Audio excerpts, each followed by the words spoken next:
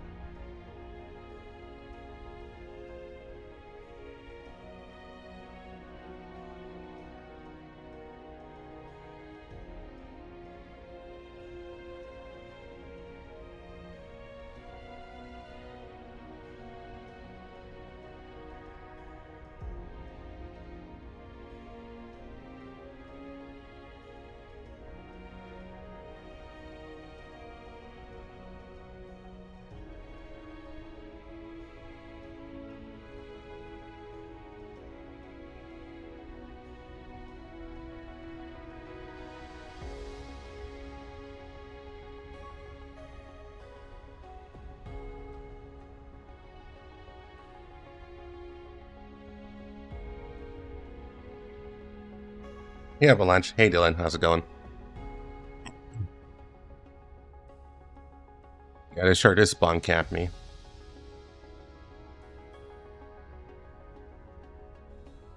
Alright, that's pretty good. Alright.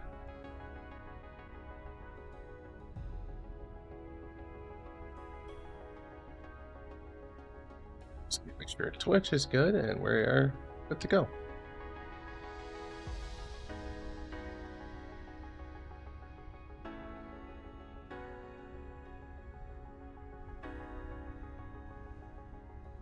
Oh, Evo's up. Damn. I didn't realize that. Man, I'm watching Evo. But yeah, we'll do that later. Well, I'll do that later. Give me something to watch while I'm working on the videos.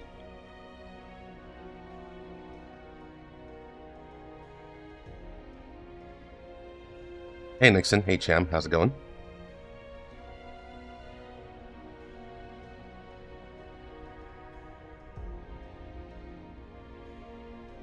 Dang, stop eating these. They're distracting me, actually. I'm gonna close it.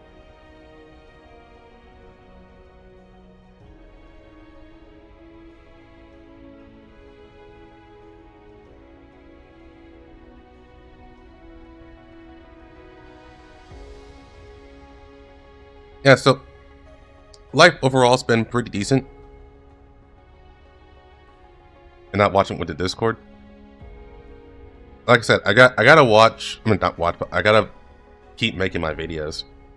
Like I'm actually pretty behind on that that full summary that I'm been working on. It's literally because of my job.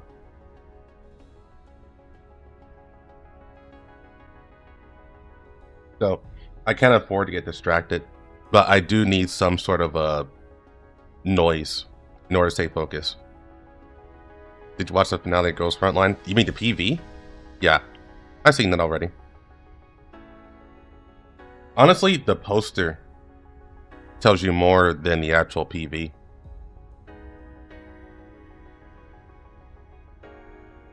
Like, that poster has a lot going on.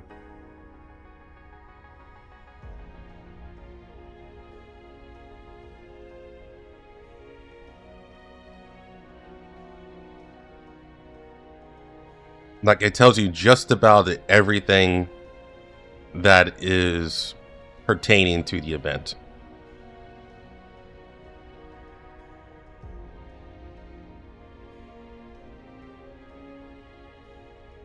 Yeah, politically speaking, the bear represents Russia, or originally it represented the Soviets. So, basically, it's Griffin, and the Soviets playing chess, which means they're combating each other. On the board is William, and that is being controlled by the Earl. But Russia, or the Neo-Soviets, no longer have anything on their board. They have no cards left to play. No more tactics. Which means that the Earl has all the power. But there is another game going on in the background, which is the Commander and Paradis. Now, for some reason on Twitter, people keep talking about strikes for some reason. There are no strikes. Those are not strikes. Y'all need to stop.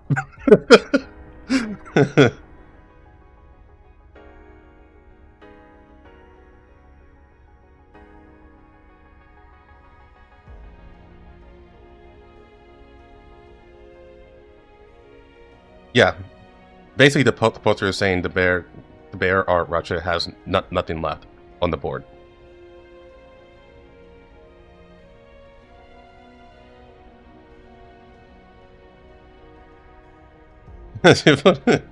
People see strikes everywhere. Yeah, just because it's red.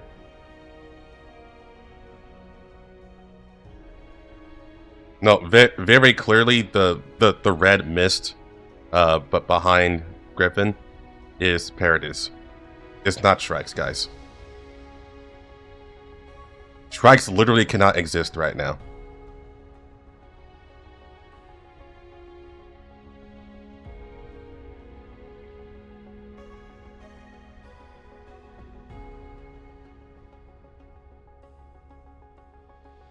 Like, damn.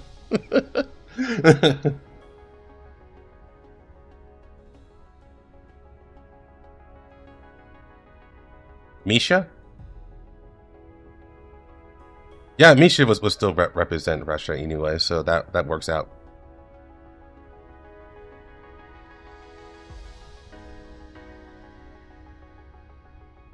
They're in development, but they weren't developed.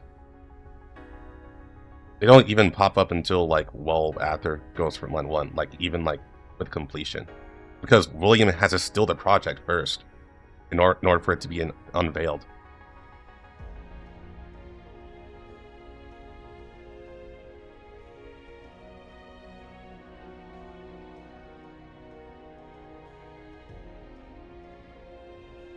Is that Nietzsche gave a cube to the commander? Yeah. Holy shit! There's another bot. I'm about to turn off kick. Not gonna lie. I'm doing it for completionist's sake.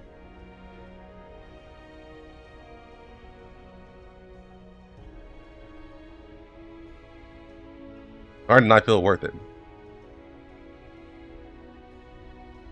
Really needs to go fund me. Oh, Dylan, as for your question, how far I am into it, like I said, it's mostly the job that's been slowing me down, but also I've also been, you know, I did my little venture with not project, but Codename Setter. That took some time away from the video as well. So I'm about 50 minutes in, and the video is an hour and 25 minutes, I want to say. The hardest part is actually just getting all of the footage.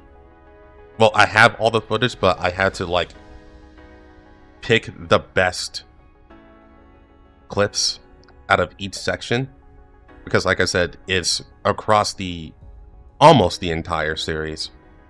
So I'm trying to pick the best clips, and then I had to put in some a bit of editing to make sure things are clear when I talk about it.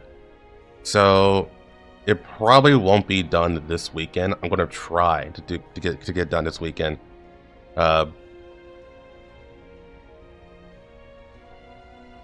Worst case scenario is next weekend, but I'm gonna try to get it done this weekend.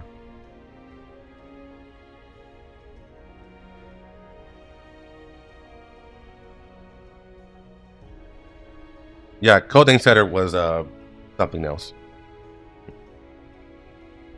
The people hyping up Codename Setter are going to be disappointed.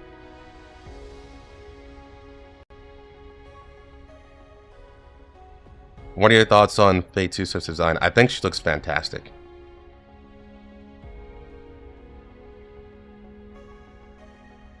I can do without the horn. You know, it makes it difficult to give her a hug. Or for her to hug other people. It's like she hugs the commander and she just absolutely stabs him, you know.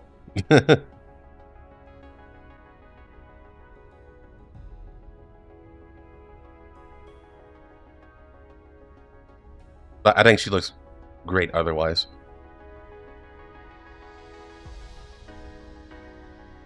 interested in seeing her story because, at least according to Ferrari, she does have the SF logo on her breast, which that's difficult to see from the angle that we looked at. So maybe she'll be the one to reintroduce SF into the fold.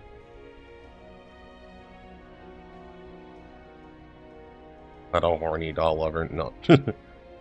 No, she can have all the horny she wants, just no horn.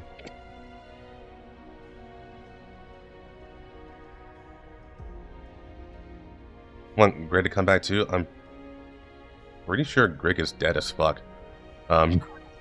Just... I mean, it's difficult to say unless Neela did stuff. Like she just did she just remade the whole line of Nitas.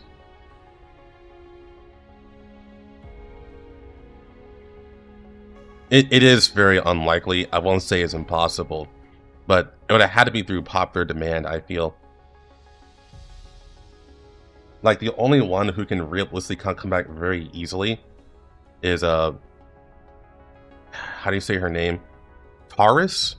Like Tarius or Taurus? I don't even know how to pronounce her name, but she's like the only one who can realistically come back because at least according to the letters from after Frankfurt, she actually is with Griffin, but then she was taken away by State Sec.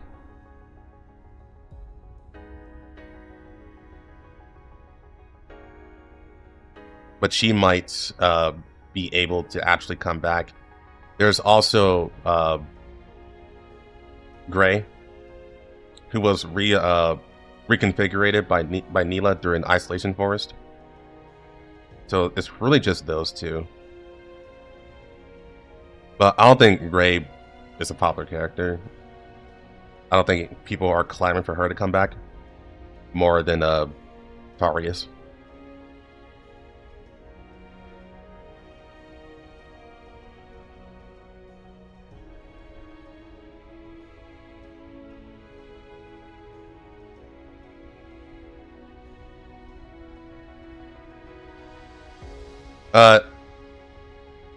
Yeah, the Grey that was in Paradise died, but then Neela revived her.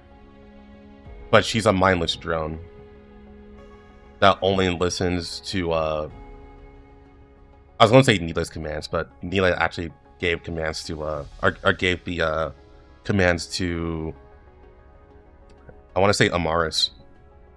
Amaris was the one who was controlling her, I want to say.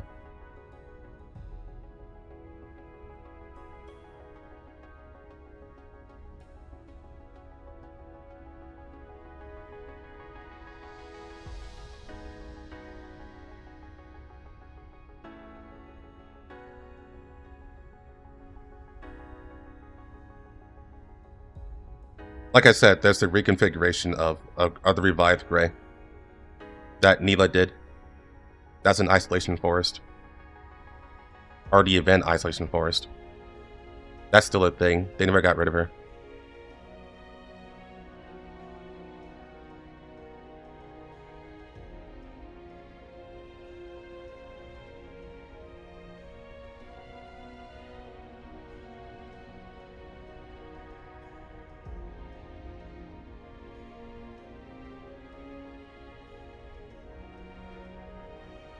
Well, the Leg of Cognition is interesting because the one in Avernus was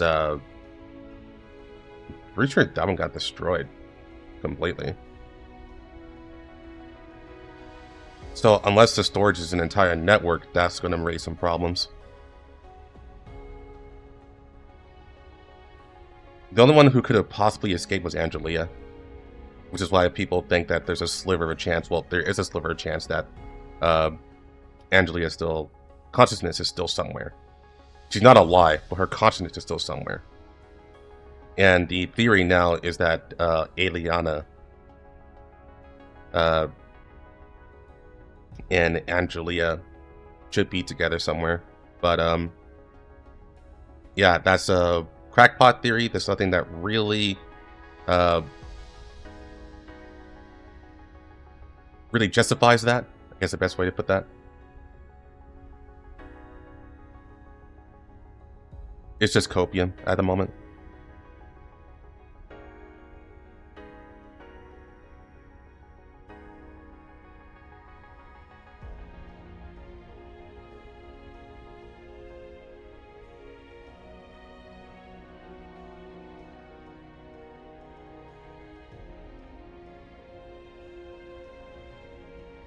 Well, honestly, I think Girls Frontline 1 needs to end, because if it doesn't end, we're not going to get the AR team. Or other characters for that matter. Because it's still tied up in Girls Frontline 1.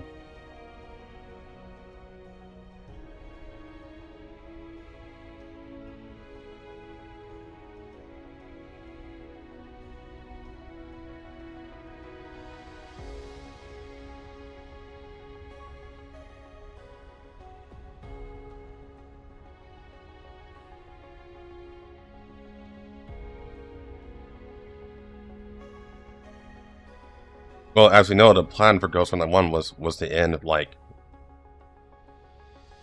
mostly like 2 years ago, I want to say. It was supposed to end then, but then it didn't. The only reason why it continued was because Girls Frontline 2 was in development hell.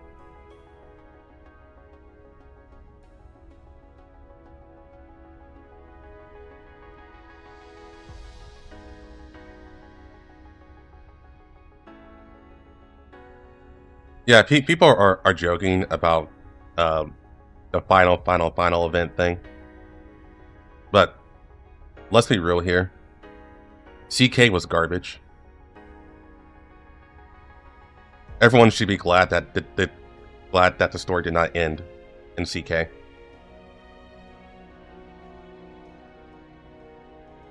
Because we spent basically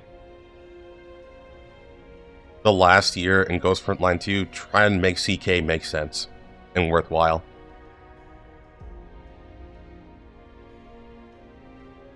In fact, they should have just rewrote CK. It would have been a lot easier for them.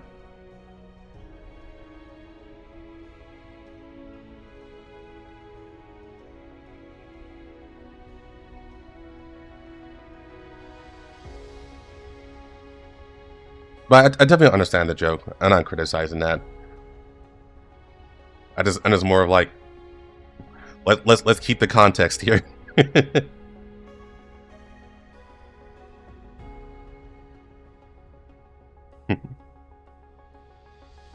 Easier? Admit defeat? Nah.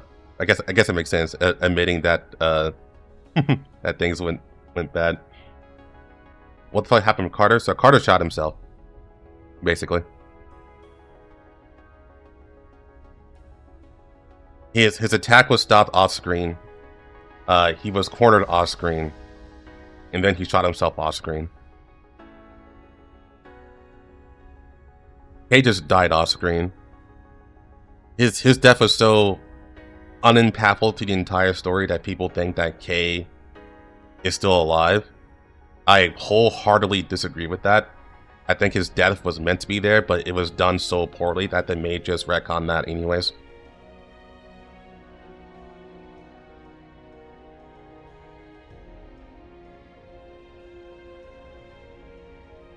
Yeah, M16 makes a surprise appearance at the end. You know, to rip William's arm off.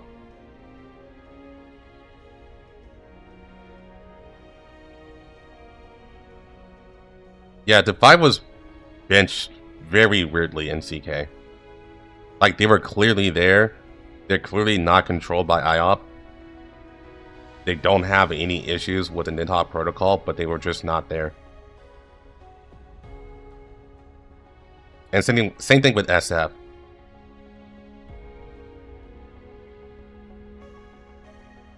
The fact that SF didn't make an appearance in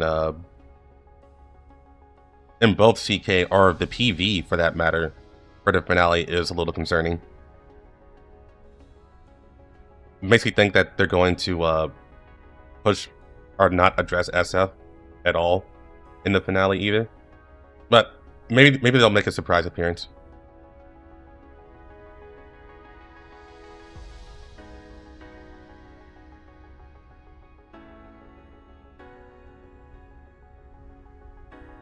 the writers are doing a much better job post CK.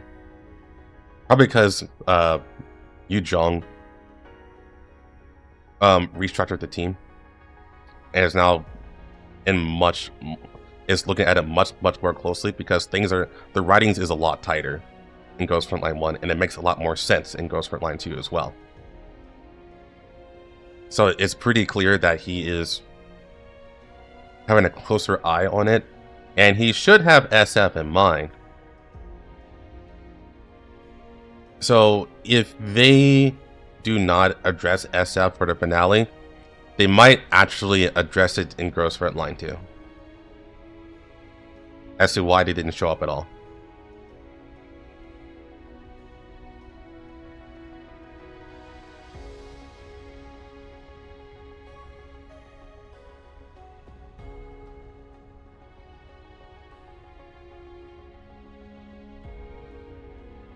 I don't think the SF dolls cares for the chorus that much. It was really just Elisa.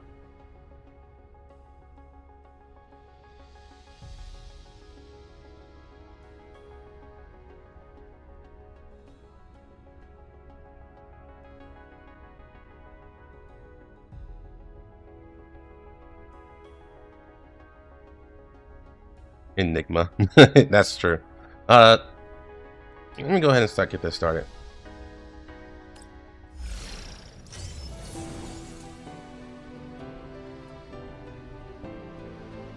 Let me do this before someone screams at me.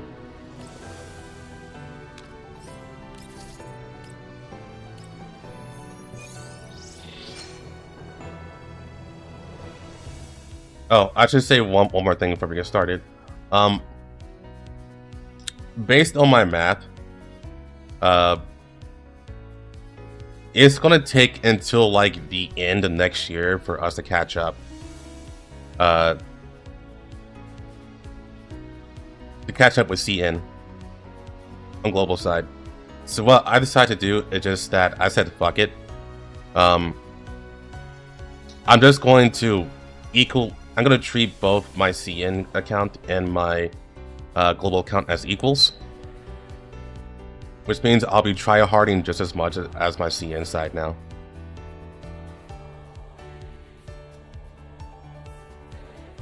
Which means that I will also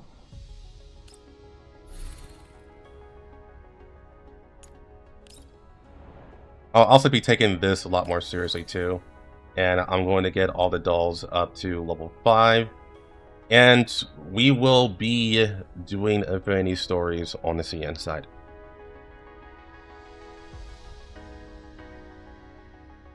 So basically all the dolls that are currently CN only, we will be taking a look at those on this side.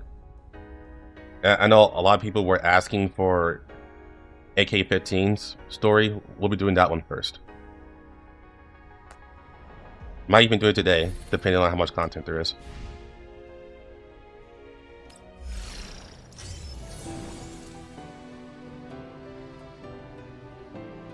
What about Oath soon? I might leave 45 for the for Deep Oblivion, since she's so close. We'll see though.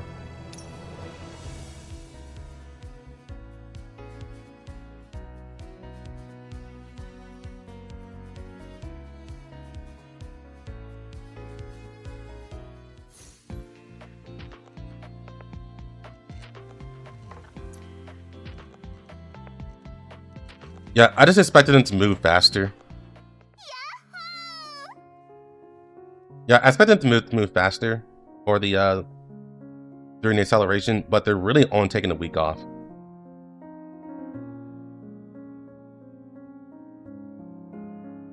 For each event. They might do like what they did for Springfield's event and squeeze every major event into 1 month, which is a pretty big catch up. But either way, it'll still take till late next year for us to catch up, because they're still going full steam ahead with the CN side.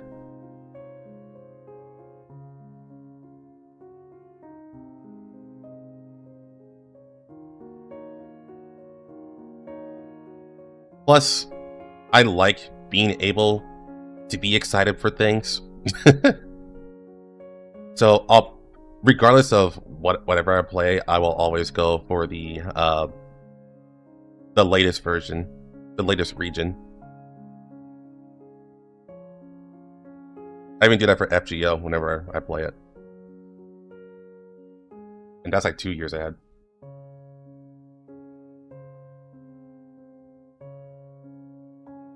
Yeah, I don't care about prep time. I care about being excited. And not getting spoiled. That too.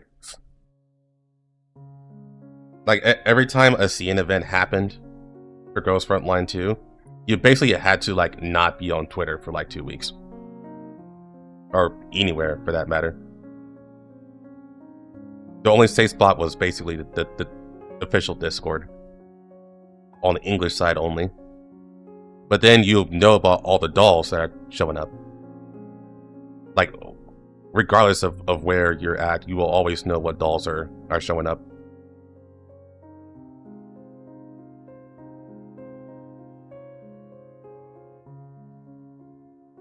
Only 2? That's true, actually. Okay. I guarantee that this current song is perfect enough. There will be absolutely no problems. Yes, the song is good. I'm not sure how long the banquet will last. I want to prepare a few more songs as backup. Then how about I try to accompany your zither with a flute this time? I believe this will be a good match. What style do you think will be good for the new song? There are relatively few upbeat pieces. We can prepare another one. Got it. Commander, what kind of music would you like to hear at the banquet? Any music created by Monster Squad must be good. To be trusted by you like this is our honor. Rest assured, we will definitely prepare the music for your banquet.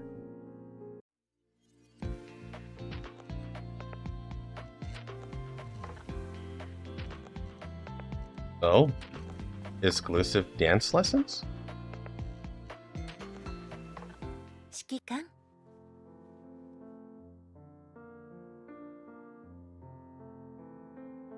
You do see them squeezing Dio into 1 month. I kind of want them to do it. Honestly, I'm gonna be real with you. It feels a lot better for major events to be just squeezed into 1 month. Honestly, people were, maybe still are, upset about the accelerated schedule, but I've always felt that the events in Ghost Frontline 2 were actually too long. Like, overall. Because you have, like, huge amounts of nothing going on. And all they really do to justify it is to time gate everything. Like, to be completely honest, like, the majority of the events, or the majority of the event, I should say, could be completed within 3 weeks, if not 2. But I think 3 weeks is a nice spot.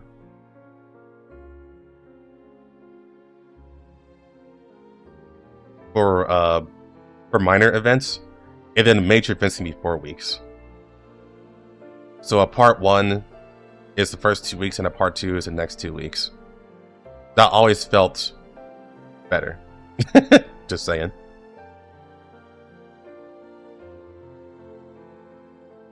Like, I want to say events in other games are actually like 3 weeks. 3 to 4 weeks. There are some that are 6 weeks. But those usually have a lot happening. Like, a lot happening. Are you going to stream that? Yeah, I will. Absolutely. I will absolutely be streaming the 3rd anniversary.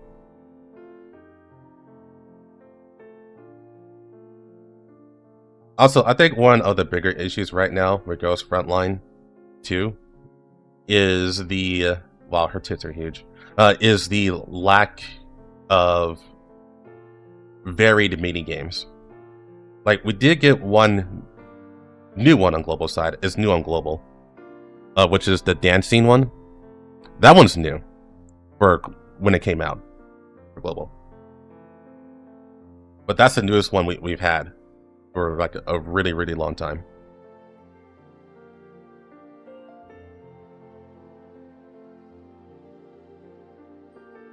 Her tits are what? They're huge!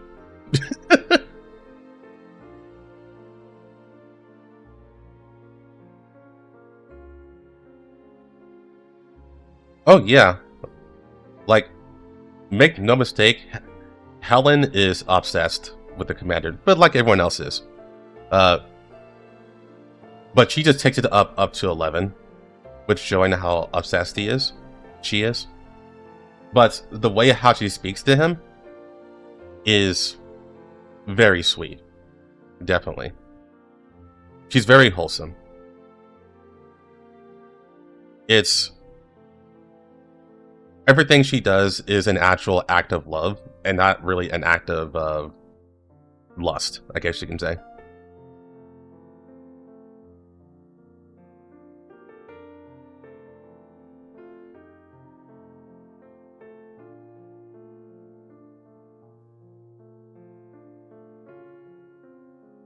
Tomorrow is the day the banquet officially begins. Are you ready, Commander?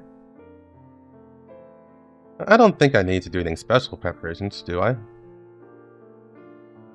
Everyone has pretty much finished all the preliminary work for the banquet. You're so naive, Commander. You're the star at the banquet, you know. I'm sure many of our comrades will want to see you tomorrow. You should make sure you're in good shape. You mean the dancing part? You haven't forgotten about it, have you? If I start learning now, will it be too late? Don't worry about these things. I'll be your good teacher. Miss Diane and her companions have composed several pieces for the ball. Commander, we can rehearse according to the music in advance. If you feel you can't keep up with the rhythm of the music, just ask Miss Diane to adjust it for you. I don't think Miss Diane will refuse.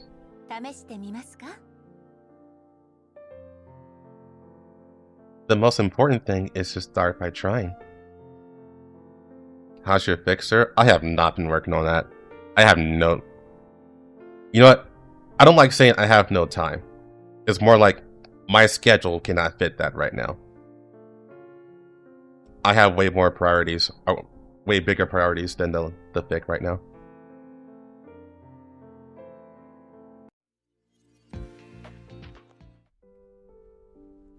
Oh, hello. Have you come to me for special training, Commander?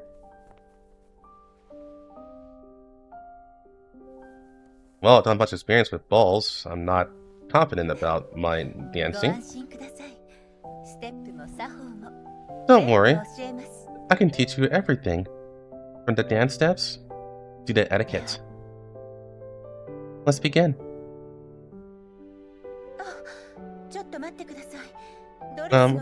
Wait, Commander. I think the strap of my dress is loose.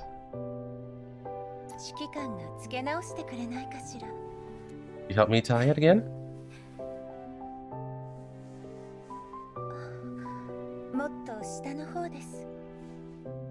A little lower. Did you find the clasp on the dress? As long as it's buckled, it won't come loose. The straps don't seem to be loose. You found out? Your shy expression is so interesting.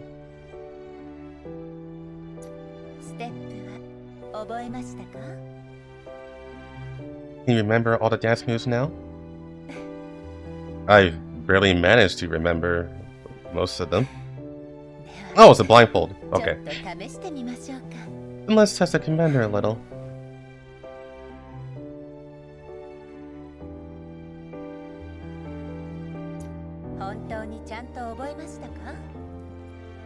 How many of the dance steps I taught you do you remember?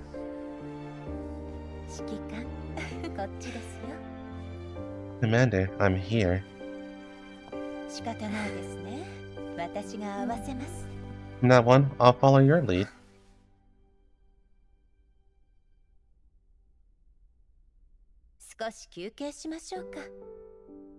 Let's take a break.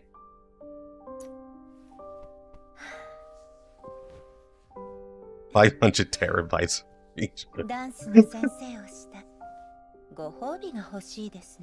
As the commander's dance instructor, can I receive payment?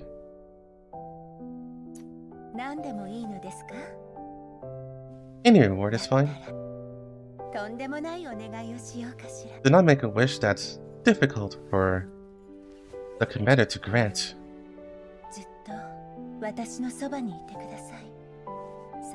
Commander, I want you to be by my side forever. Can that be my wish? Okay. Thank you, Commander. Wait.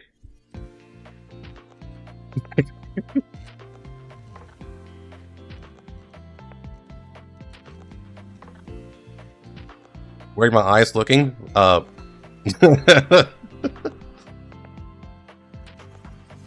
You know where they're looking. You know where she wants us to look at.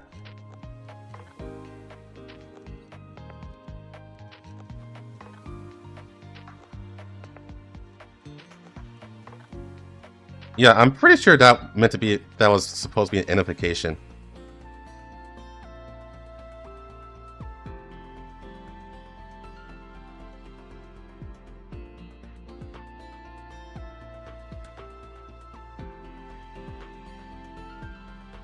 It starts next week. Next Tuesday.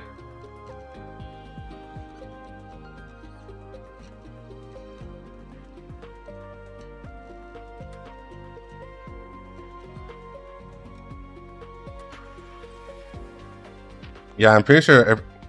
But the funny part is that the blindfold.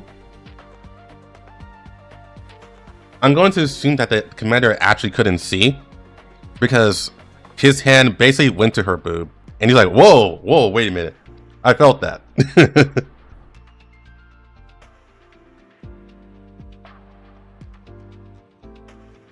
After Florence, who is coming up next? Oh, it's Lind, guaranteed.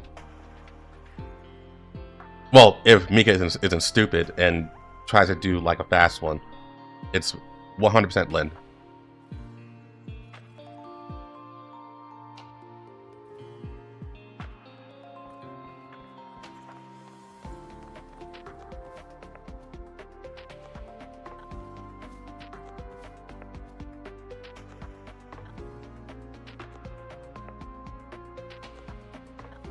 After smashing.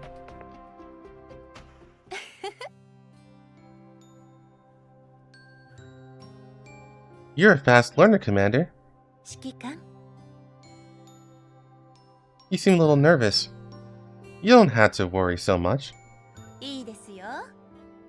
You completely memorized the rhythm and the movements, haven't you? Have I seen a new trailer? Yes, I have.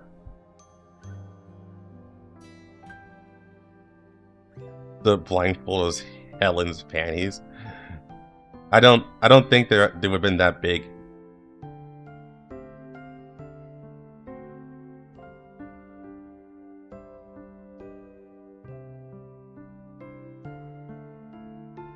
I hope I don't step on my partner's feet. I, for one, don't mind these things. To be able to dance with you is the happiest thing in the world. There's still some time before tomorrow. Enough for me to do the commander's hair. For tonight, please rest well by my side. Leave the rest of the time to me. Commander, the banquet officially starts tomorrow. I've adjusted the song and want you to hear it. Oh, right. I have a feeling I know who's gonna win, but yeah, I forgot I had to do this. It's poll time, people.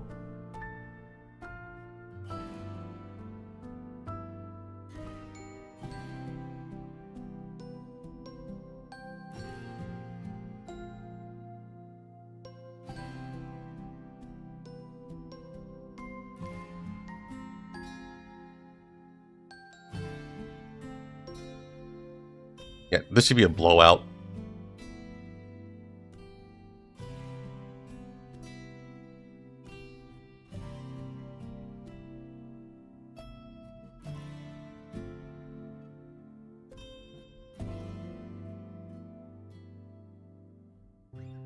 I'll give it 2 minutes, so to 41.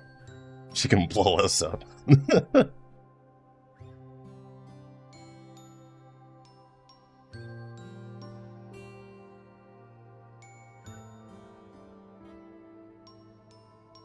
Layman's chick versus I'll wait for you forever, girl.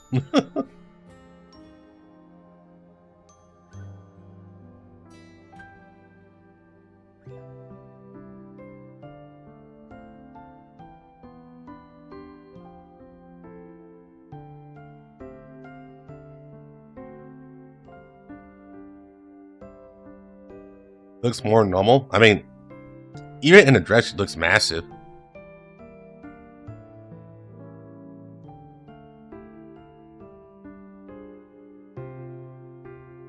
I kind of see the armor or the boob armor as like a push-up bra. Like it's if Helen wore a push-up bra, it looked like that.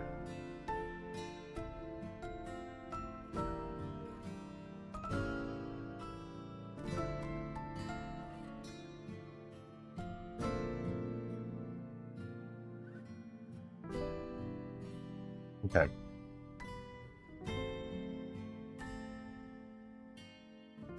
Ending poll. Yeah, that's a blowout. Not everyone voted, but it was inevitable.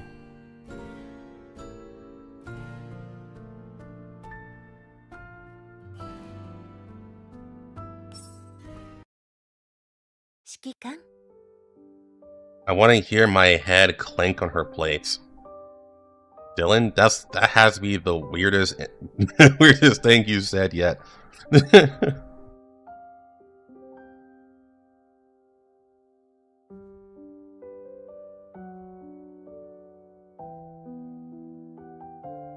Commander, let me fix your hair for you. You're the star of the banquet tomorrow, you know. No need for a complicated hairstyle. Really? Yes, really. That's the weirdest thing you said. Everything you said before, especially in regards to RPK, is because you're lustful. But saying I want to hear my head clink at her plates, I can't make sense of it at all. Like you just want to bash your head against her armored chest and die, I guess.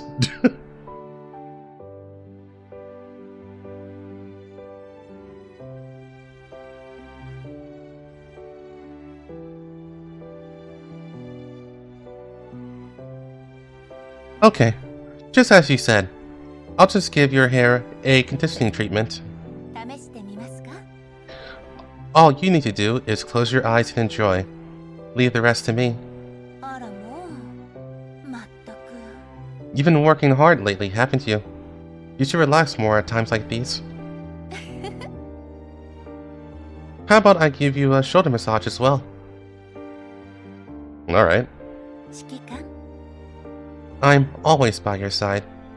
I really wish you would rely on me more, Commander. Intelligence analysis, organization, mission deployment. You can leave all the work you find troublesome to me. I'll only ask for a small reward that the commander can afford. Reward? Just like now, You only need to quietly accept the massage service I prepared for you.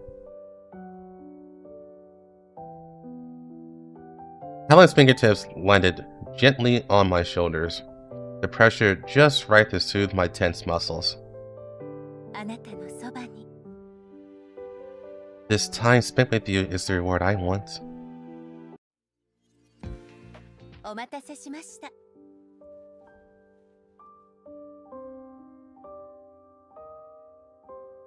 But cocoon is the way.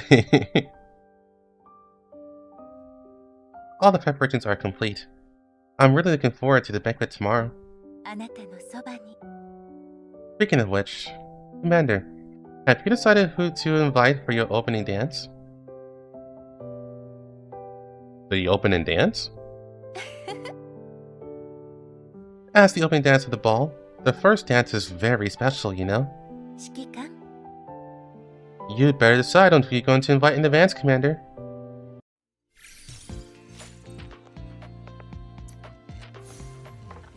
Who is our options is the question.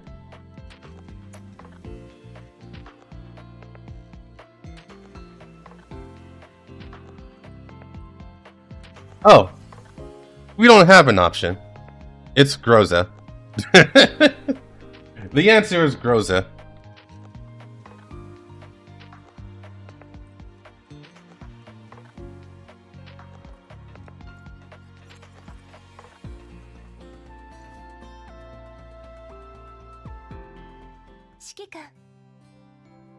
Probably Avalanche.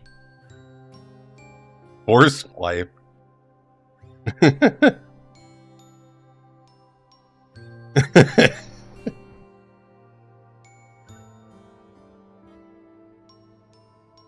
Commander, the food and drinks are ready and available at any time.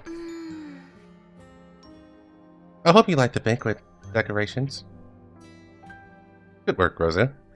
Everything is perfect. I like that outfit. You know, the one thing that makes me worried about outfits like Lena's is when she bends over. It's like the world gets to see everything.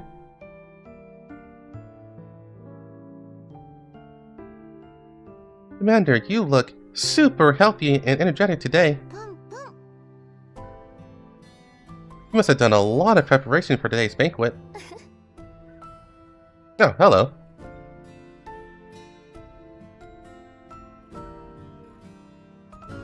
Your world.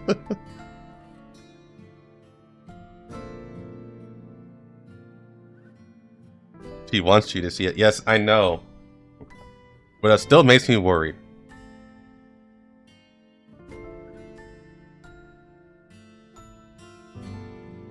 You're the one who was excited all night, weren't you? Leva especially ironed the dress for all the ball in advance. She also prepared it with super care. I want to record every perfect moment of Leva at the ball. Honestly, Leva looks great.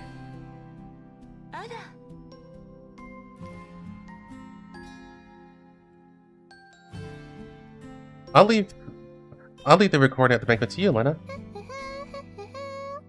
Leave it to me.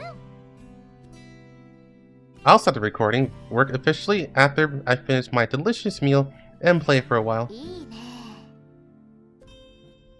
I'll be in charge of supervising Lena. Big sis, work and play must be balanced. Rosa's the one who's always working, right? Why don't you go have some fun? I need to make sure the banquet goes smoothly. Rosa, get some rest for today's banquet. Yes. The Elmo is completely different from how it was at the beginning. More and more companions. Yes, and you've always been by my side. Commander, may I have the first dance? I'm honored to receive your invitation. I took Grosa's hand and entered the dance floor. As the music started, we began to dance. Black screen. White text.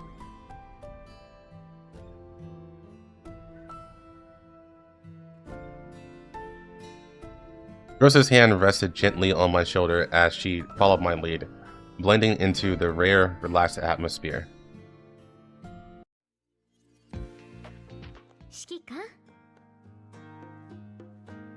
Jeez. Does everyone decide to grab their dresses?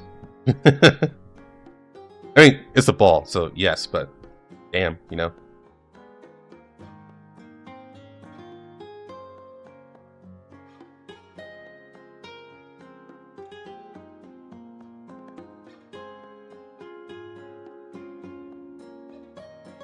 Yeah, Federico, it is the last event. They confirmed it. It's the finale.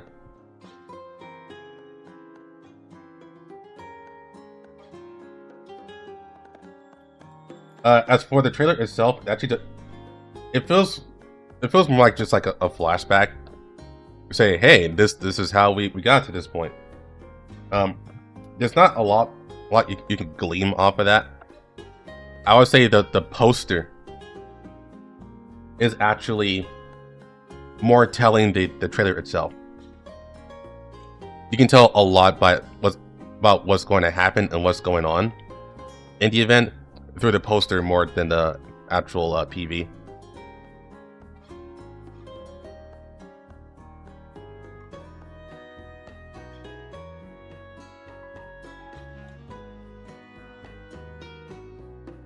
Commander, please have the first bite of the cake since Tracy and I made.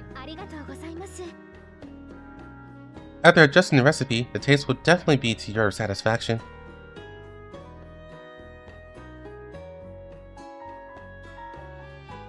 Which poster? If someone can link that Twitter post, that way everyone can see what I'm talking about.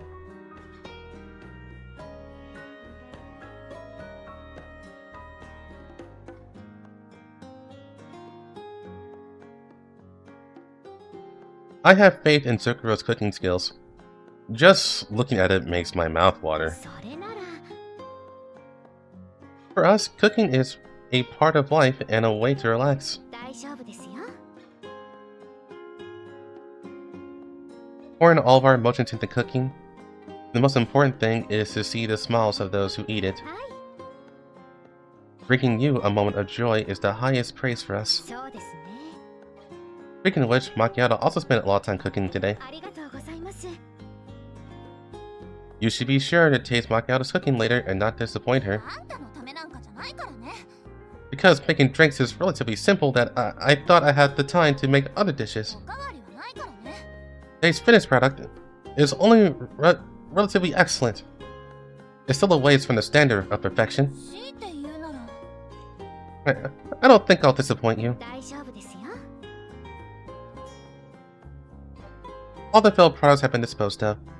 You can enjoy it with peace of mind. I guess I already ate it. Am I the Flash?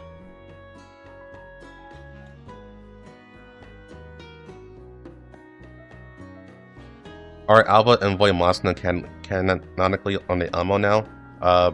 No, they shouldn't be. Did everything in the PV actually happen? 90% of it, yes. There's like 10% of it that hasn't happened yet. But a great amount of it was flashback. Kind of like how Rocher Limit was. That PV. Although Rocher Limit is still confusing for a trailer, because it definitely got some details wrong.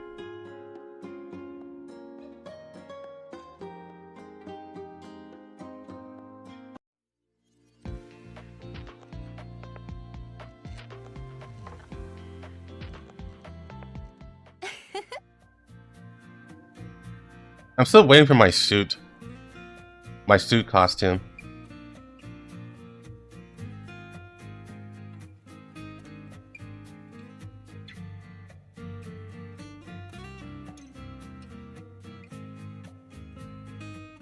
Commander, You're the star of the banquet today.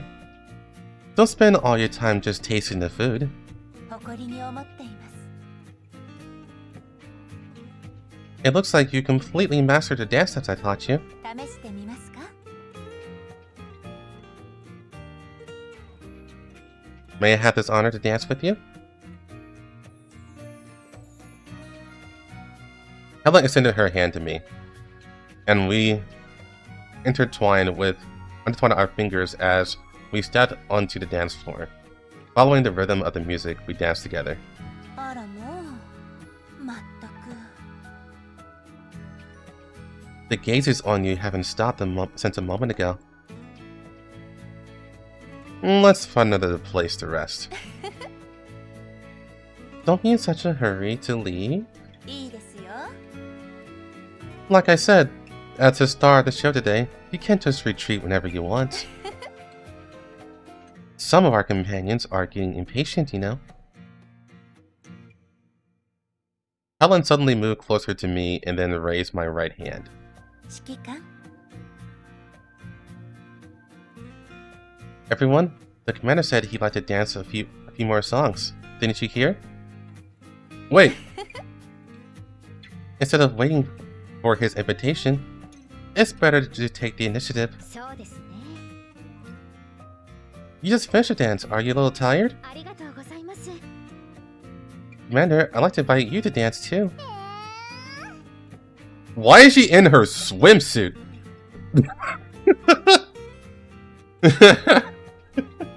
What?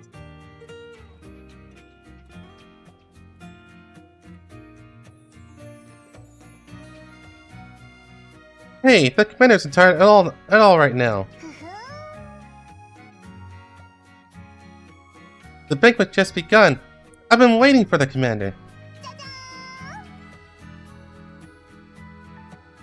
Valkyrie's meticulously prepared makeup is all for today's perfect performance. 指揮官。 What?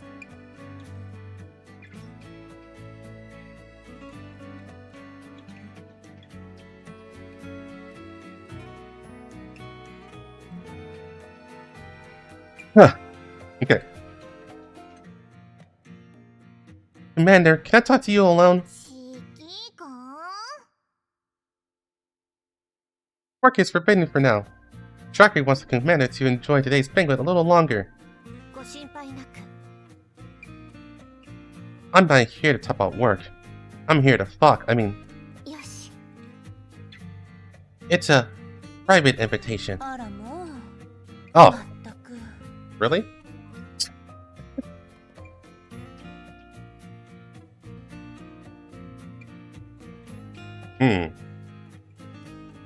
Let her cook.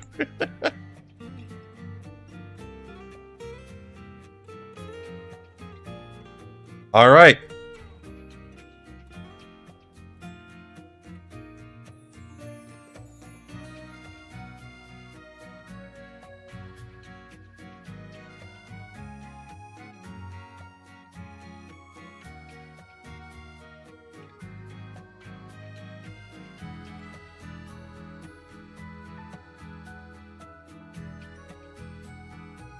All right.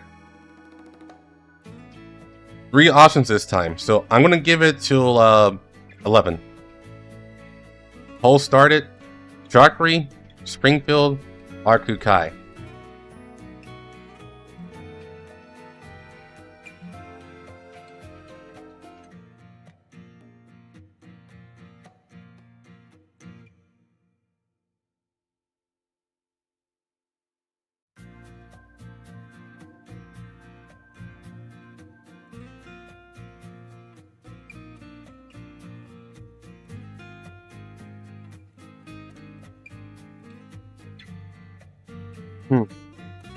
Right now, Springfield is in the lead with 57%. That's really close. Valkyrie didn't get shit. She's at 0%. So it's between Springfield and Kukai.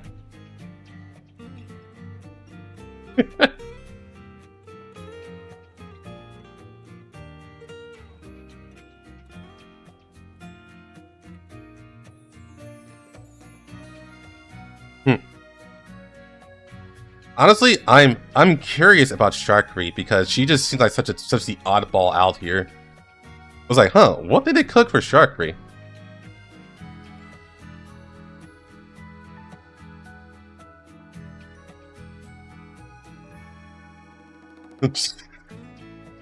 Oh, that one pity vote for Sharkery. That must have been Kansai Dorito.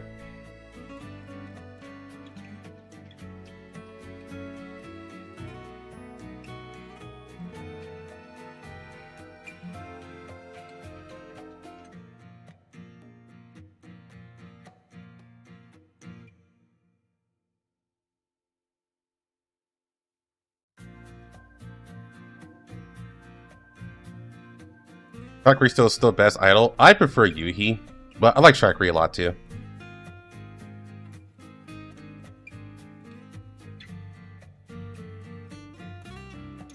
I'd pick Helen again.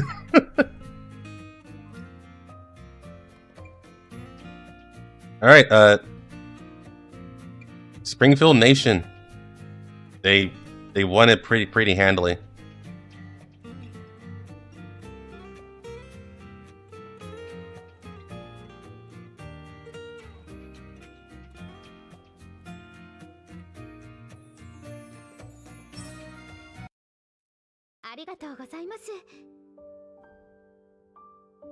Oh yeah, I forgot. Springfield is the only one on my CN account that's actually got the ring.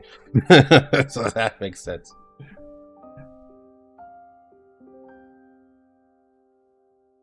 Yeah, I gave my free one to Springfield. Well, I'm probably gonna throw more rings on this account now. Well, I will throw more rings on this account.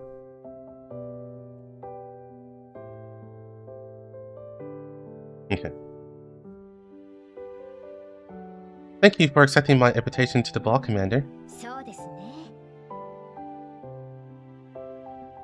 My time on the Emo sometimes reminds me of the days when I first opened the cafe. Back then, I hadn't really thought about what I should do with my future.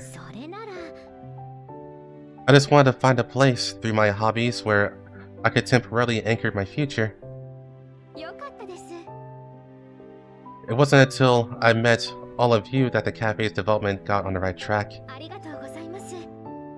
I found like-minded companions and goals I wanted to achieve. Just like the Elmo. Yes, it was only after meeting you that I understood that the place where the future lies is not necessarily a fixed location. It might just be wherever your important person is. Zucro Cafe will always be here, and we will always be by your side. Until forever.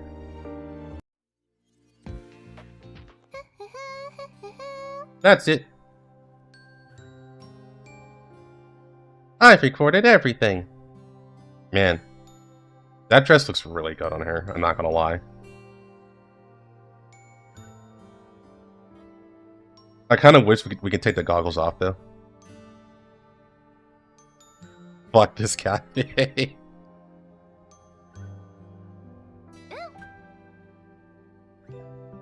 The commander is so popular. It should be my turn next, Commander. Do you have to duet with me? Honey, Stephen went first, so is it my turn next? I'll wait patiently until it's my turn. I'm afraid you're not the only one waiting. Hey, everyone's been staring at the commander since just now. Could it be that they're all waiting for you? In that case, then... Luna suddenly skipped closer and, without a word, took my hand, her fingertips hooking my pinky, making a promise with me. After you finish dancing with Leva, it's my turn. We have a deal.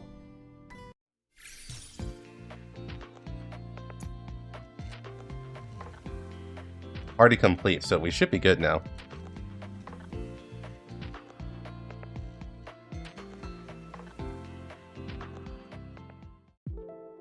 Yeah, that's it. We're back into normal.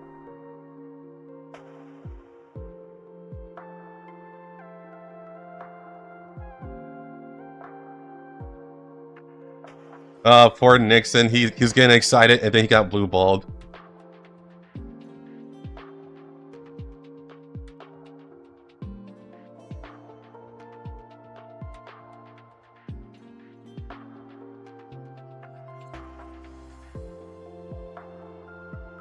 Yeah, the funny part was that the commander did want to, like, leave. But then Helen's like, no. Like, no, you gonna disappoint all the other dolls? Nope. Nope, you gotta dance with everyone. See, this is the life, the actual life of a harem protagonist. There is no rest. There is no sleep. You must stay in peak condition at all times.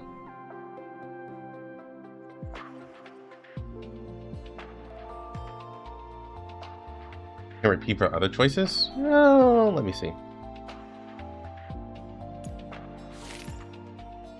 Not that.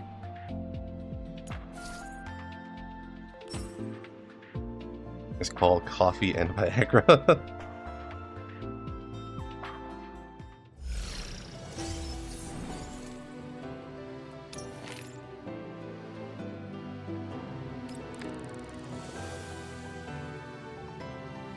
Yeah, we can. I think we can.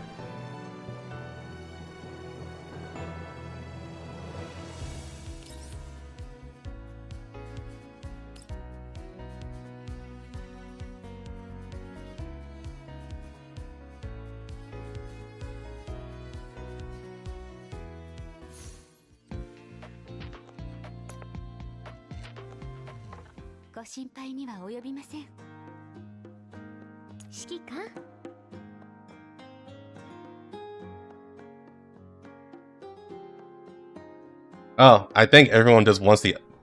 Okay, so do you guys want to go into the Void Masana Oath? Or look at the events we did not see?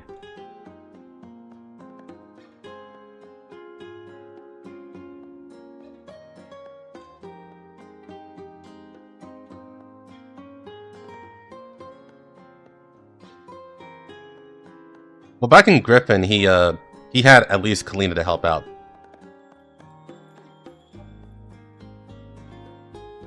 I'm not doing a poll, by the way. I just want opinions on the chat. I don't want to see more Shakri.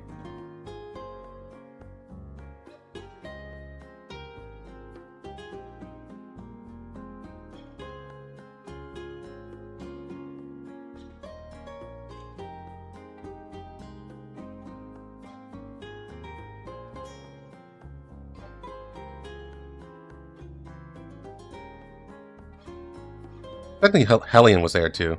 It's kind of, sort of. During Griffin. So it wasn't just the commander that could handle all the dolls. It was Commander and Kalina.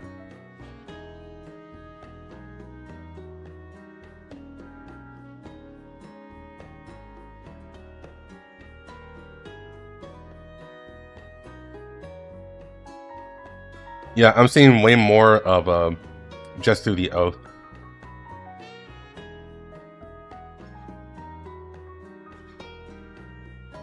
Okay. We'll do the oath. Let's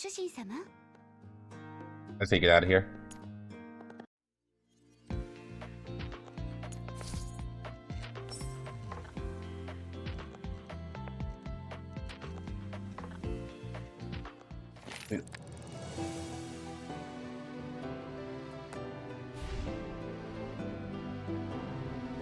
Yeah, that's next week.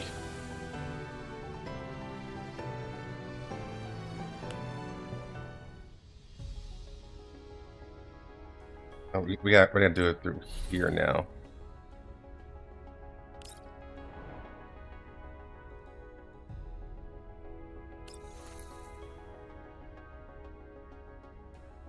Let's make sure that's done.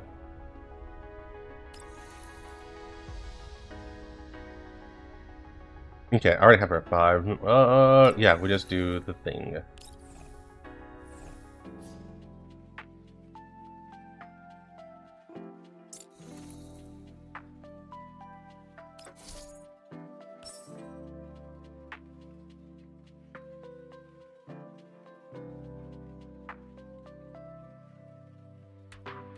You know how many people are pissed off that Lina has been further delayed? Like, everyone's saying at this point is a joke. Like, it's an actual joke for Mika. Which is just how long Lina has been delayed. Because CN got her so early. By comparison.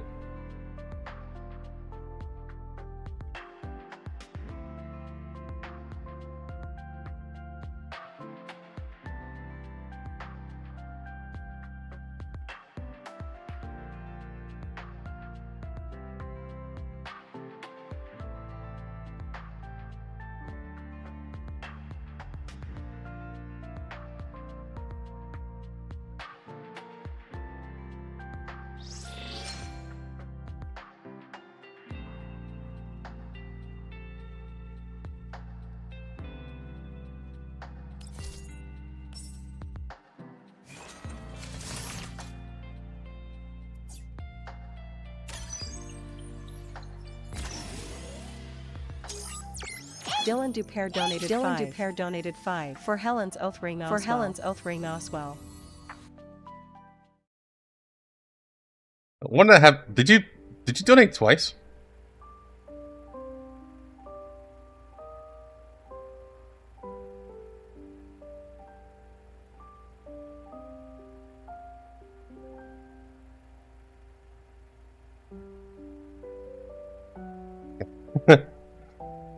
Thanks for the $5 though, I appreciate it.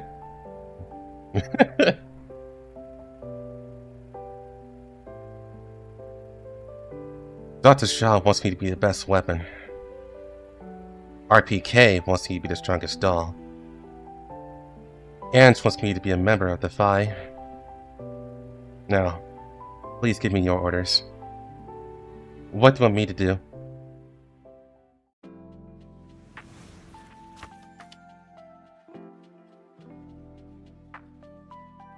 You did get charged twice? That's the problem. I can always return it. I never thought you would choose me to make an oath with me. Never thought you would choose to make an oath with me. In this capacity, there are still many things I'm not good at.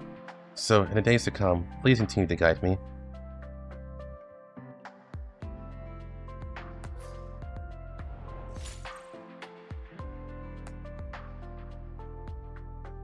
Dude, look at her fucking gorilla feet.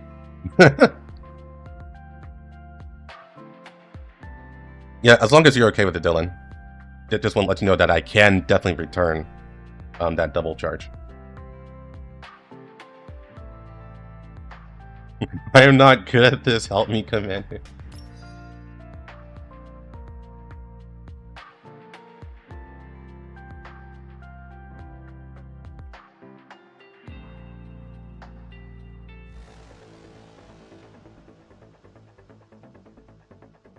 Like, you wanna know how to love AK-15? Well, first, we have this thing called a tank. Oh, never mind, you are a tank.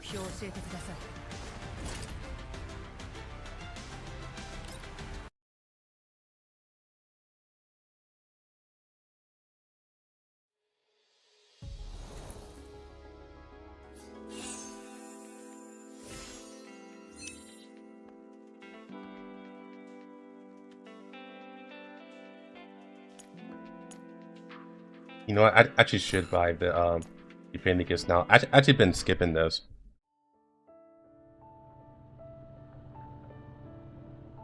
Oh yeah, this is a cutscene from I don't think you guys have ever seen this cutscene. This is what happens once you go past level 5. Commander, I finally found you. I just realized that the mail that Miss Perska sent us a while ago has some fine print. It says that the Covenant Ring has special supplemental code that needs to be appended to a doll's base logic. And also that if it's left there, it has a chance to cause neural instability symptoms in dolls, including but not limited to performing on a commander things such as, I'll leave you to read the rest of it. I perused the mail that Mei Ling sends over, soon finding a line of notations that are grayed out, in smaller font, and even marked with a double slash. She might as well have said the final rights of interpretation belongs to 16 Lab. Unbelievable. The person sure hasn't changed at all. So what should we do next? She can't have let that out as well, right? I contacted her after I found the fine print, but she seemed reluctant to speak in detail. She just said the commander needs to fulfill everyone's wishes to not only increase affinity, but also improve the operational efficiency of the Covenant Rings code. She even gave me her answer in audio recording. Miss Prescott's assistant, Miss Leibniz, even said to me that in that uptight way that I should study well and not bother Miss Prescott with everything. Commander, am I that incompetent? Well, that's just how 16 Lab is. Adding the oil to the fire, and regardless of how big the deal actually is.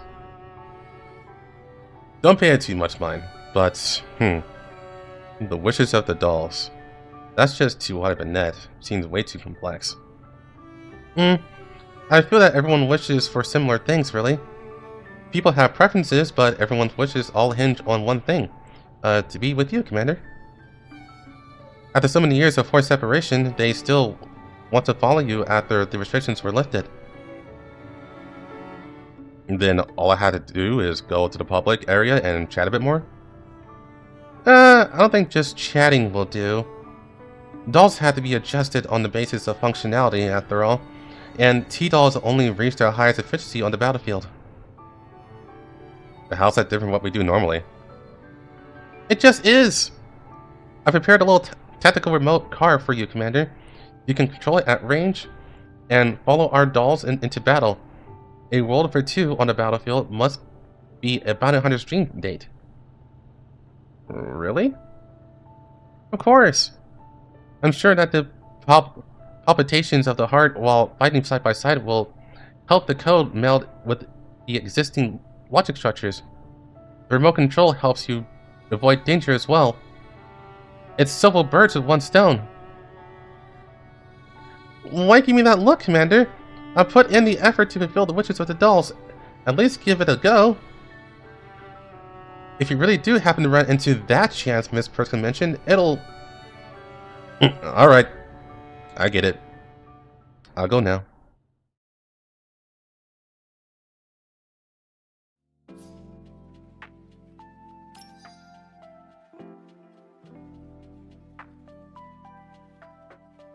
Okay, so there's only one charge. That's good.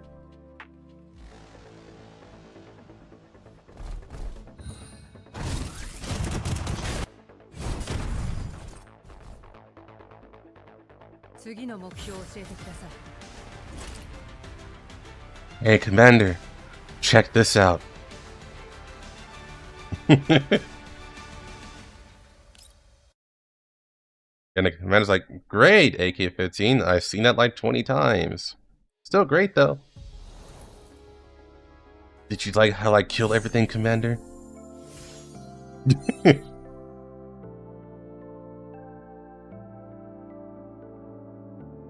you like how I murdered? He thinks it's the camera.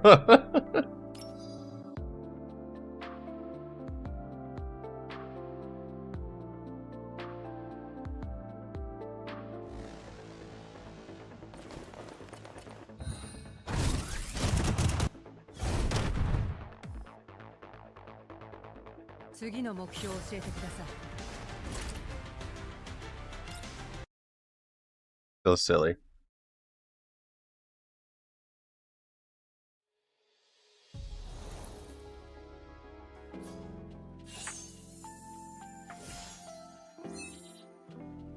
So I think after Voyamasana, I want to do one that I've been personally waiting for myself, which is Robella. I definitely want to get into hers. Yeah, nice gun. And then we'll do Liba.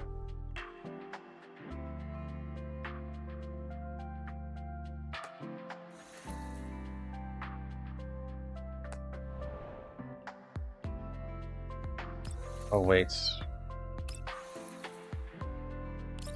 But this only goes to the gifting department.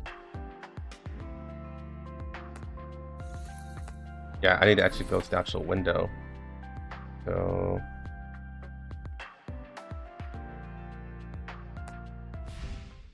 oh, so I have to go to the crew deck now.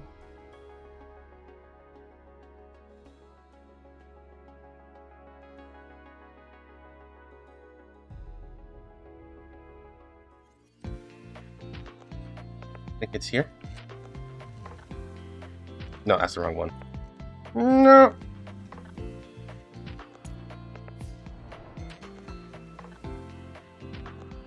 Where was it?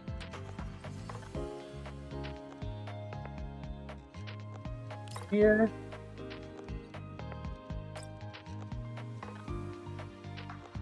Might be on the other side, actually.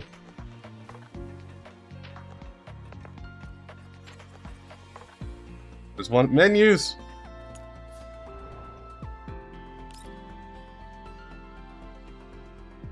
It's either here or the armory.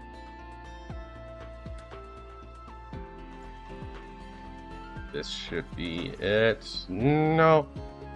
Oh.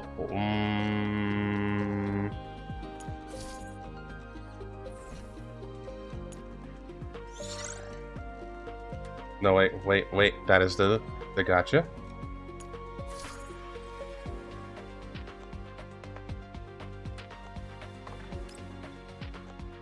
Wait, what is this? Oh, this is based on what I picked. Alright, so Springfield won that one. Oh! Wait a minute. Make sure that number's right. Yeah, Macchiato won that one. I think? I think that number's bigger? Not too sure. 2, 3, 4, 5, 6, 7, 8, 9, 10. 1, 2, 3, 4, 5, 6, 7, 8, 9. Yeah, Macchiato won that one. By a landslide, actually. Yeah, this one. She won that one. Yeah, that was the blowout. And who won this one?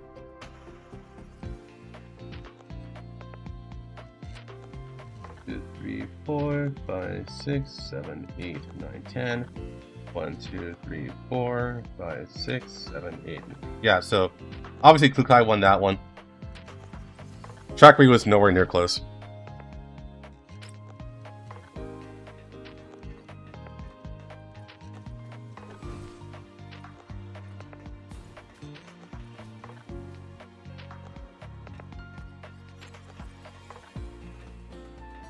Like, not even a little bit close.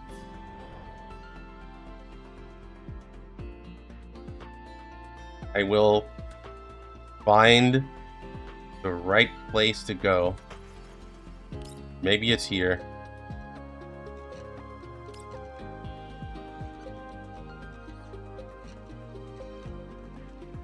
Definitely not here.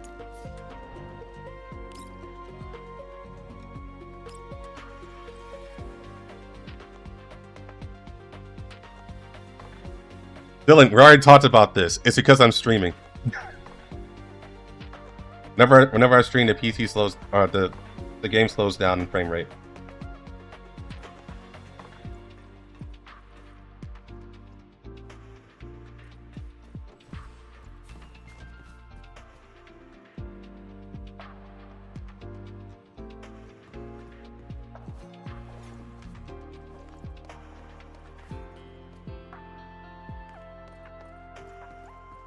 My God, I literally can't find it. You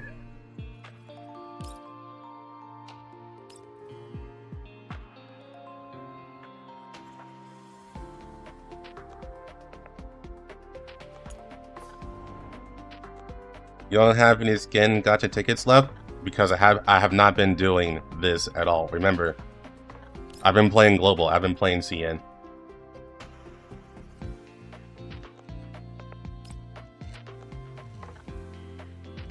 Right now, all I'm trying to do is is literally fine. I thought it was actually this device, but it's not. Oh, it's because I'm in the party. Leave. I think that's why.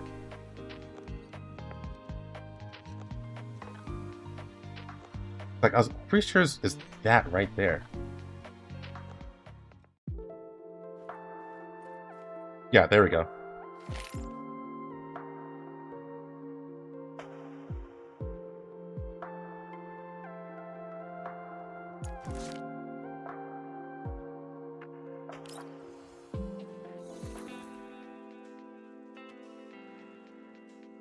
You mean Pepega?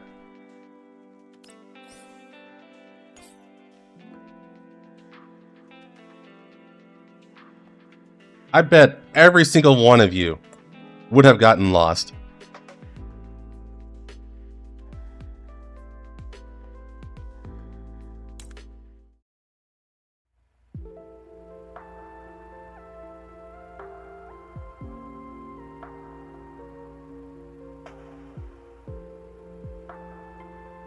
No? Yes.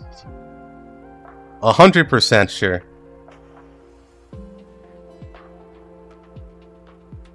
You can't even say that you can't even say that you wouldn't have skill issues. Why? Because you're not playing CN. I'm the one playing CN.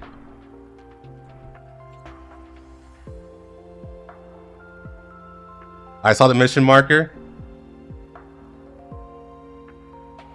Well, fuck you.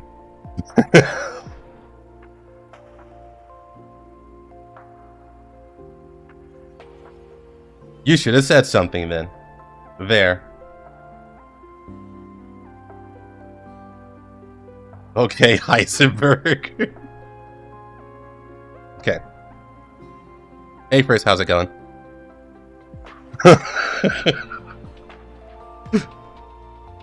Right. Some time has passed since the two members of Team Defy officially boarded the Elmo. I had to admit, their arrival has injected a new, almost magical vitality into this warship wandering through the yellow sands.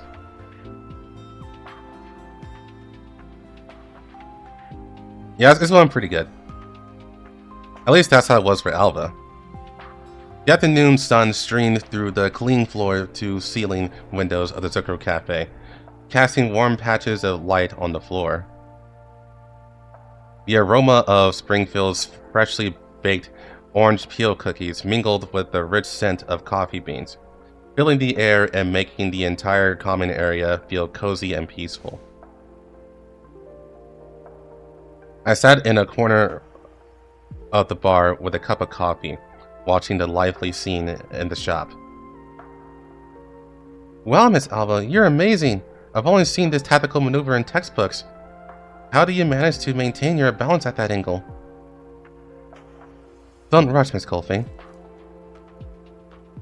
The key is shifting your center of gravity. Look, like this. Use your core first to move your body. Don't just use your legs.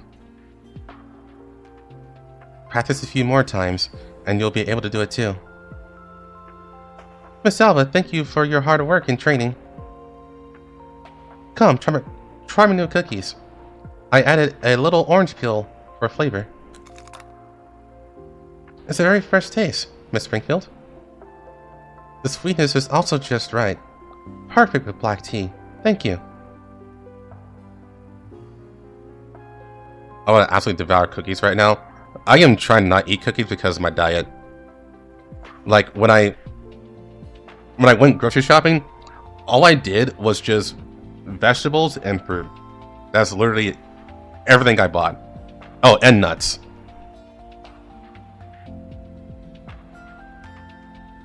I'm not sure how long I'll last. I was like, man, you said cookies? And I was like, huh, cookies sound good right now, actually. Alva quickly shed the mysterious veil of the Defy Squad. Her gentle personality and nurturing side allowed her to quickly become one with everyone on the Elmo. Now, I often see her exchanging techniques with Colfing and the others on the training ground or in the coffee shop, discussing dessert and tea pairings with Springfield, with a relaxed smile I haven't seen in a long time. Seeing her integrate into the group so quickly, I finally breathed a sigh of relief. But on the other side, things weren't going so smoothly. Please get some protein. You know what's in protein? Beans and nuts.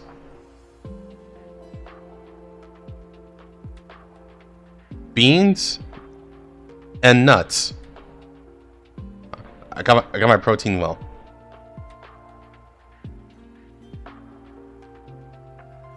Things weren't going so smoothly. No, rather than not going smoothly, it was more like the first step hasn't even begun.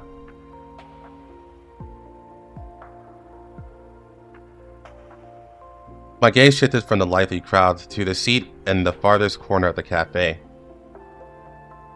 Voimasina was sitting there, ramrod straight, like a sharp sword in a scabbard. She was here too. Alba had practically dragged her over. But she was out of place with the lively atmosphere. On the table in front of her was a bottle of vodka, a bottle of pepper, and a glass with a nice ball. She sat in silence, drinking glass after glass of the peppered hard liquor, not even letting Springfield pour for her, and not interacting with anyone. You know what? I'm just imagining Voimasina literally just sitting there with her gun and drinking hard liquor. But she's forever holding her gun.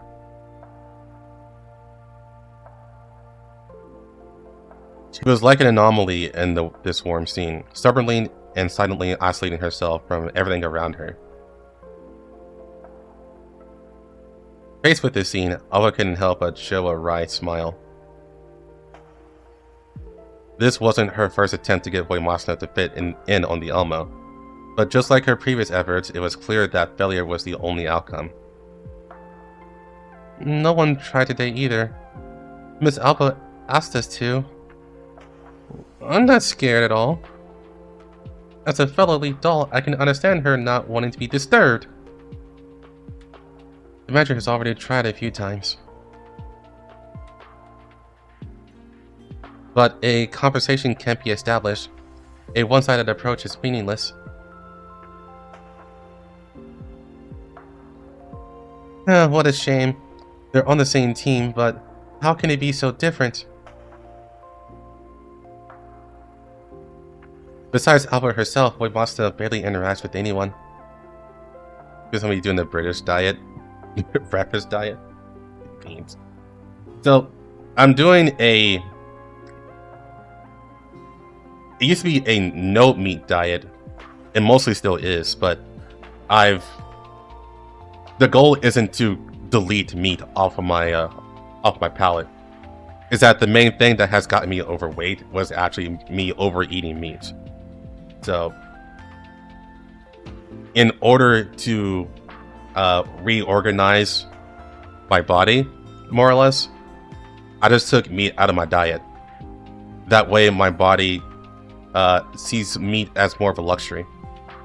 Because since I've always eaten so much meat, by that I mean like I would go out and buy burgers and steaks and all that stuff and eat at restaurants and, you know, all that.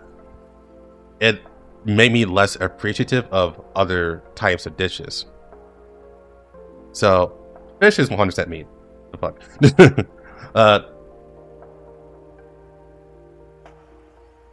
But ever since I've changed my diet, it has allowed me to appreciate fruits and vegetables more. So now I'm eating a lot more fruits and vegetables. And then I'm slowly going to convert meat back into my palate. But like I said, it'll be more of a luxury thing.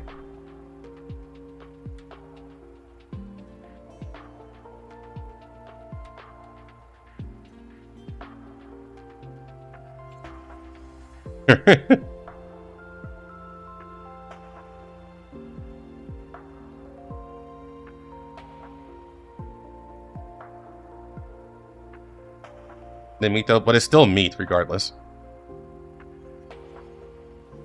We're just arguing semantics at that point. Fish is meat, bear is meat, birds are meat, humans are meat. Man, you guys are so judgmental. You should be cheering for me. It's like, oh, he's on a diet. Oh, he's gonna lose weight. Good job, man. Keep it up. You're all like, no. Go back to eating meat. Get fat. Bitch.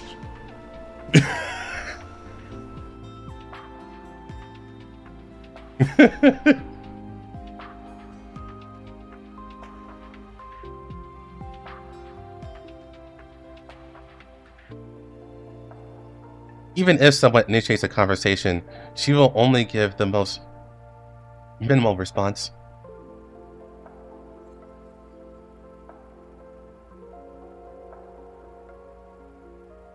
Could it be that Miss Voimasna dislikes us? No, I don't think that's the case.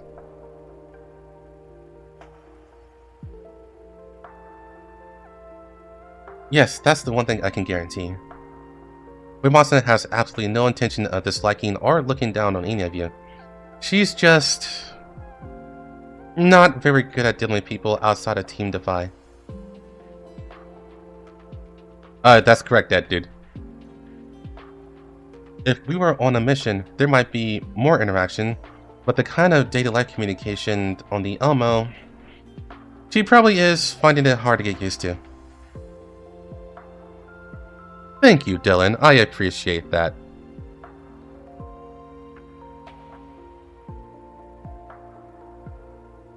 So, is this why you came to me? Yes. The wry smile on Alva's face seemed to have never disappeared today.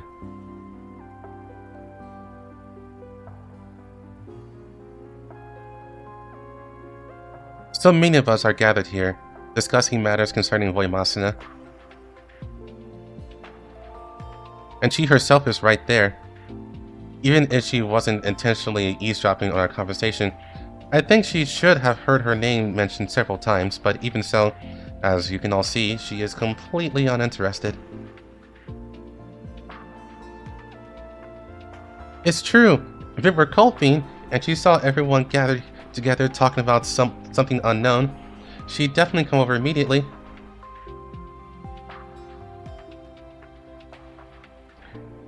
And if she found out about the topic was about her, it would be even worse. She'd definitely worry if she were saying something bad things about her. If we were saying bad things about her.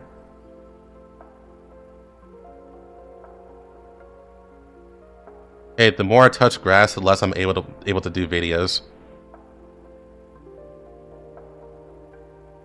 Avalanche is actually the idea.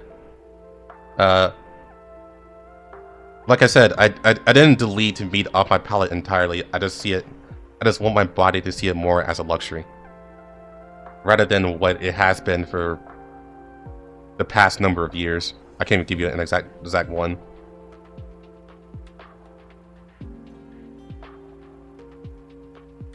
In the past 10 years, we've rarely, or rather almost never, encountered such a problem. Although there were missions like hers that required dealing with many different people, Voimasna and I were almost in a state of semi-isolation. We wandered and fought in the Yellow Zone for years. The only opportunities we had to interact with people were basically with familiar faces like Kevin, Mona, and Anna. And I was basically the one in charge of the conversations. Oh, Anna name drop.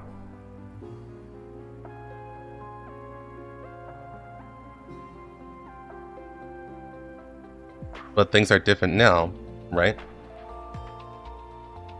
Yes. Although we can't compare it to those who truly call the Elmo home, we basically made this our base now. There's also a lot of time for simple rest here. To be honest, I'm starting to get used to living a normal life here. Logically, this should be a good thing, but good things aren't always easy to get used to. It's like a soldier with PTSD who can't return to normal life. So, I can only ask you. Alright. Boy Masuna is also a comrade, so of course this is my responsibility too. However, I looked thoughtfully at Boy Masuna, who was sitting not far away. What does she herself think? She thinks I'm going to sleep right here.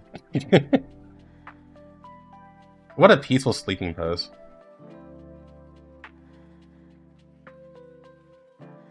Like, I think I sleep more... My sleep posture is more normal than hers.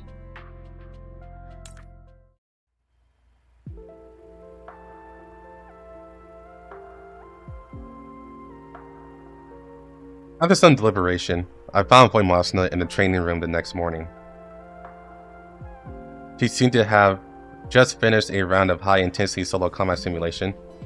She was standing in front of the weapon rack, meticulously wiping her weapon with a white cloth.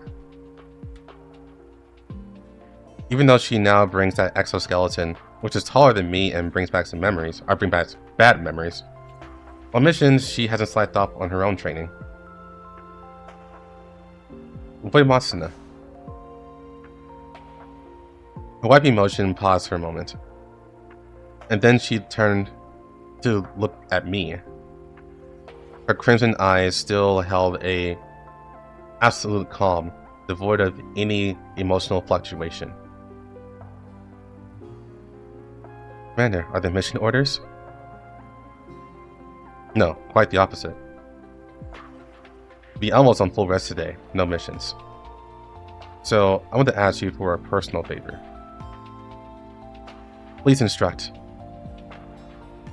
She seemed a little confused by the concept of a personal favor, but still chose to obey without hesitation. I looked at her and sighed inwardly. It seems that to make her understand fun and relaxation, I can only start with a mission that she can understand. Come with me. She didn't ask any more questions. She placed the rifle properly on the back of her weapon rack and followed behind me with steps as precise as a metronome. I brought Boy Masuna to the Zukro coffee shop. It's even more lively here today than it was yesterday. Dolphine, having dug up a set of tabletop RPG props from somewhere, is excitedly narrating a magnificent adventure story to Quiha, Krolik, and others gathered around the table. Is the mommy Boy Masuna? Sure, we can go with that. She wouldn't mind. When you push open that 1,000-year-old dungeon door, a stench of decay and sulfur assaults your nostrils. In the depths of the darkness, a pair of crimson eyes are staring intently at you. So, adventurers, what is your action? I'll cast Holy Shield on myself first. Then I'll shout at it. What are you looking at? Are you a paladin or a ruffian? I choose to stealth, get behind it, and prepare to backstab. Wow, a very creative choice. Then, Krolik, please roll for stealth. They're playing D&D. That's funny. Man, I hope my D&D campaign starts soon.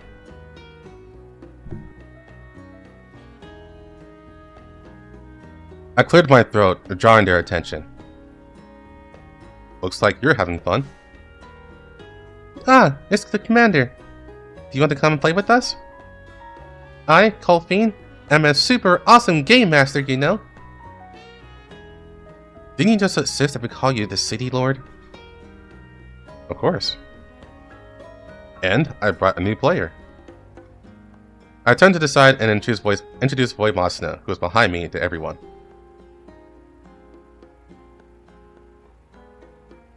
For a moment, the originally lively atmosphere at the table seemed to cool for half a second. But for my sake, Colfine immediately put on a radiant professional smile. Of course, you're welcome. Miss Boy Masuna, do you also want to experience the fun of role-playing? Come, here's a character card. You can create your very own unique character. She's like, the fuck is this? Wait, Masna? You can play with us?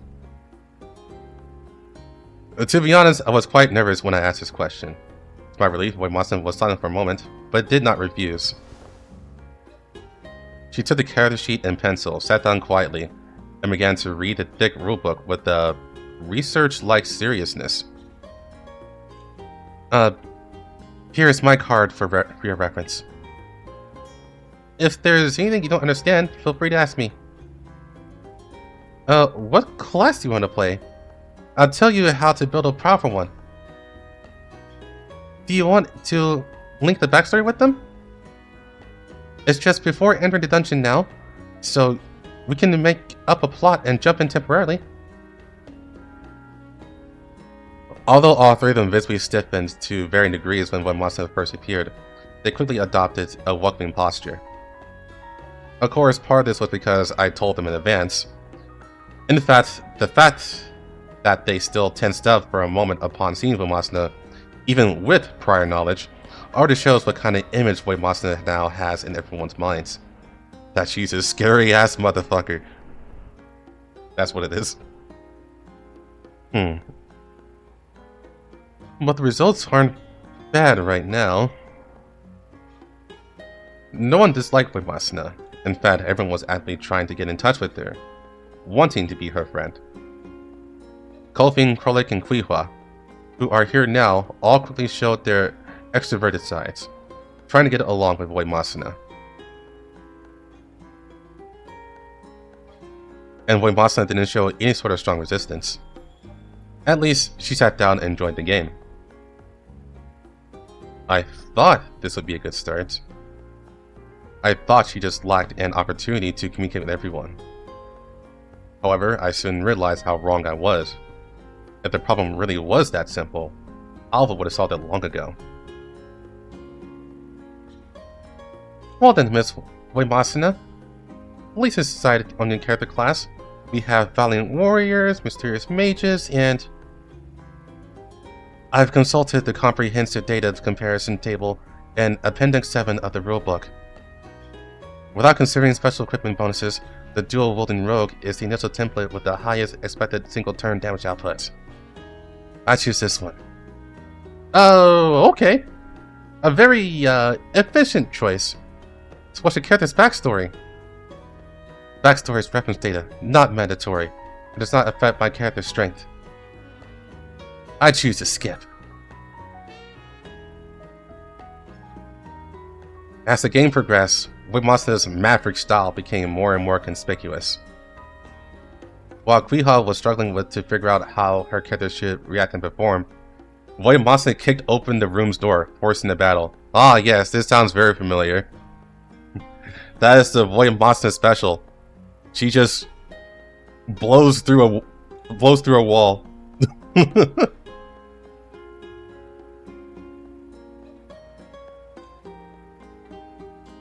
Outside of combat, in almost all situations that require dialogue, negotiation, or any social interactions with NPCs, Masna remains silent, the most frequent line being, "Follow me."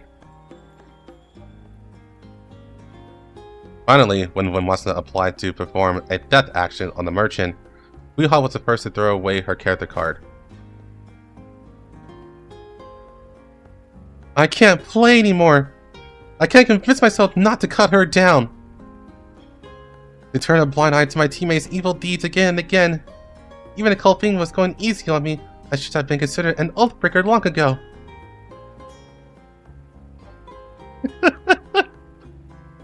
Several key NPCs were kicked in and killed. All the clues are gone. Commander, my design plot seems to be unable to be continued. The once lively table, ending on a sour note, quickly became deserted. Even my repeated attempts to mediate, I couldn't salvage the rapidly deteriorating situation.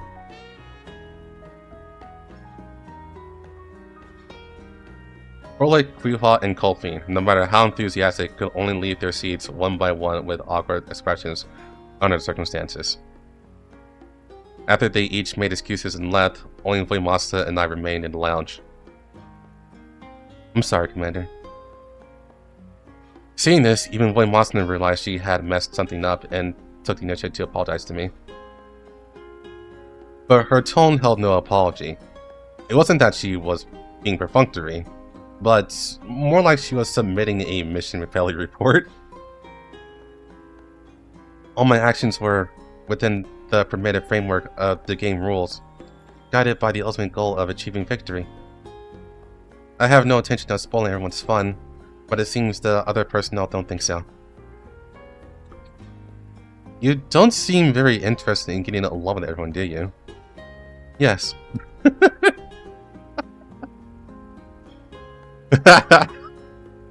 Oh, I love how just straightforward that is.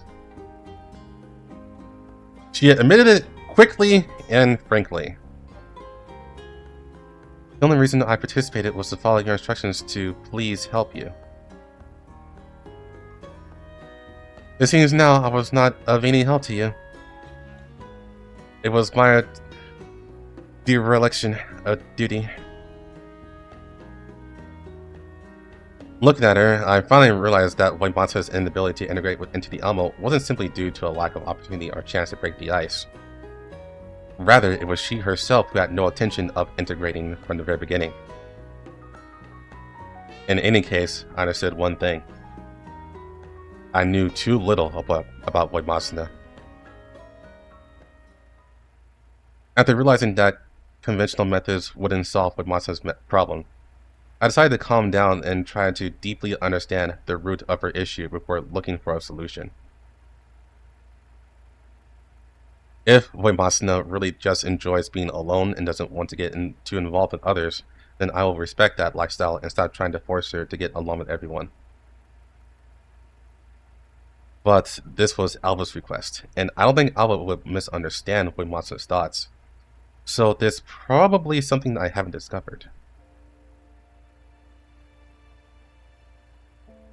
That's what I figured out after that day. Afterward, I made some more preparation from it, or rather, I did some advanced investigation. I understand your thoughts, so what was the conclusion of your investigation? After that day, I used a day off, without her noticing. At least, I don't think she noticed. It's just, I observed her for a whole day. The results of the observation were quite shocking to me. Did she do anything that surprised you? No, nothing at all. That's why I'm surprised. Her schedule was precise, standardized, but also terrifyingly empty. Alva's expression didn't change at all. I think she knew this outcome from the beginning. At 6 o'clock in the morning, she promptly awoke from the hibernation pod in her dormitory. By the way, the fact she has a hibernation pod is wild. The first thing the NeuroCloud does upon startup is to connect the Elmo's central database and check the day's missions. After confirming no missions, she didn't go to the restaurant to eat or to do public area to relax like the others. Went straight to the training ground. For a full 4 hours, she engaged in high-intensity, repetitive shooting and combat training. At noon, she didn't go to the cafeteria, went straight to the hangar. She spent 3 hours maintaining, wiping down, and calibrating the condemner from inside out. After finishing, she returned to her dorm, engaged in no recreational activities, and didn't even turn on the lights in her room. She just leaned against the corner, closed her eyes, and entered a low-power standby doze state. Until 6 o'clock the next morning, it repeated itself. Ulrid helped me observe the rest. Oh, name drop. I didn't see it with my own eyes, but I believe it's true. No 3 meals, no small talk, no hobbies, no extraneous behavior whatsoever. It was as if her life had been reduced to just 2 options: mission and standby. What happened that day originally made me think that Masa just didn't want to get too involved with the dolls on the Elmo. But now, I understand that she fundamentally lacks the habits of a person. This does indeed match the impression she usually gives, but I didn't expect it to have reached such an extreme degree. I once said that I think you're very human. I never thought your partner would be the complete opposite extreme. Masna is probably the doll I've ever seen who best fits the stereotype of a doll. I'd probably say the best doll. Oh, no, I think that works. Yeah. Masna is probably the doll I've ever seen who best fits the stereotype of a doll. It also makes one wonder if she really has no emotions. But you've been partnered with her for so long, been with her for so long, if this is really the answer, you can't not know. If this is the problem, then knowing you must have tried to change her a long time ago. And since she's still like this now, it means either your attempt failed or there's something else I haven't noticed. He's the dullest doll I've ever seen, yeah. If it's the former, I don't think I can help. Even you, the person closest to her, haven't been able to do it in 10 years. I'm not arrogant enough to think I can change her. So, my conclusion is that Masna's performance is just the result she wants us to see. She's definitely hiding something, and that's the breakthrough I need. Because wanting to hide proves she definitely has some kind of emotion. A doll wouldn't have the thought of hiding something, right? Alva was silent for a long time, then slowly raised her head, revealing a smile that surprised me a little. I knew it was the right decision to trust this matter to you, Commander. Your guess is very close to the right answer. There's a human proverb. He who tied the bell must untie it. And that's the situation we're facing now. Pardon? Looking at Alva's mysterious smile, I felt a little lost.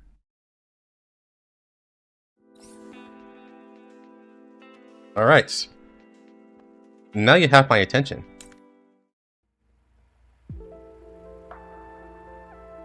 The tabletop game, led by the commander and intended to promote team building, ultimately ended on a sour note. Although at the time, out of caution, we had informed everyone else to stay away from the cafe for a while to create a space where we could relax and have fun with Miss Masna. But the result was not what we had hoped for.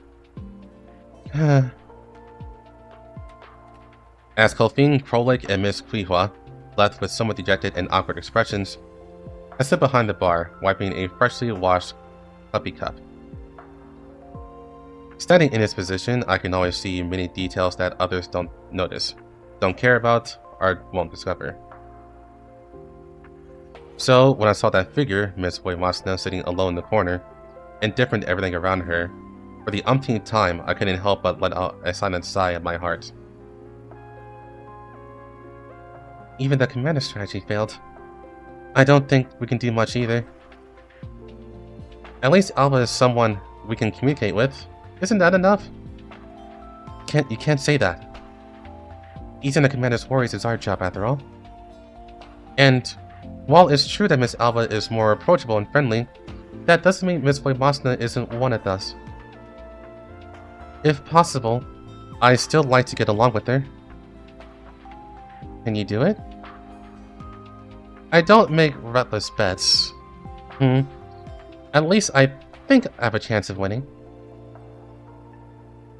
Do what you want, but don't cause any trouble that's hard to clean up. I never thought the day would come when you, Macchiato, would be the one reminding the manager of something like that. It's so annoying. I sincerely hope everything goes smoothly.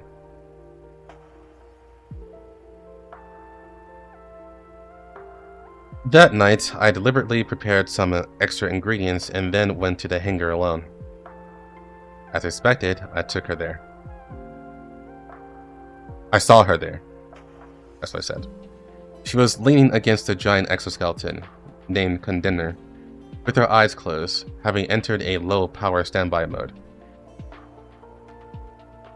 She and the Cold War machine seemed to have merged into one, creating a picture of absolute solitude that no outsider could enter.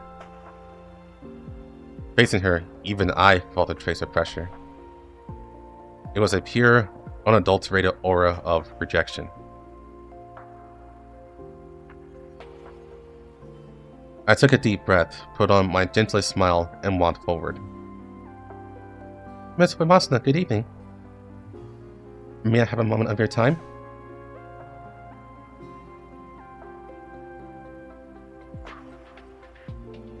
She opened her eyes in the dim light of the hangar, her crimson eyes like two burning coals. Looked at me without a ripple. Speak. That's indeed the case. The commander wants a drink before bed, but I'm a bit busy on my own. Could you come to the bar and help me? I knew that by only mentioning the commander could I possibly make her apathetic facade crack, even just a little. I couldn't say for sure whether that was simply her obedience as a soldier or if there was something else mixed in, but at least I could be certain that this was indeed special treatment. As expected, she was silent for a moment before finally standing up. Sure. I brought her back to the empty Zucchero cafe at night. The warm lights made this corner look like a cozy, isolated island, cut off from the world. I didn't really ask her for help, but instead gestured for her to sit at the bar. Your purpose? She got straight to the point, seemingly aware of my excuse already. Yes, it seems tricking those eyes is indeed a very difficult task. But even though she saw through my lie, she just still agreed to come along, which is a good sign, whether it's out of curiosity or goodwill. Miss Vimasna is still so direct. I smiled and didn't answer immediately. Instead, I took out a bottle of vodka, a can of black pepper, and an old-fashioned glass with a giant ice ball from the liquor cabinet. This is one of the few private habits I've observed of her so far. I skillfully poured the liquor into the glass, then gently ground some pepper into it and pushed it in front of her. I just wanted to buy you a drink and have a chat. She looked at the drink, was silent for a moment, a long time even, then finally picked it up and drank it in one gulp. Talk about what? Anything. Let's talk about your past battles, about life on Niama.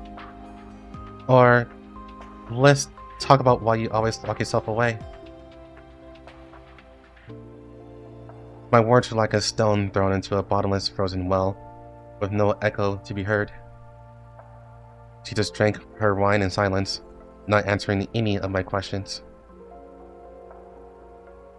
Actually, I've always found it very strange.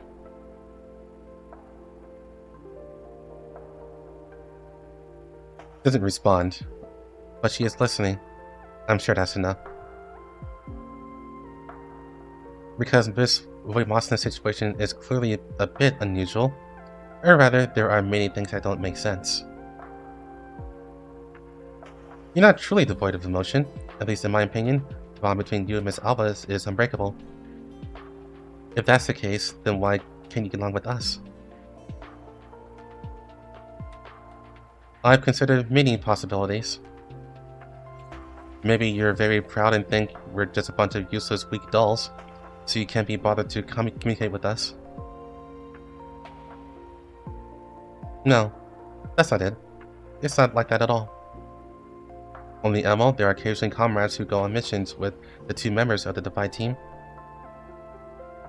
According to their testimony, Miss Vimasna is surprisingly caring on the battlefield, often even using her own body as cover to protect her comrades in crisis. It's just a duty. Since she's not without feelings, and she doesn't despise us, Could it be that she's just not good at expressing herself? Actually, this guess is quite close to what the commander and I initially thought. That's why the incident of half forcing you to play a social game with us happened before. But the result was completely unexpected. I watched Miss Wamasa's expression, trying to see some hesitation or flaw. But she just remained silent, savoring the spiciness in her cup.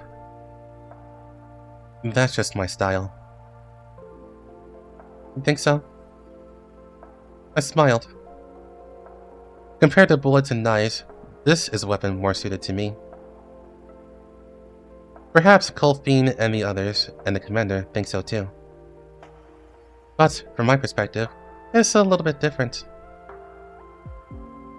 What are you trying to say? For the first time, she looked up and met my gaze. Those fiery eyes seemed to radiate a dangerous aura, yet they were also incredibly beautiful. You messed up on purpose, didn't you? I don't know what you're talking about. Those are the words of a criminal at the end of their rope, Miss Waymasana. I refilled her empty wine glass. Stubborn, inflexible, doesn't understand people. If these labels were attached to you, probably no one would doubt them. But role-playing games are indeed something that can easily reveal a player's personality. It is precisely because I really have a reticent friend that I understand even more what a truly unskilled person would do in that situation.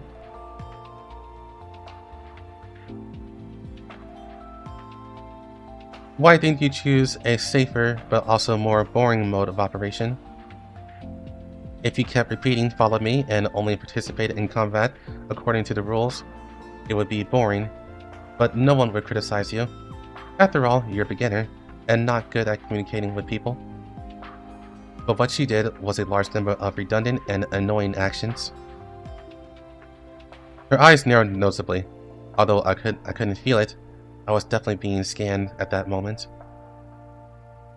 If this is your way of actively trying to participate, even if you don't grasp the essentials, the commander would probably be happy. But that's not the case. All I see is you deliberately being annoying, pushing away the goodwill of others, and then attributing it to being your own shortcomings in dealing with people. In that case, the commander can't object either, because that person is always very gentle.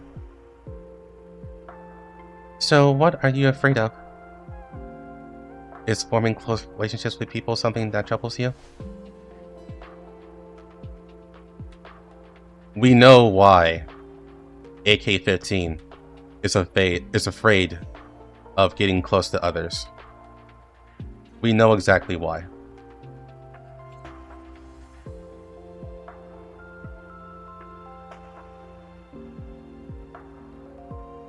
He looked at me coldly, like a mastiff staring at a tempting hare.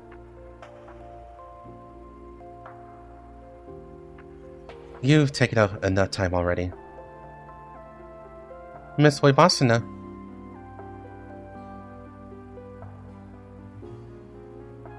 Seeing her reaction, I was even more certain that my guess was correct.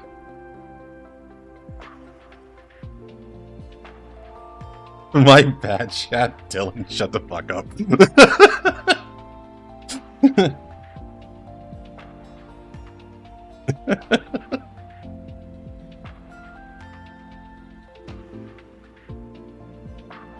Perhaps only a single step remained before touching that darkness. I know you must have your own ideas.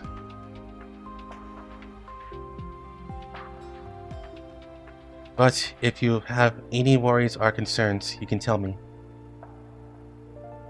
No matter what you say, I will listen to you carefully.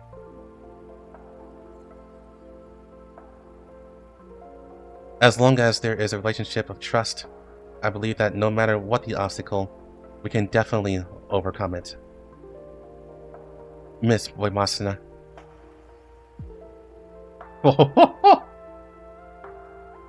Do you trust me?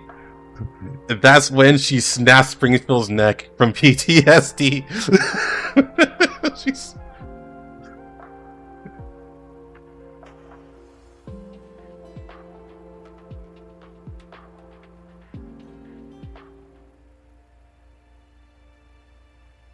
Rust.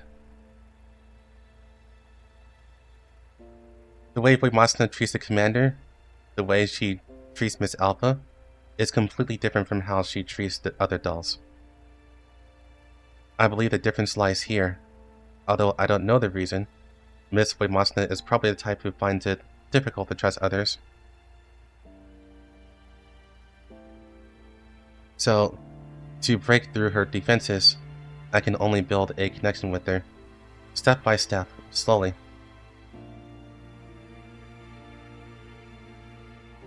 And in that instant, I immediately realized I made a mistake.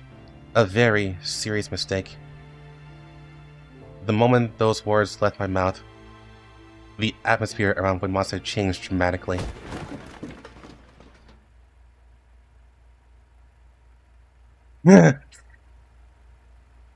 I didn't know which of my words had angered the beast before me. It wasn't the embarrassment of a secret being exposed, but another, different emotion. Self-control was clearly unable to contain her anger. With her strength, this one palm strike of frustration directly shattered a round table next to the bar. Miss Webasana? Shut up! Don't speak! Not a single word. In that moment, I understood. At this moment, what I faced was no longer a reclusive companion, but an enraged, man-eating beast. I messed up. Just as that thought flashed through my neural cloud, a calm and powerful voice suddenly sounded. Webasana, stop.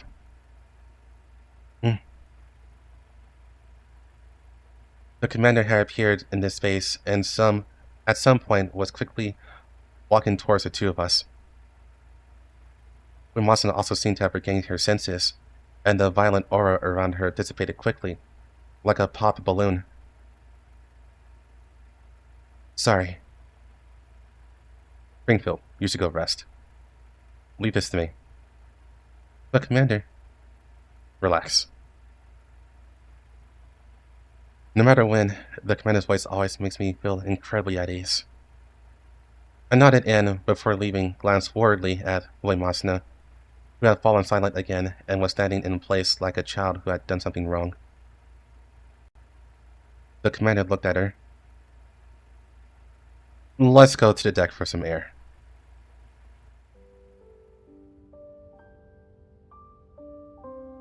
The night wind was bone chilling, blowing away the tense, almost frozen air from the lounge. We stood in silence, looking at the endless sea of sand in the distance. I'm sorry, Commander. I didn't mean to. I'm fine. I waved my hand. Springfield is a very gentle person, and because she does this kind of things often, she's prepared for the consequences. If you keep poking at people's weaknesses, you should be prepared to get them angry, she said herself. Most of the time, she can handle things well, but it seemed even she can mess up sometimes. But she's really amazing. I didn't expect her to get this far on her own. If I had consulted her from the beginning, there probably would have been a better way to handle this. I don't understand. I heard from Alva. I looked at her. Alva said you're against finding new members for Task Force 5, right? She was silent for a moment. My reflection was clearly visible in her crimson eyes. Yes. I did say that. Why? Because it's not necessary. Alva and I are enough to complete most of the missions, and with her support. That's not the point, is it? The real reason is you're afraid. I don't understand. Everything I'm about to say is just my own guess. If I'm wrong, you can get angry at me like you did with Springfield just now. You can hit me if you want. I'll die if you can hit me. I promise I won't. Wait, Masna, you... I hesitated, wanting to find the right words. But after a long pause, I realized that no words could embellish the conjecture I was about to make. I braced myself for her to get angry, sighed, and slowly began to speak. You still can't forget RPK 16, can you?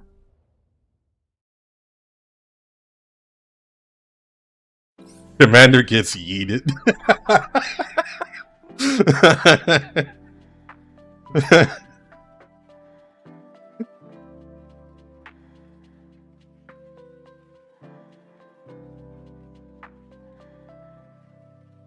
The Laney treatment? Maybe. We'll see.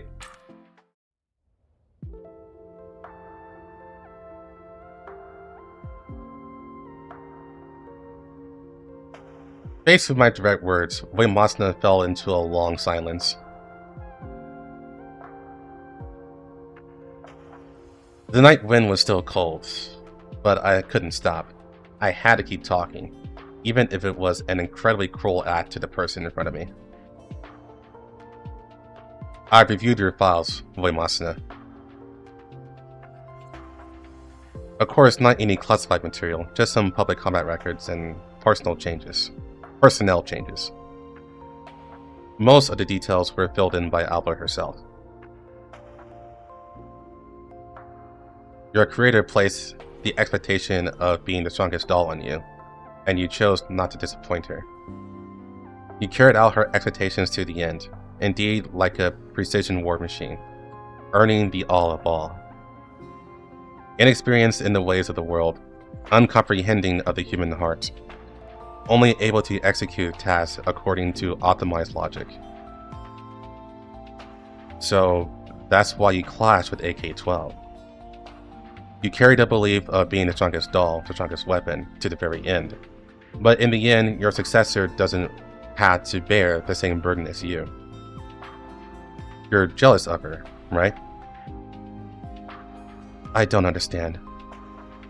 It doesn't matter if you don't understand. That's not the main point I wanted to make. The point is, you clashed with AK-12 because of this, even to the point of a death match. And what you find most unacceptable is that she really did defeat you. You can learn more if you watch my videos, by the way. Shameless plug over.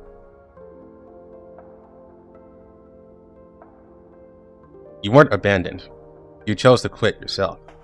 Because after putting in so much effort, you couldn't even become the strongest as a weapon. So what was your value? At that time, your mind must have been full of this. That must have been a very painful experience. Then, RPK-16 appeared. I don't understand. In 2 years, you were partnered with RPK-16. You underwent a visible change. Although your exterior still appeared indestructible, your personality has softened considerably. You learned to think of others, to cooperate with your companions, and even to comfort and encourage. You began to feel that building relationships with people wasn't a bad thing. Perhaps you don't really need to be just a heartless weapon. You started to get used to and even like this way of life. Until RPK-16 betrayed you. For all of us, this is a great harm. But among them, the one who was hurt the most, without a doubt, was you. And she wasn't the one to get revenge either. That was AK-12 that got revenge. I think that's actually... No. I know. To me, that was actually the worst part of Zero Charge. AK-15 did not get that closure, and she deserved it the most. And the writers knew that they did that too, because they made AK-15 react to that too.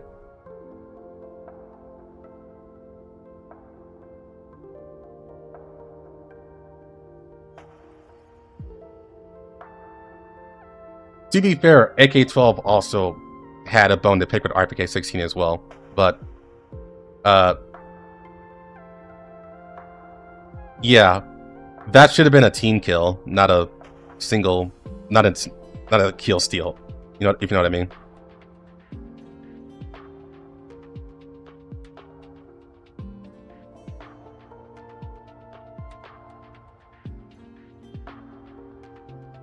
Because I'm pretty sure the actual plan that Defy made was to take out RPK-16 together, but AK-12 did not give a fuck. She killed Embla and then deleted Nadia to back up. And I do remember AK-15 found AK-12 and almost fucking murdered her.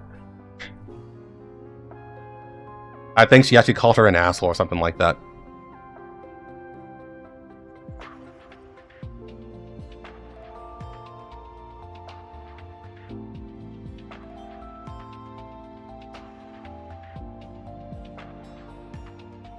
When did AK-12 delete Nadia? It was in her mod story, I want to say. I'm pretty sure it was her mod story, is when she did that. And it's set right after Zero Charge.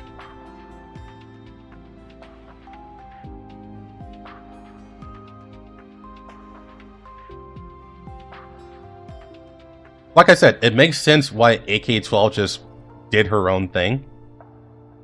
But it did cause a problem to AK-15, is what I'm really saying. AK-12 legitimately performed a kill steal. Yeah, AK-12 mod story.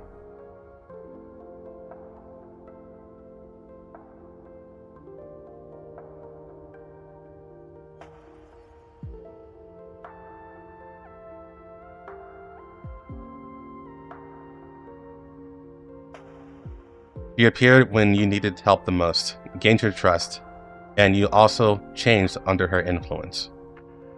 So, in Task Force Defy, her meaning to you is incomparable to others. Do 12 and 15 view themselves as sisters? Yes. I am not sure if they still hate each other, but they do view each other as sisters, yes.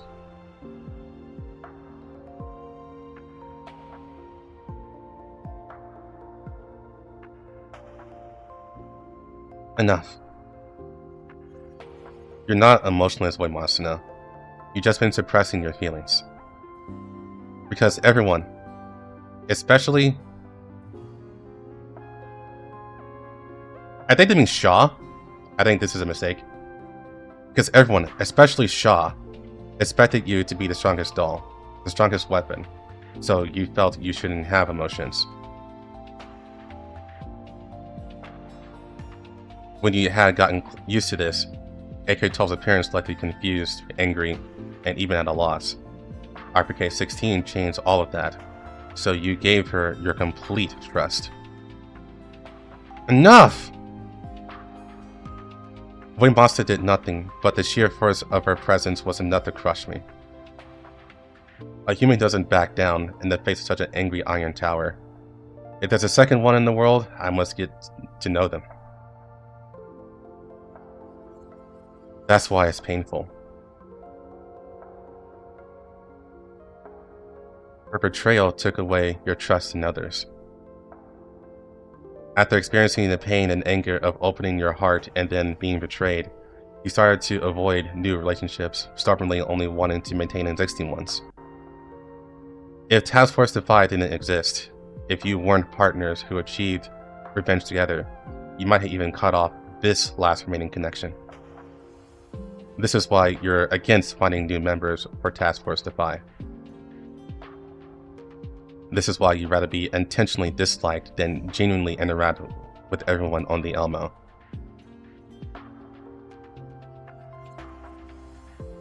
I almost thought she couldn't suppress her anger. I start to seriously consider what my chances of survival are if I'm attacked by an enraged Waymasuna.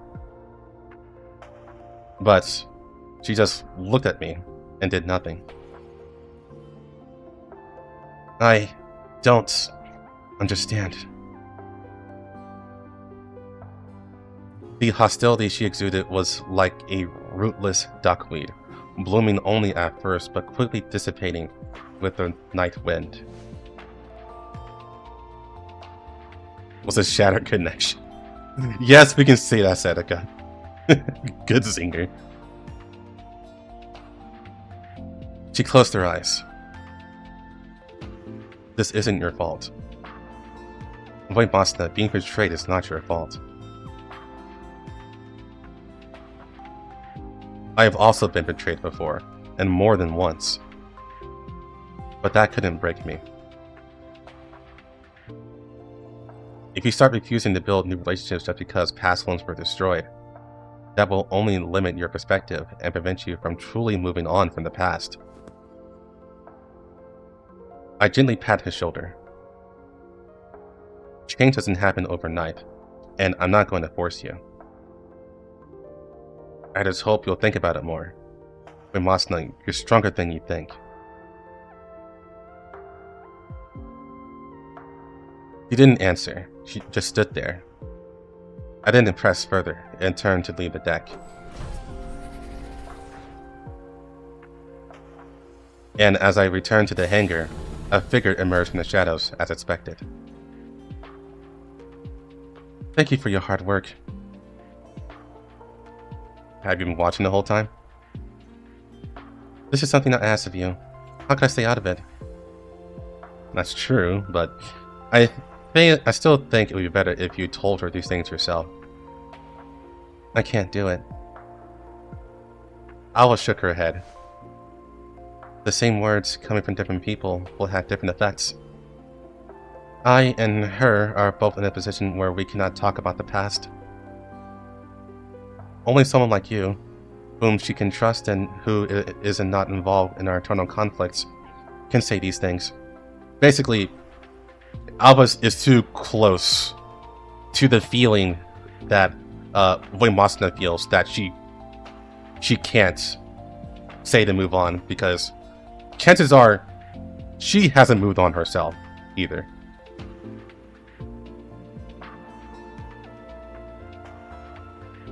At least not completely. I'm different from Masna and her. I don't have any hatred for Nod RPK.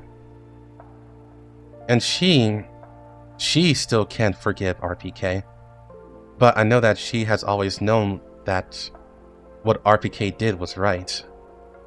She just can't accept it and won't accept it. And Masna's situation is the most complicated. She was the most deeply affected, and her obsession with this matter is the deepest. This has nothing to do with the truth of the matter, right or wrong. Even if you understand everything, you can't let go of the obsession, right? Yes. This was also my mistake as leader. I originally thought it was fine this way, that there was no need to deliberately reopen our shared wounds. But after coming to the Elmo and seeing what Masna like that, I realized my mistake. Fortunately, you're here. Speaking of which, I really don't get it. When Masna and I, to be honest, we haven't had that much contact. If she's always in this state, why was I able to gain her trust? Because you are someone Ange acknowledged. Although RPK's incident made Masna refuse to build new relationships, on the other hand, she cherishes her existing relationships even more. Ange acknowledged you, so she also trusts you unconditionally. Otherwise, it would be like questioning Ange herself.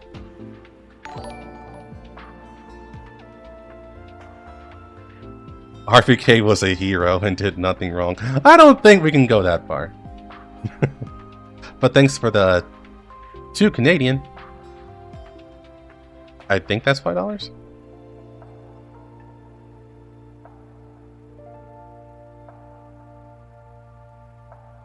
My feelings on this are rather complicated. That's alright. Although it sounds like we're treating you as Angelia's replacement, neither of us thinks that way.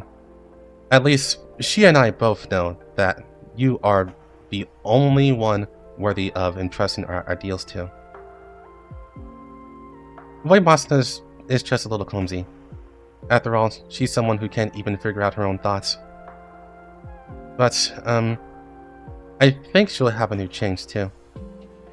Yeah, I just risked my life to give her advice. I hope she can get along with everyone. That's not what I meant, but, indeed, she should be able to get along with the relationships. Huh? I was a little confused, but Alva didn't tell me what she meant. Only that I should look forward to it. I don't know how much that late night talk affected Voidmasna, but she has definitely changed.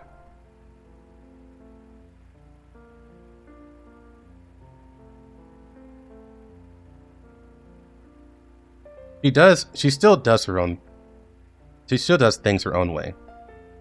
And taciturn. And rarely interacts with people. Just like the Voidmasna we've always known. But... what'd you say? I apologize to you. Without anyone's invitation that day, Voidmasna appeared in a common area, sat at the bar, and initiated a conversation with Springfield. I have already submitted the payment to Miss Mainling. The tables and chairs for compensation will be delivered later.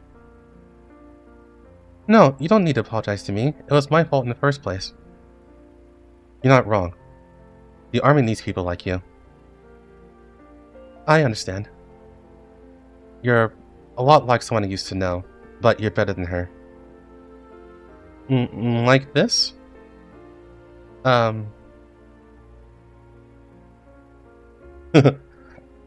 Must like, you remind me a lot of RPK. I really want to hate you.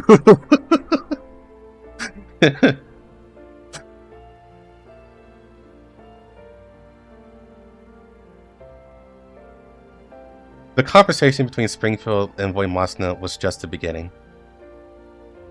After that, Voidmasna no longer deliberately ostracized the others on the Elmo, but naturally interacted and communicated with everyone.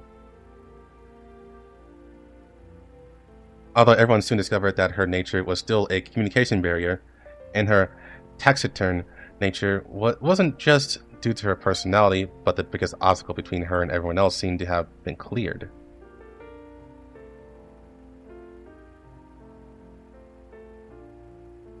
You just wanted the commander to not die so you have babies with them later. Yeah, maybe.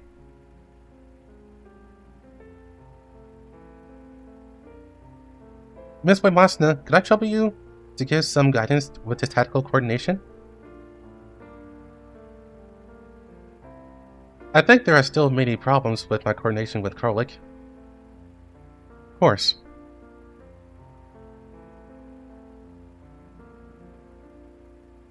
Reminder that Nadia saw the others as her daughters. That's why she says that in the Zero Charge. That is correct. I believe... it's been a while, but I believe she also says the same thing in Corposant.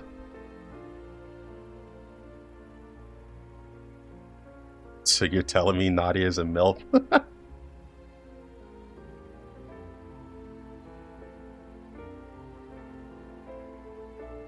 Your formation space is too wide, which will lead to...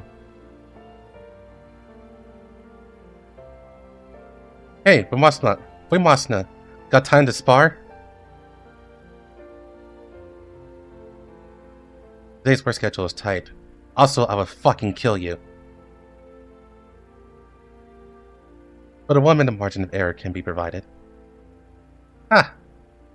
I can definitely last more than a minute. Don't look down on me.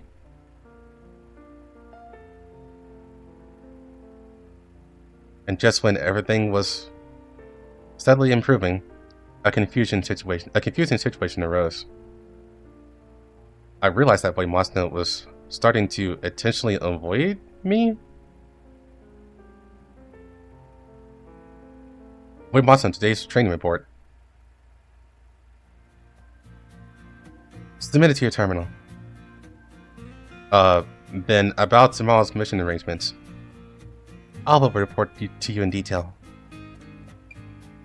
Her answers became unusually concise, also to the point of being official and stiff. Wei Ma's relationship with the other dogs was getting closer, but her avoidance of me was particularly noticeable. Did I make her dislike me?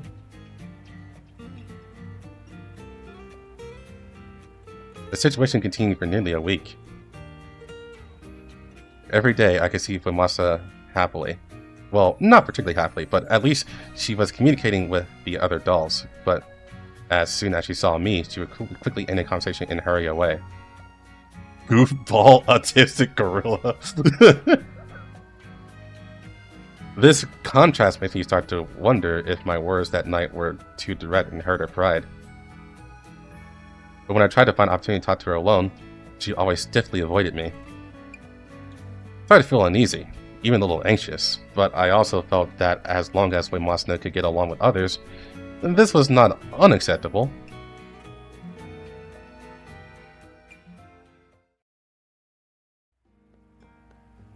A week later, that morning I was handling routine paperwork when a familiar knock sounded at the door. Please, come in. I thought it'd be Groza, or at worst, Colfing, or someone like Springfield.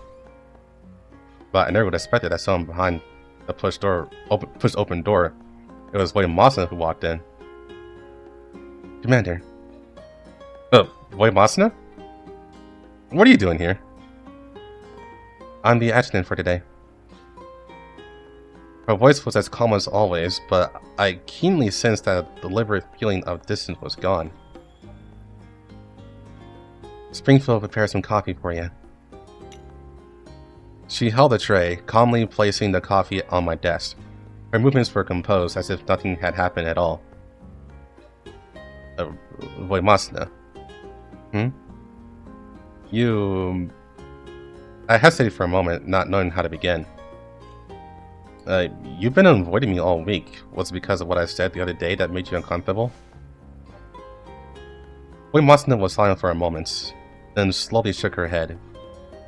No, Commander. Then... It would take a long time to explain. I suggest we talk after work is done. No, I'm really curious. I can't work like this. If it's a long story, then sit down and tell me. She paused in silence for a moment, but eventually sat down in the chair across from me, her hands placed neatly on her knees like a student waiting to be lectured. She sat down in the chair, her hands... Okay, I see. Just had to visualize it. Can I speak now? Later. In conclusion, what you said is incorrect. I did not feel any aversion because of your words. That's good. No, in that case, why are you avoiding me? You're not going to tell me it's just my imagination, are you? Uemasuna closed her eyes, as if in thought. I'm usually very patient. On the Elmo, there are many dolls who aren't good with words, especially those who aren't good with words in front of me. But for some reason, when Uemasuna remained silent, I became very nervous. Fortunately, she wasn't silent for too long. In conclusion, I believe what you said is correct. It's no lie that I lack social skills and emotional simulation capabilities. My original design purpose and the high-load operation of Wolfseye dictated that most of my processing power would be used for combat. But the problem you pointed out is also correct. I am indeed not a pure weapon that, as Dr. Shaw expected. There is still a variable called emotion in my mind. You're amazing, Uemasuna. To be able to self-reflect, admit it, and even say it out loud, that's very good. Rejecting a new commander while also rejecting new members is not the right choice, and is also inefficient. But I still persisted, For the past 10 years, I never thought about the reason for my choice. But the answer is actually obvious. Feelings.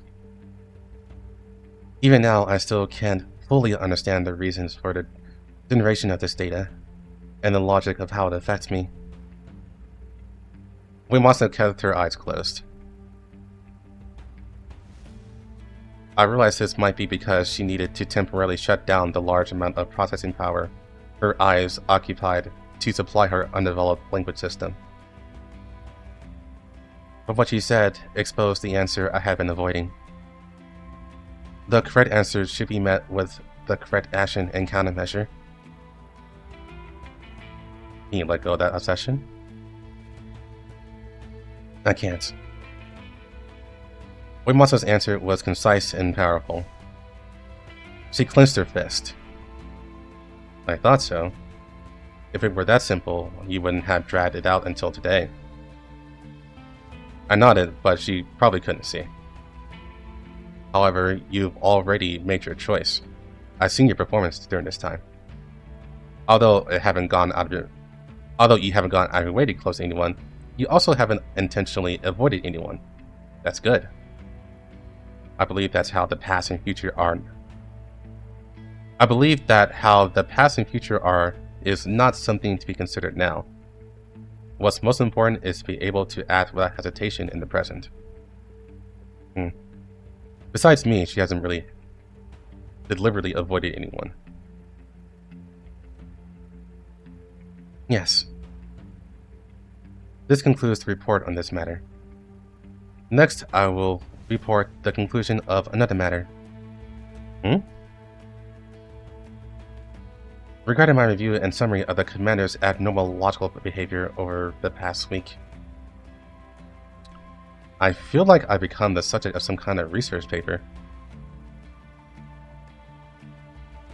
After Angelia's death, Task Force Defy no longer had a commander.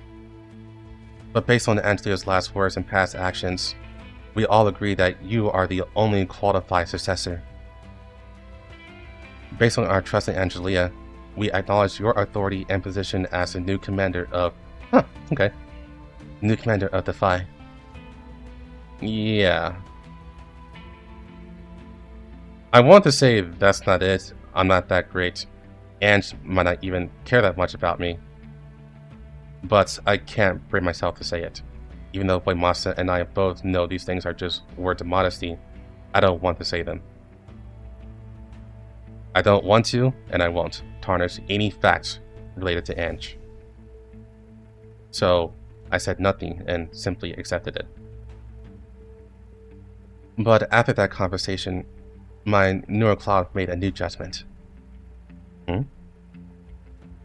Unlike Alva and her, my only direct contact with you was during the Frankfurt operation 10 years ago. And most of the time, I only communicate with you indirectly through her. We've almost never had a direct conversation. That's true. Not... Hold on, let me reread that. And most of the time, so yeah, that's... It's accurate. I'll put it that way, it's accurate. That's true. No matter how much you look at it, we're not very close. But that doesn't hinder my trust in you. It's just that this trust stems from my trust in Ange. I see you as Ange's successor, someone Ange acknowledged, so I trust you unconditionally.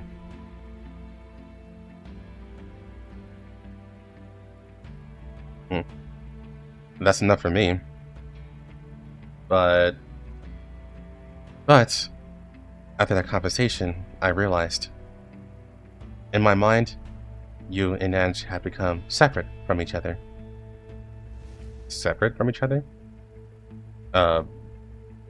You mean you started to see me and Ange as separate people?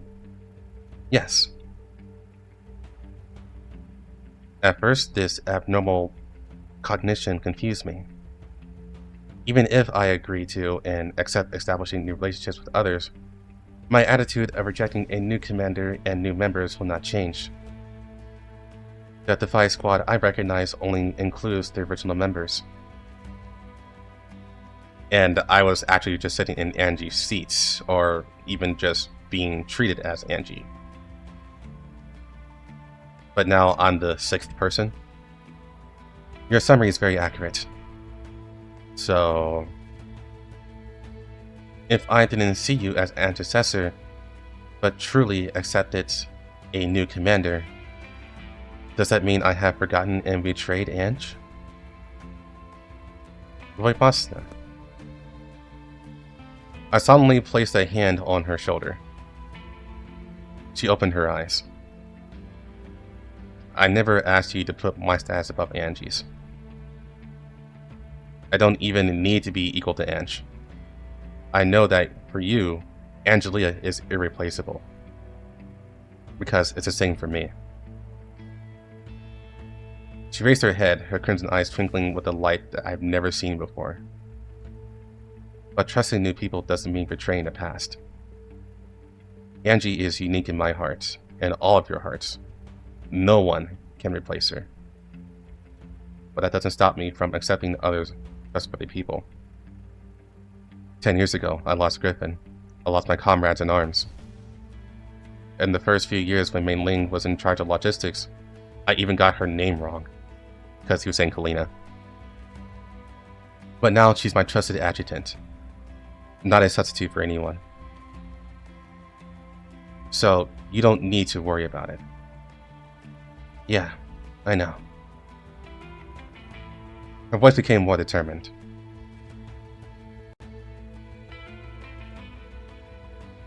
Okay. So, I came. She closed her eyes again. As she said, I should not cling to the past. Accepting you does not mean I will forget her. If I fear you because of her, that would be the real betrayal.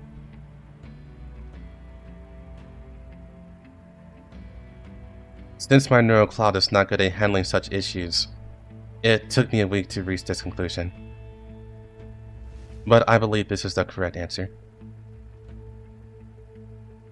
Thank you, but actually, half of what I said that day was told to me by Alva.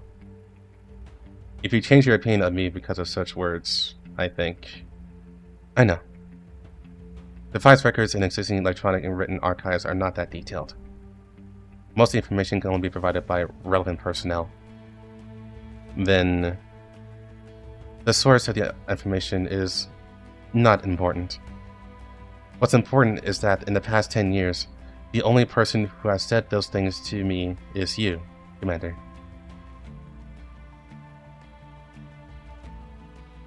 So, Commander... She stood up, opened her eyes, and gave me a standard military salute. Please, allow me to reintroduce myself. I am AK-15, Voimasna, a member of Task Force Defy, the most powerful doll in the world. Starting today, as a member of Defy, I hope to become your subordinate and serve you. After she opened her eyes, she said such a long sentence in one breath, and her speech became a little hesitant. But I didn't find anything funny about it. I smiled, stood up, and returned an equally standard military salute. Welcome back to the team, Voimasna.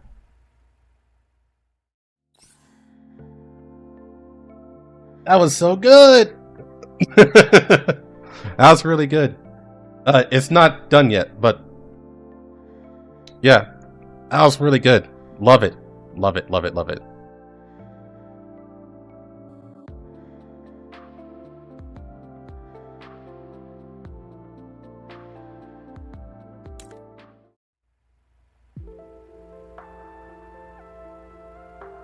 Where's the oath? I already did it. I already did it.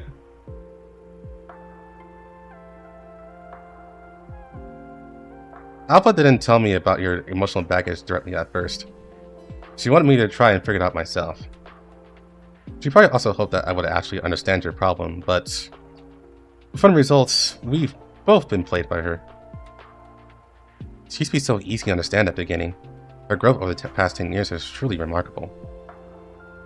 As leader, Alva is not lacking in any way. Her judgment was correct. Those words, only you can say them.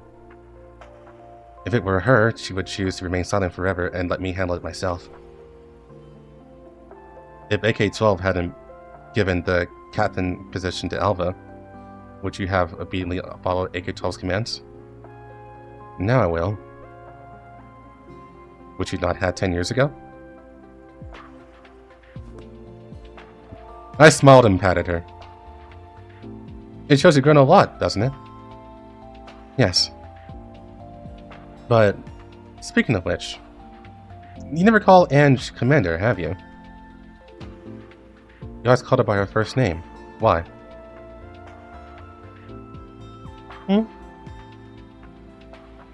I've recently learned to read the expressions of Void Monstnet's face. Just now her eyebrows furrowed by about 2 pixels. This is her expression of confusion. Sorry, I can't answer that question. Because I don't know the exact answer. To be precise, there's no specific reason. Huh, it's okay.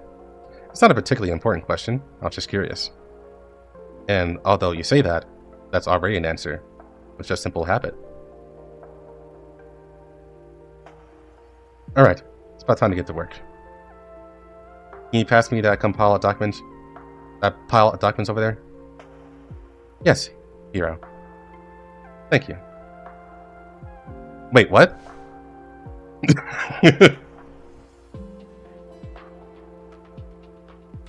I snapped my head up, but Masana wasn't looking at me. She just stood silently to the side, looking down and organizing her work for the day. Alright, time to get to work. The reason is inconvenient to state. But that day, I was especially motivated.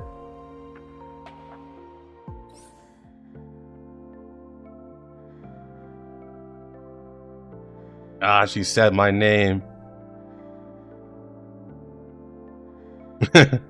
Yes, quite a cute moment. I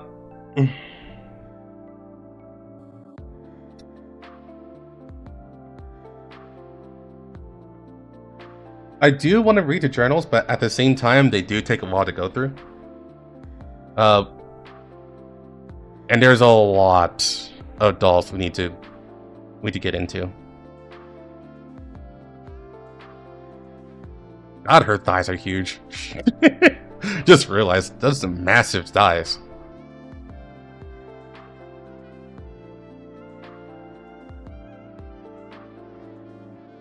I'll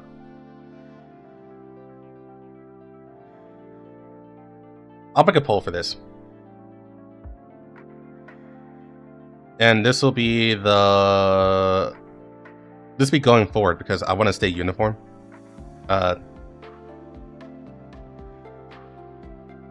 Read affinity journals.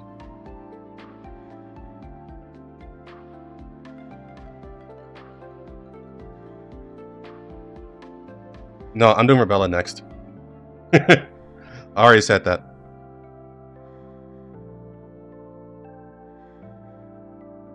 I'll give it until 12:55.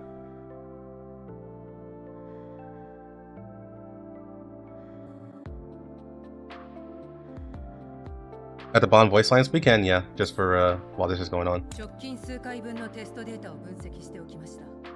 よければ目をお通しください。あなたの決定を疑うことは決してありません。ですが遂行の際は私にプランの詳細を決めさせてください。出発する際は私にお声掛けください。防具の最終チェックを行わせていただきます。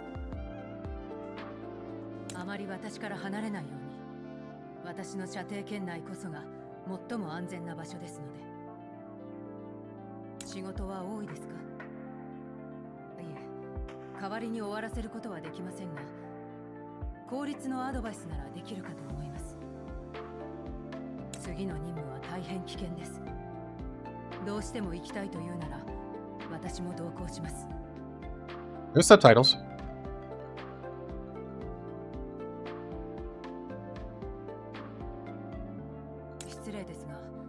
なぜ私との会話予定を夜に？これではあなたの睡眠時間に支障を。いえ、あなたの命令とあれば慎んでお受けします。反逆に新たな指揮官はいらないと確かに言いましたが、相手があなたであれば喜んで使いましょう。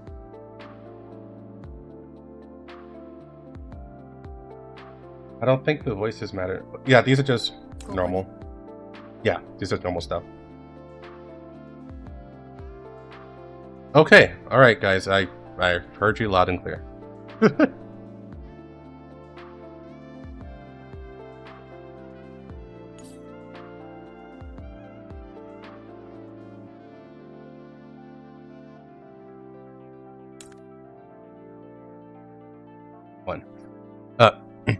Unit 1 was born some 10 odd years ago from Project Wolfpack, a special grade tactical doll R&D project led by the Security Bureau and funded by a certain high-ranking individual within the Researchers Union. She enjoyed the reputation of being the world's strongest doll. Under Samantha Shaw's expectations, Voimosna, as the most outstanding weapon, carried out numerous anti-terrorism missions from the very beginning of her creation. She achieved impressive results through stunning performances, enjoying a period of unrivaled glory. This earned Project Wolfpack widespread recognition and praise within the industry. Her equipped Wolf Eye system is a new type of integrated data collection and analysis system developed by Samantha Shaw, ensuring Voimosna can grasp all data within her field of vision at any time.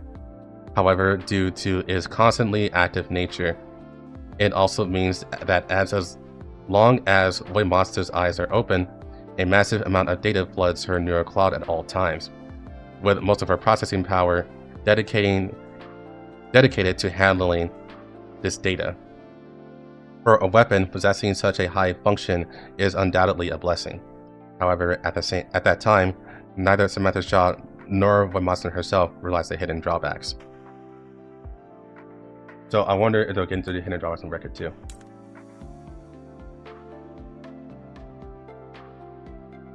Yeah, okay, they do. Alright.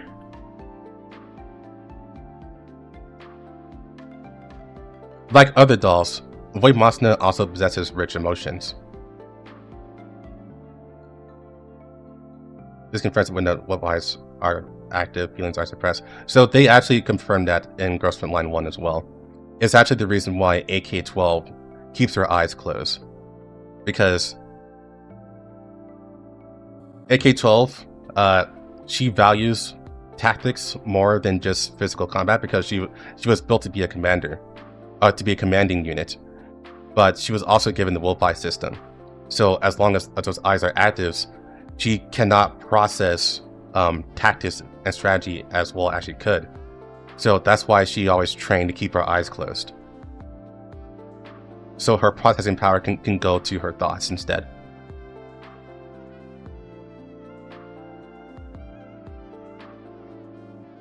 Like other dolls, Voimosna also possesses rich emotions. This fact was not recognized by others for a long time, but it is indeed an objective truth. Due to Dr. Samantha Shaw's expectations, the purpose of her design, and most importantly, the influence of the Wolf Eye system, Voimosna's emotions were almost always suppressed. Objectively, the Wolf Eye system occupied most of Voimosna's neural cloud processing power, leading to a lack of sufficient inertia in her emotional stimulation.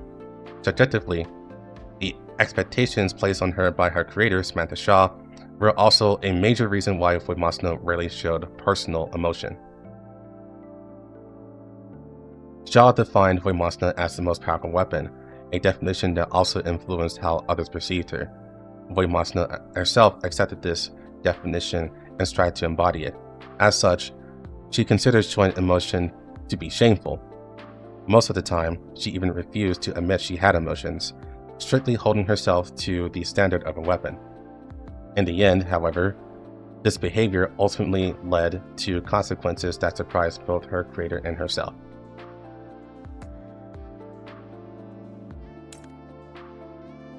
After being defeated by AK-12 in a one-on-one duel with the logic of the weak defeating the strong, Voidmasna studied combat techniques even more diligently, which greatly influenced her fighting style. Initially, when carrying out missions, based on her confidence in her own armor strength, Voidmasna almost completely disregarding any damage other than fatal wounds, charging through enemy lines like an armored vehicle to reach her objective. She called this efficient, but the price was a mountain of repair bills for a steak sack. After her duel with AK-12, she began to value cautious action, even when facing opponents much weaker than herself. She would use more thought to deal with them, ensuring her own losses were kept to a minimum. This change was particularly evident in her revenge battle against Gray. She defeated this cunning and powerful opponent with only minor damage to her external armor. If Gray hadn't used a human wave tactic to attract her later, she was confident she could have finished her off without taking any damage. So when it says human wave tactic, I'm pretty sure that she meant human shield tactic, because this was when Gray was using Angelia as a shield.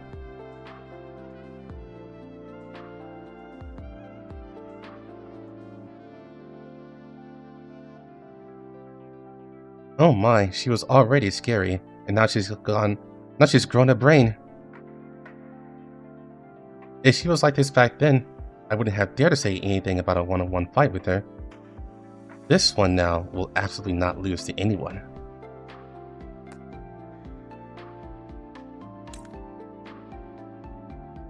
Voidmasna is completely indifferent to her appearance. Considering the impression she has always given, this doesn't seem to be surprising. If not for the strong request of the captain and logistics personnel, she probably wouldn't have bothered to repair her damaged bionic skin during their 10 years of wandering in the Yellow Zone. To prevent Voidmasna from becoming a holy shield, Alva took on the responsibility of taking care of her image, which included not only the maintenance of Voidmasna's bionic skin, but also other behaviors that Voidmasna considered to have completely lost their meaning. For example, braiding her hair. At first, Voidmasna rarely showed any resistance to this. She didn't care how much Alva fiddled with her. But when it came to this particular act, she became restless, yet couldn't find a reason to object. But this situation didn't last long. One day, she even took the initiative to make a request, which surprised Alva greatly. She had never received any feedback or suggestions about her appearance from Voidmasna except this one time. You said you have a hairstyle you want to tie. What was it? Braids. Alva quickly understood what Voidmasna meant. She couldn't quite describe the feeling, as if she didn't know what Voidmasna was thinking when she looked at her familiar hairstyle in the mirror. But from then on, this became Voidmasna's fixed hairstyle. Once again. Probably, yeah.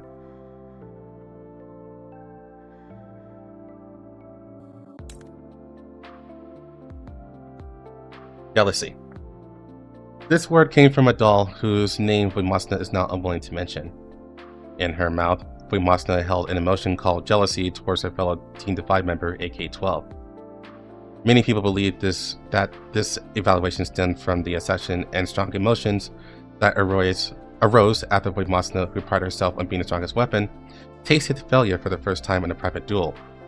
Or perhaps it was just a fabrication made from the purpose of provocation that by the doll, who was accustomed to playful and crazy words. But after partnering with Voidmasna for many years, Alva gradually understood the true meaning behind the sentence. Behind jealousy was a silhouette of loneliness. The Wolf Eye system brought Voidmasna unparalleled combat power for a time, but it was also deprived her of the right to perceive the world in a normal way. In this world, there was no second person who could see the world as she did. Perhaps without even realizing it herself, Voidmasna did feel a sense of loneliness that could not be understood by others. It was for this reason that when she first learned of AK-12 existence, Voidmasna's mood must have been one of anticipation, anticipating the birth of the only other one of her kind in the world, until AK-12 actually appeared before her. What she detested was not AK-12's flighty personality, nor was it AK-12's unique command style, but her eyes, which were similar to hers but possessed a function she did not have. AK-12's eyes, with just a close of the eyelids, could see things in a normal way like any other doll, only activating the Wolf-Eye's unique integrated data collection and analysis system when her eyes were open. She was Voimosna's kind, but also not. She could not experience Voimosna's loneliness, nor did she need to bear the expectations of being a weapon, and all of this made Voimosna feel betrayed. This is also why, now, her resistance to AK-12 has greatly diminished. She no longer feels lonely, so naturally she will not hold a grudge against her for this reason.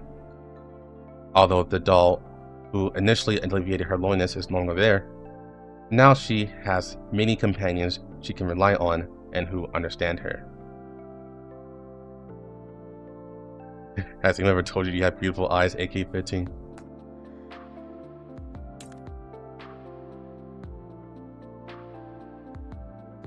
Voimosna and the Condemner mech are almost inseparable now. When she goes out on a mission, she will inevitably bring this equipment, which can usually be considered a final weapon, and even so, she has not slacked off in her own training, which makes me a little curious. The Condemner is not an ordinary exoskeleton mech. When I, with a curious heart, asked Voimosna this question, I had expected to get an answer like, you can't rely too much on equipment and neglect your own strength, but to my surprise, this answer was more serious than I imagined. Unlike the Sinner, the Condemned was designed from the beginning to be an exoskeleton for a doll, or more accurately, it was custom-made for me. Voimosna said calmly as she wiped the shell of the Condemner. Is it the Condemned or the Condemner? Because the script can't decide right now.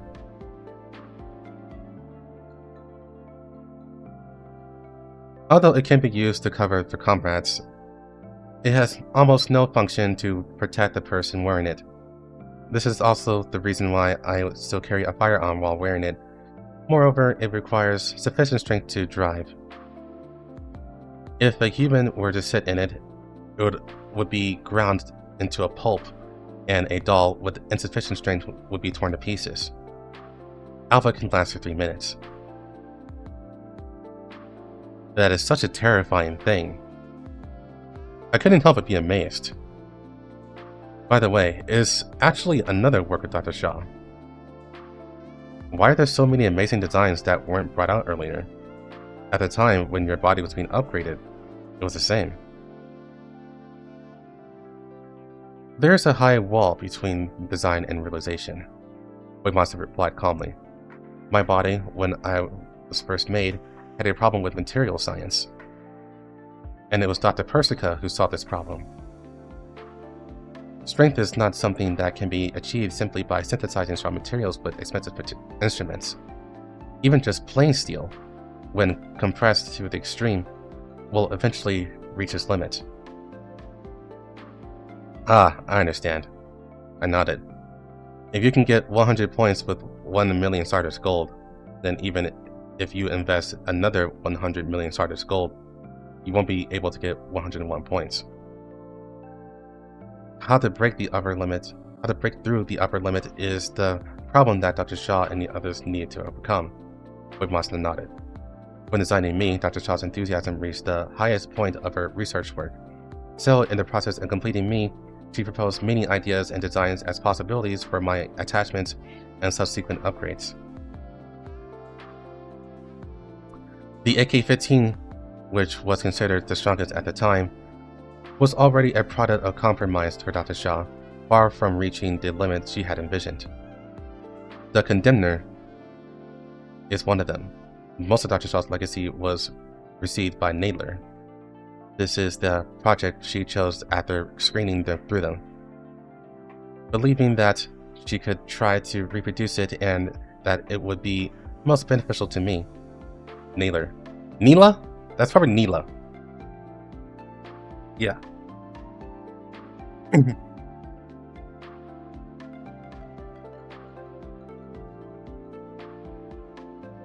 Although it took a long time, Neela eventually succeeded. I nodded and gently stroked this powerful exoskeleton. If Dr. Shaw was still alive, she would have made Voimosna even stronger. As the topic progressed at this point, this thought naturally came to my mind, but I knew that this was not something appropriate to say out loud. Voimosna's wiping hand stopped.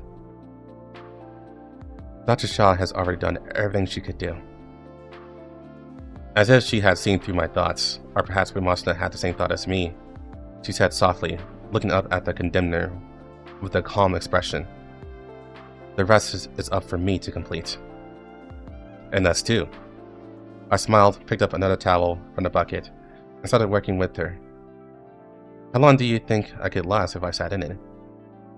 That's not a possibility, because I wouldn't allow it. Voimosna's expression was even more serious than usual. She's still not very good at joking. It's like, so, how long would I last? No. No is the answer.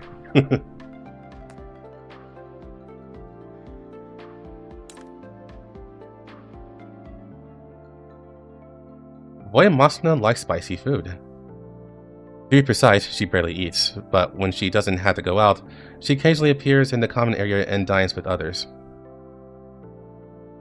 At such times, it's a rare opportunity to learn about some of her personal taste. Starting with the most common drink, she rarely drinks Springfield's most confident black tea and coffee, mostly drinking alcohol, and the strongest vodka at that. Ah, a true Russian.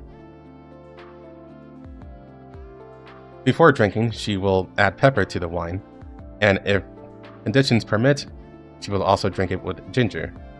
I once tried it out of curiosity, and then I lost that memory, leaving only the determination that I would never taste it a second time. And besides this unique drinking style, Voimosna is also very unique in her choice of food. She likes to eat bones. To be precise, some food with a strong taste, or food that is relatively hard. During the dinner party, she suddenly put the remaining bones on the plate into her mouth, then expressionlessly crunched them, and then swallowed. That scene was so horrifying that I even felt that if Helena or Malin were present, they might have been scared to tears. This wasn't even the most tragic time. Hey, I was just practicing cooking and accidentally made too much. Since you're here, just help me eat some. That one time, a single sentence from Macchiato immediately made me regret walking into the common area. But while I was on guard, I also became a little curious. Although Macchiato's achievements in cooking are obvious to all, in fact, most of the time, she is still aware of her own power and really puts a non-military small-scale weapon of mass destruction in front of me. And since she appeared, it means that she is really only confident this time? As if she had seen through my thoughts, Macchiato put her hands on her hips, looking dissatisfied, and pointed her thumb behind her. I've already let that person eat it and nothing happened. Don't underestimate me, okay? I followed the direction she was pointing at and found Voimosna sitting there, eating the food on the plate with a spoon. She didn't look like she was being forced. On the Elmo, there probably isn't anyone who can force her. So it seems that she really bring that back this time? With those naive thoughts, I took a bite and then I was rushed to the emergency room by coughing. I later learned that after I finished, Macchiato was jumping up and down in anxiety. Fortunately, the food itself was not very toxic, so it did not cause me any harm. After confirming that I was fine, Colfine and Florence, as medical personnel, wanted to dispose of dangerous goods, but they found out Voimosna had already finished eating everything, and even wanted more. After that, On another level, everyone, including me, was in awe of Uemasuna. Uemasuna, the only one who enjoys macchiatos cooking.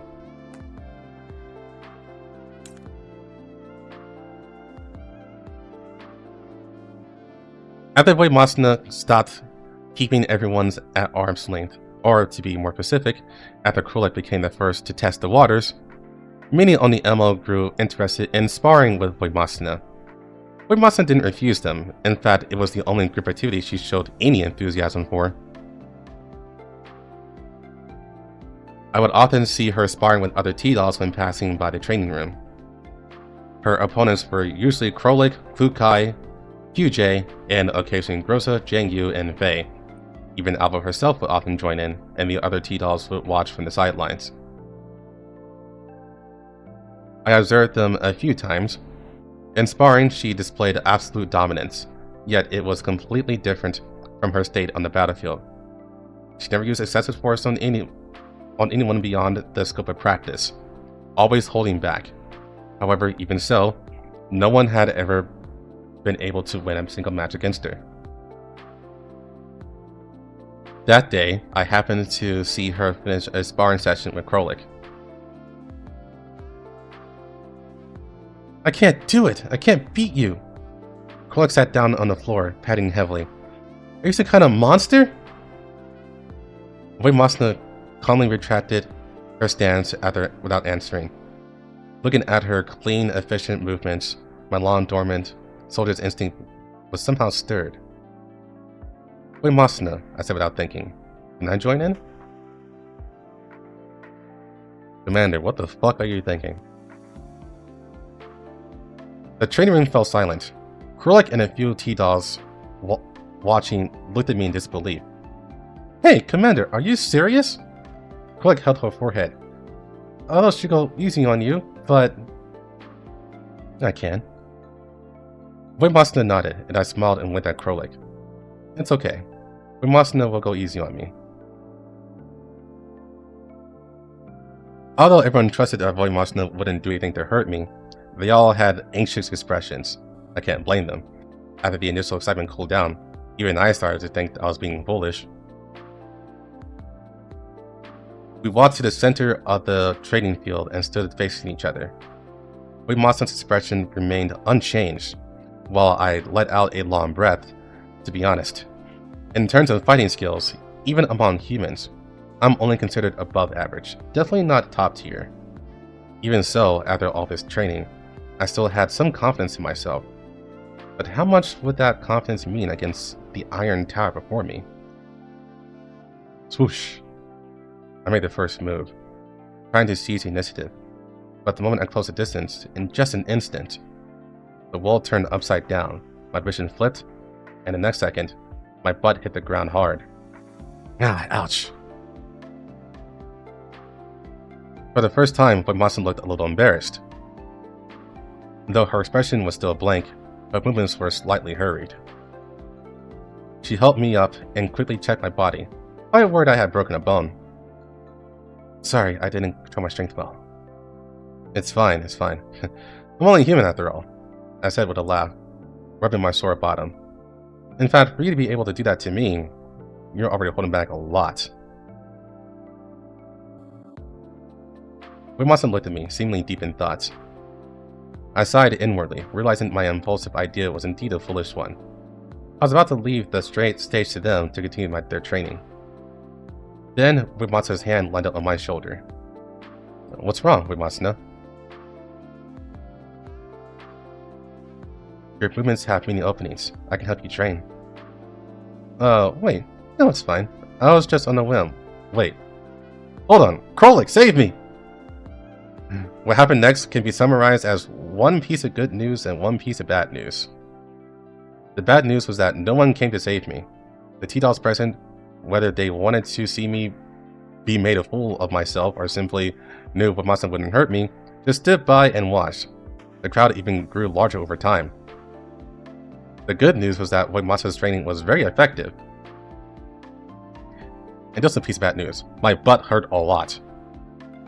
And another piece of bad news. Wade said she would regularly create training plans for me. Watch me grimace and rub my sore bottom in a sorry state. Wade gently closed her eyes. A little stronger, and the survival rate would be a little higher. I didn't quite catch the murmur, but afterwards, whenever Masna offered to help me train, I gladly accepted. She tagged him.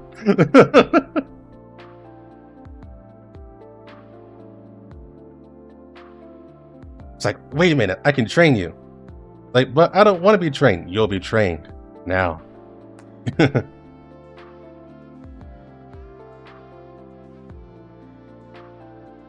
Alright. That was really good.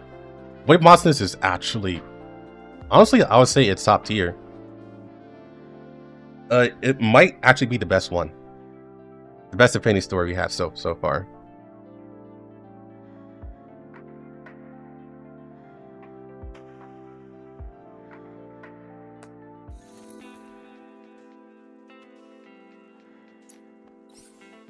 Definitely a cute one. Now, I'm gonna do Rebella next, and then let me double check.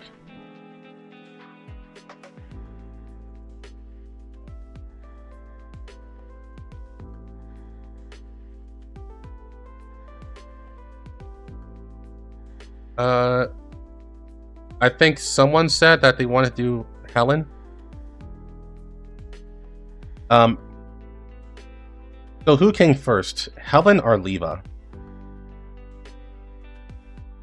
Because Rebella is an unconditional. I actually want to do her.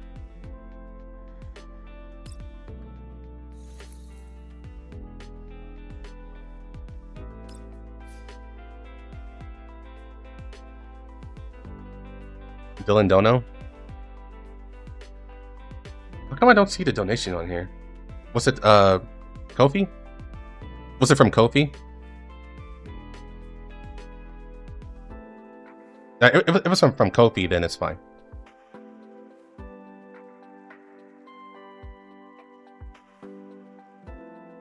Yeah, okay. Yeah, so after Rebella, we'll do Helen, and then I'll probably have to save the rest for tomorrow, which is fine because there's literally nothing happening tomorrow. Like there's no events going on or anything. So then we'll do Leva and we'll see from there. Actually, don't know if I have a lot of any stuff.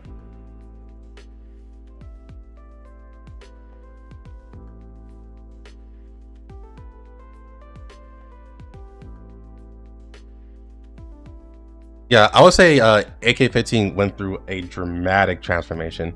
She's probably changed the most out of everyone.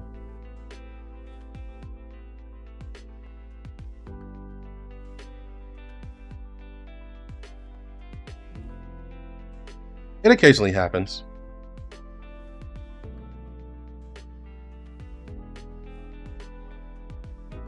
It's going to happen even more once Global catches up.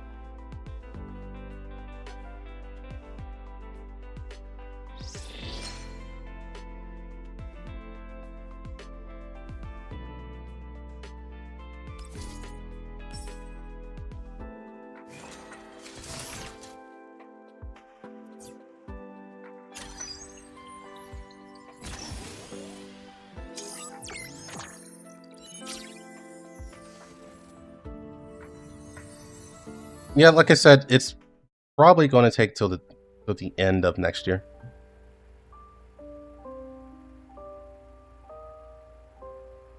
Commander, can you really give this to me? I'm sorry, I'm just so happy. I have been thinking about these things, such as, does the commander know my feelings? Will the commander choose me? What will I say then? And other questions. Huh? You asked me at all? How could this happen? However, seeing that you and I have the same mind, all those little struggles before are no longer important. In the future, please allow me to always stand by your side and move forward with you. And please, never let go of my hand. Never let go of my hand. That's the fucking Lunation talking in her.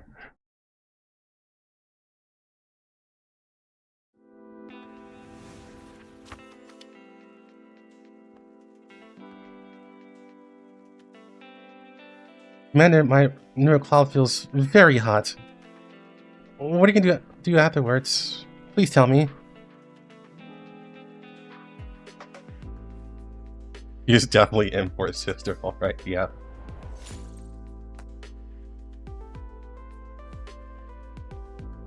I'm having...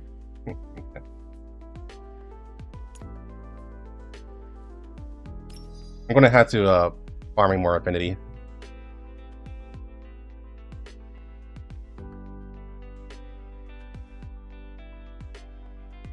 It's like, never let go of my hand. I personally think we'll catch up by April or May. With the way how Auto. Yeah, with the way how words with the way how CN is going, they're still going full steam ahead. So if you account for that, we're still gonna have to take time to catch up, which is why I say late next year. But we should be reaching Corposant either by May or June. Not Corposant, but Helen's event. Helen's event is either May or June.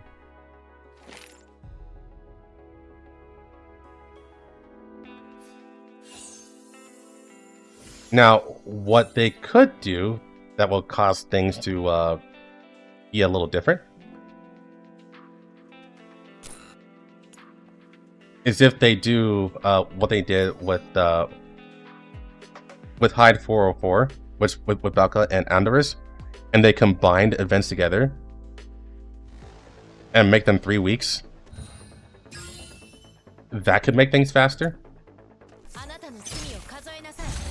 But we'll have to see if they make that a pattern, because they're not doing that with Florence.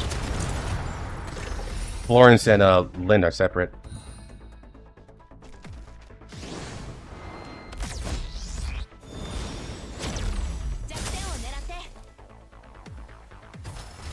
And I think that's literally because they're trying to time it so that Deep Oblivion will land on the anniversary. I think that's the main point of it. That's the main point of them doing that.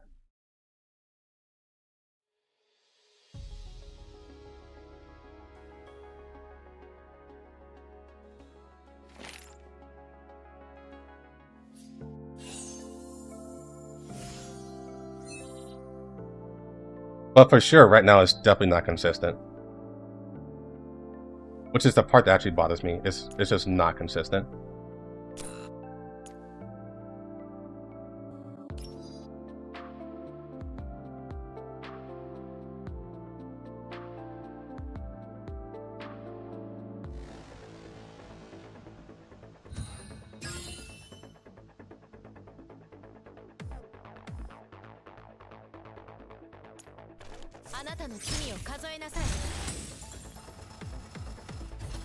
The problem now with Lainey and Lena being grouped together is that I don't know what they would put in for the second half.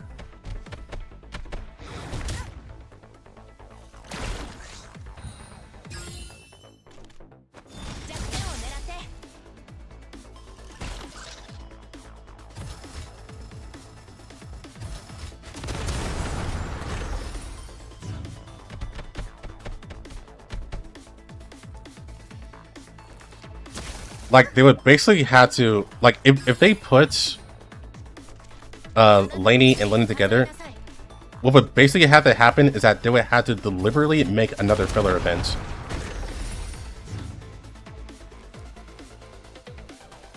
And technically, Lewis is a filler event, but it's, like, extremely important.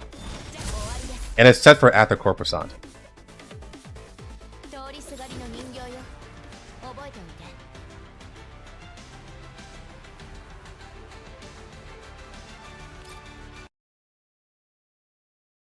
I see it as a way to buy time. See, look, I can't I can't use that as an excuse or as a reason because I'm getting all the dolls, period.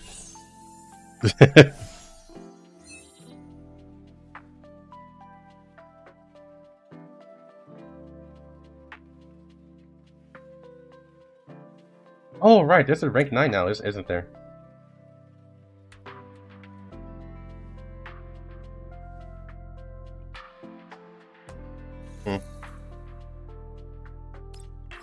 But I think that's purely for that purposes.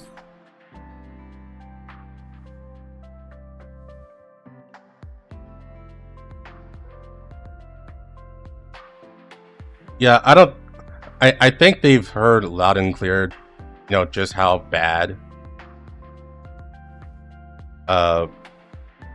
people hate the filler stuff. So I think they're going to try to avoid that.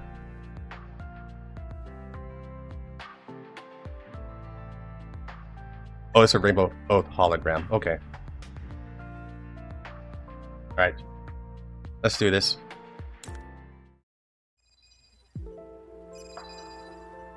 Beep. The moment the sound came from the communication terminal, I had a bad premonition for no reason. Probably not. I opened the communication terminal and there was no text I didn't want to see on it. Because Sop is more accustomed to sending voice messages, I didn't think much and directly converted the voice to text. Ah, Commander! My Sprint Type 3 Violent Unicorn has evolved. If you see it, help me catch it.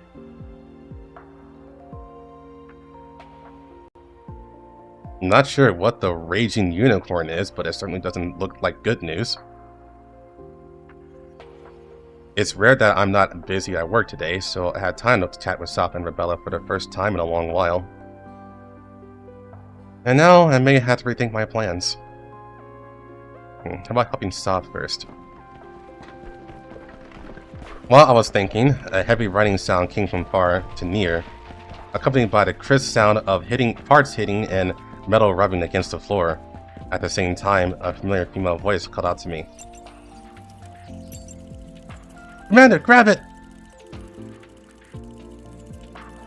I looked in the direction from which the sound came. A small, headless robot was running sideways along the corridor like a crab. My bad, I had a unicorn pursuit. Behind it, Rebella was chasing after it with a loudspeaker. Dash Type 3 Violent Unicorn, stop now! Isn't that what Sop said? When the little robot came to me, I found the right moment, tripped it, and reached out to grab its leg. Commander, watch out! The next moment, the upper body of the little robot actively detached its legs and continued to roll forward at a speed slightly slower than it was running just now. It seems the only way is...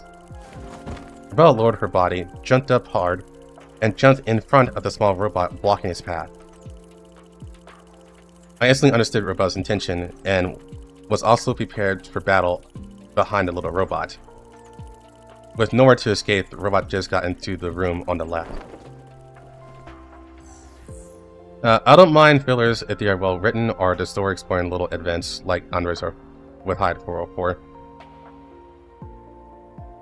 So, I like filler events if they have exceptionally strong world building. So, for example, I think the best example for me is Nikita. Out of all the filler events, Nikita's was the best one by a landslide. Because with that world building, we learned so much. Including the fact that they're in the same city, or Nikita is in the same city as most of the Nagant and the others. So, that helps a lot. And it's also relevant later. Are hot and meta. So all of them? Well, sometimes not meta. Through some containment tactics, we finally subdued the little robot together. When I looked up, I realized that this room looked very familiar. It must be Rebella's room.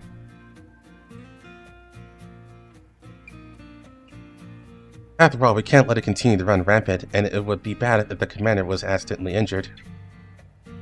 So, forcing it to my room is the best way. But your room got in a mess. And that's okay, I don't hate tidying up my room. Moreover, it was not the first time that something similar happened while performing a mission with Sop. Therefore, Commander, you don't need to worry. As soon as I finished speaking, Rebella noticed that I had already started tidying up the clutter scattered on the floor. Oh, of course, if you're willing to help. And I'm happy to. But are you really not busy? It's okay. I originally planned to come find you today. What?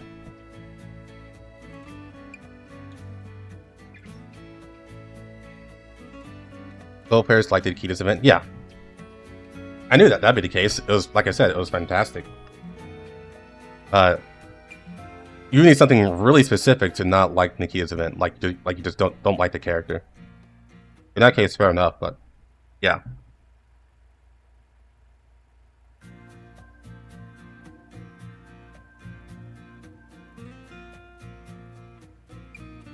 A trace of surprise appeared on Rebella's usually calm face. I mean, you still look familiar. I didn't answer her questions, I just handed Rebella the tokusatsu drama tapes that I had compiled. Oh, well, in terms of hobbies, there isn't really much change. Although we've been apart for so long, I'm still happy to see a familiar face. The same goes for you. Nothing has changed. Which aspect do you mean? For example, how much did you help catch the Sprint 3 violent unicorn just now? I couldn't help but start to doubt the image in her eyes. Should I take this as a compliment? No, I don't mean to make fun of you. I meant to say, I'm very happy to see the familiar you. And you let us stay here, and even let us have our own rooms on the Elmo. Is everything okay with Namfo? Actually, due to the situation, Director Kruger has tactically allowed us to temporarily station on the Elmo. Rebella paused for a moment and looked at me. I didn't say anything, just smiled at her and encouraged her to continue. So, you can rest assured. However, normally, we still belong to the Namfa, and occasionally need to perform some specially assigned tasks. Rebella's voice is as calm as ever, but I can hear a little uneasiness in it. I know. While chatting with Rebella, we tidied up the room. Unconsciously, the room was cluttered with various items just moments ago gradually became neat. What's this? Suddenly, a carefully preserved photo frame caught my eye. Although the room was a little messy due to what happened just now, the spotless appearance and conspicuous placement of this photo frame was enough to prove that Rebella cherished it. I picked up the photo frame, and a familiar yet unfamiliar figure suddenly came to my eyes. M4. Ah! That name. PTSD. This is a group photo I've never seen before. Rebella, Sop, AR-15, M16, M4, all dressed in AR Team era costumes, are leaning closely together, with smiles on their faces that I haven't seen in a long time. This photo is... You've taken a group photo before? I was a little surprised. In my memory, they didn't seem to have a chance to get a photo together. Rebella, however, hesitated for a moment, looking somewhat troubled. She seemed unsure how to explain this. In the end, she just shook her head. No, it's not a photo we took in the past. It was a gift from N4. I examined the photo carefully again, feeling a bit puzzled. A gift? Did you have any contact after that? Sop and I have definitely been looking for M4.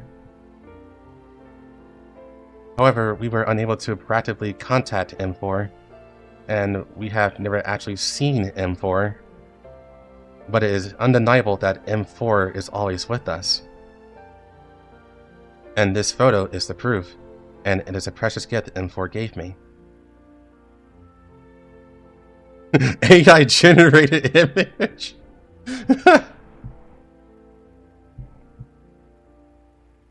Basically, Lunacia just made it. Inconsistently only confused me more. However, when I looked at the photo in my hand, I felt as if the answer was already coming out. Dee. Just when I was about to continue asking, an untimely beep interrupted my thoughts. After checking the communication terminal, I found that the beep did not come from me. Kalina? Rebella quickly connected the communication. Is it convenient to communicate now? Well, I'm with the commander. Alright. You want to say a few words? Rebella looked away from the communication terminal and looked at me. It doesn't matter, just 2 sentences. There's an urgent mission here, and you and Soph need to be temporarily seconded to assist. Rebella looked at me again with a questioning look. Seeing me nodding, she replied to Kalina on the other end of the communication. I'm actually not sure. The description... Let's go back to it. I don't think the description is there to fully say if that's the one. Because I know what you guys are talking about.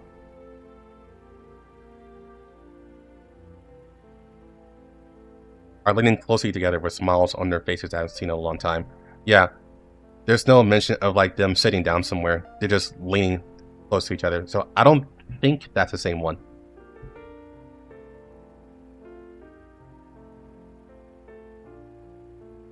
Of between our timeline. It probably is, Federico. Like, never happened but here.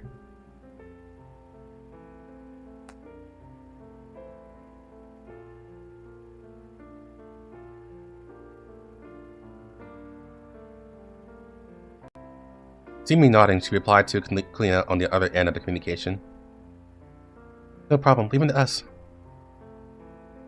I'll send a rendezvous point and mission intel to your terminal. Remember to check it. After speaking, Kalina cut off the communication. Go on. Prepare for the mission first. I'm sorry, Commander. It's not something that can be explained clearly in a short while. I understand. You'll tell me everything when you get back on the mission, right? Rebel looks more relaxed. Well, I promise. I'll make everything clear once the mission's over. I put the photo frame back in its place and patted Rebella on the shoulder, hoping that she could relax more. After all, it is not a good thing to perform a task with your mind on it. Let's go. Have a nice trip.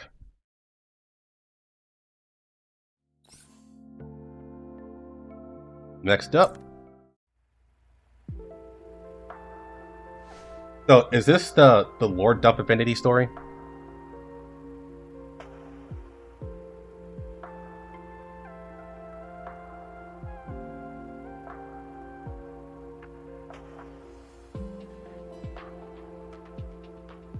Today's work had just come to an end.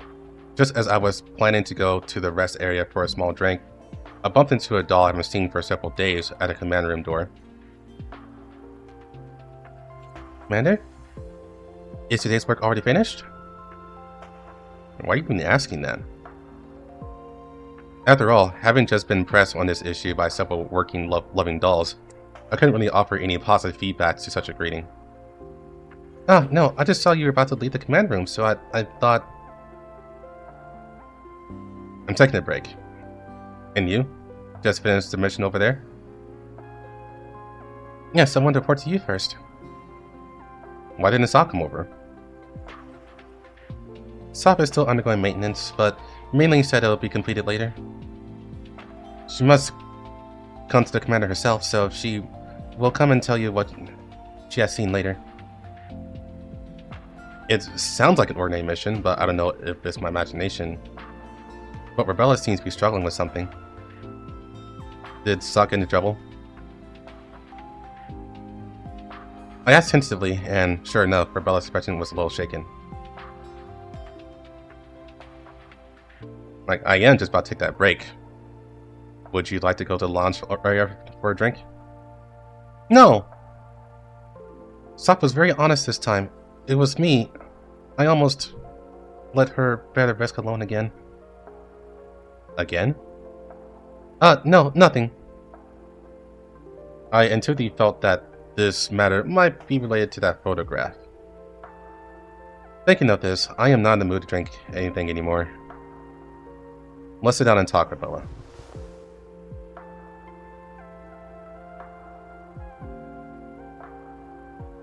I was the first to sit on the sofa in the command room, and Rebella also sat down opposite me. But wouldn't it be a bit too abrupt to suddenly say this? Is it related to that photo? To a certain extent, yes.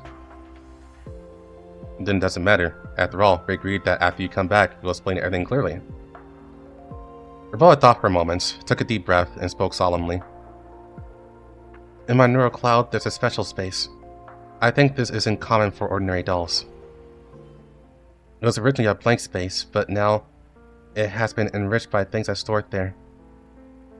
And I asked Persica to add a projection plugin into the space. If you're interested, I can show it to you next time. I want to see it now. I immediately expressed a high level of interest. Now? I'm not ready yet. What a shame. So what do you store in there? I habitually store fragments of information that move me in a tangible form inside. Initially, I just hoped this would bring me closer to human ways of thinking. But as more and more data accumulated inside, this space gradually began to seriously affect my judgment. Perhaps you're not used to it, but this indeed brings you closer to a human way of thinking.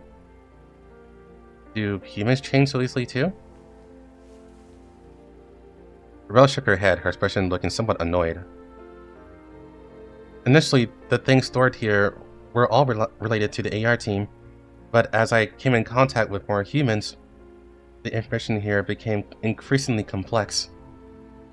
So much so that I, who always put my companions in finding N4 as top priority, made a misjudgment for the first time. She was silent for a moment. I broke my promise. Immersed in memories, Rebella gently lowered her head. After a period of silence, she seemed to have finally calmed down before she began to speak again. At that time, Sop and I were still persistently searching for M4. After many difficulties, we found the only clue. We detected M4's signal. Even though it was very weak, Sop still hoped that we could go together to track it down. But for some reason, I missed my appointment. Rebella paused. Her eyebrows twisted in pain as if she was trying to calm her emotions. Finally, without waiting, Sop tracked the signal alone.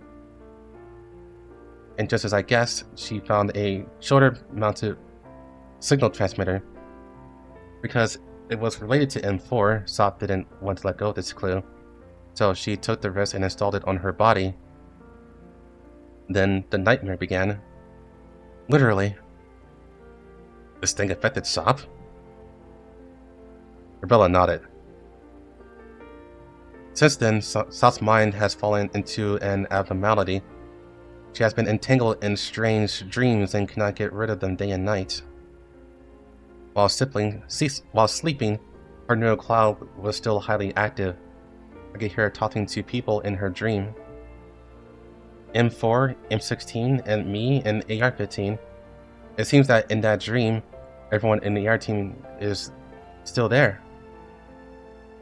And after waking up, the dream doesn't disappear. She always lives her life seeing things that we cannot see.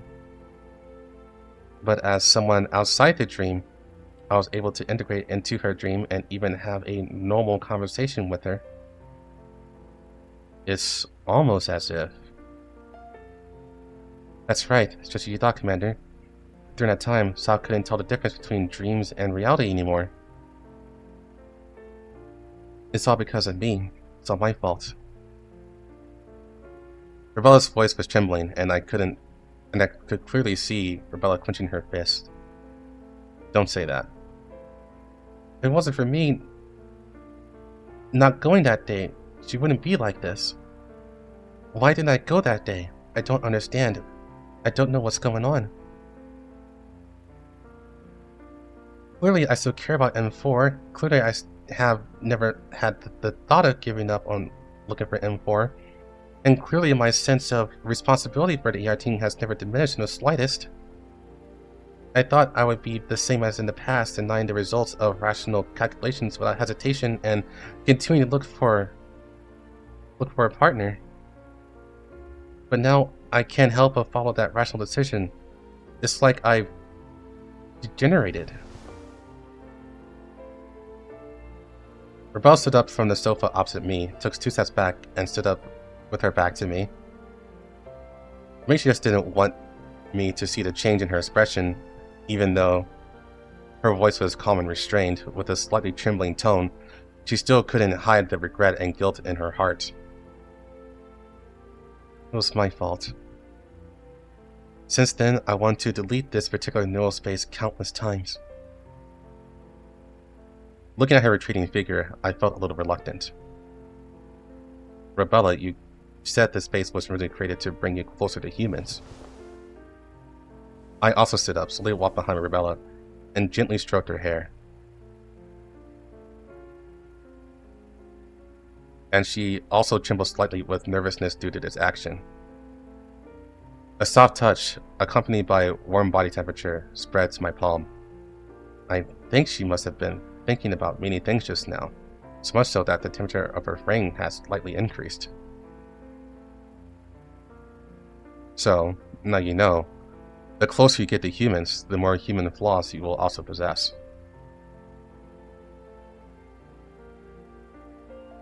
Hug? I wonder if that's the right word. Sorry, Commander, it's me. I said it too excitedly. Please forget it.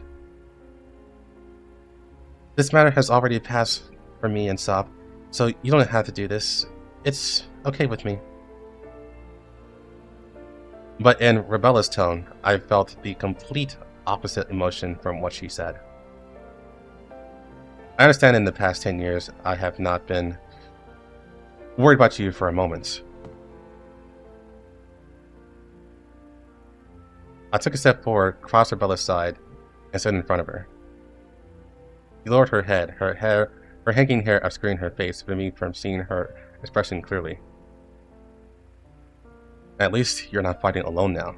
If you need anything, just ask. Also, Rebella, I understand what you're feeling, so you can completely rely on me and don't need to hide everything like you are now. I gently tucked her hair behind her ears, hoping to see her expression. Commander, no, don't look at me like that! After looking up, Rebella became even more flustered. See? Your expression says it all. I know you sacrificed a lot for the AR team. Even willing to give yourself up to protect important partners. Fortunately, you have indeed received everyone's support and understanding. But I still hope that from now on, at least in front of me, you can be a little more selfish.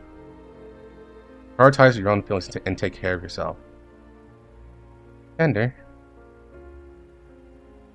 Rebel looked at me, was silent for a few seconds, and finally showed her first smile of the day. As if a burden had been lifted, her smile became much lighter. Although the topic had not progressed to that photo today, I really don't want Rebella, who finally smiled, to be dragged into the quagmire of emotions again. That's it for now. I'm very happy to hear you say that. Then, Commander, will you be willing to listen to me say this again? You're welcome at any time. So, when can you show me what's stored in that space? Of course, anytime. I don't know what Rebella saw. Just when she was about to show me the small space, she suddenly stopped. What's going on? Well, there seems to be some small malfunction today. There are some problems with the projection. Next time, well, it looks like the demonstration will have to wait until next time. Well, I'll be looking forward to it.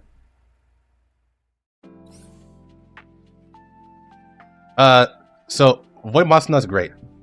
She's the best one I've seen ever. Ever at this point. But now we're on this, and yeah. It is surprising that such lore-critical... Actually, not even lore-critical, it's story-critical stuff is in an Infinity story.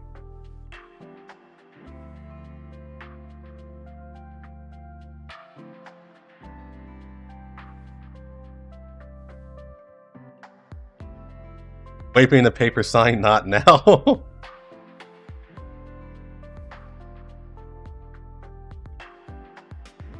So, soft mod. She didn't say that things changed with soft mod. So we have to assume that currently soft mod is probably talking to an M4, M16, and AR-15 that's not actually there.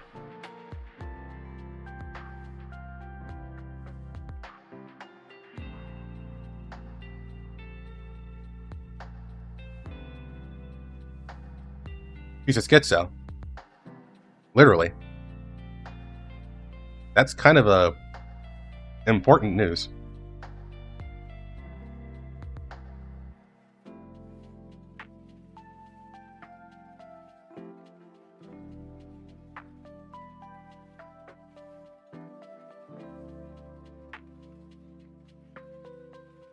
I've always seen old stories as canon. I just didn't expect it to be lore critical shit in here.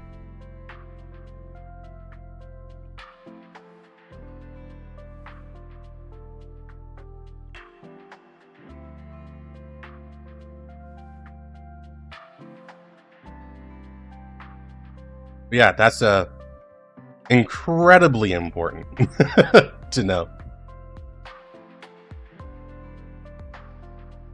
They're still trying to find import. They're getting hints, I guess.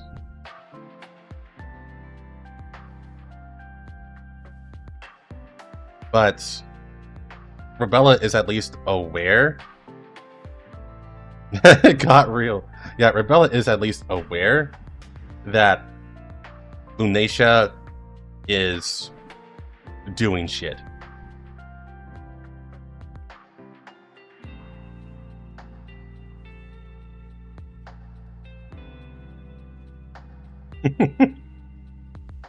Okay, number 3.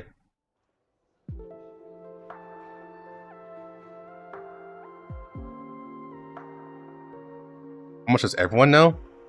About what exactly?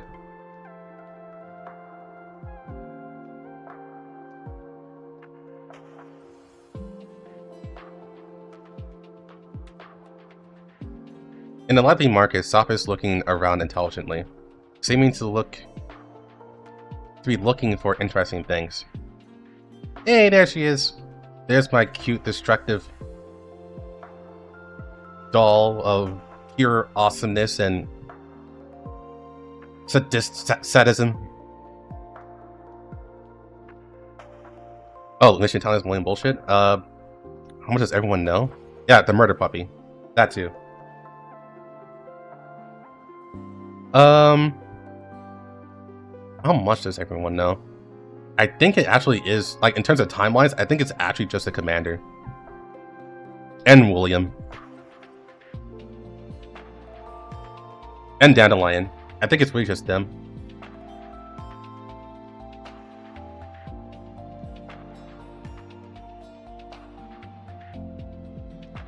Wow, this one's so amazing.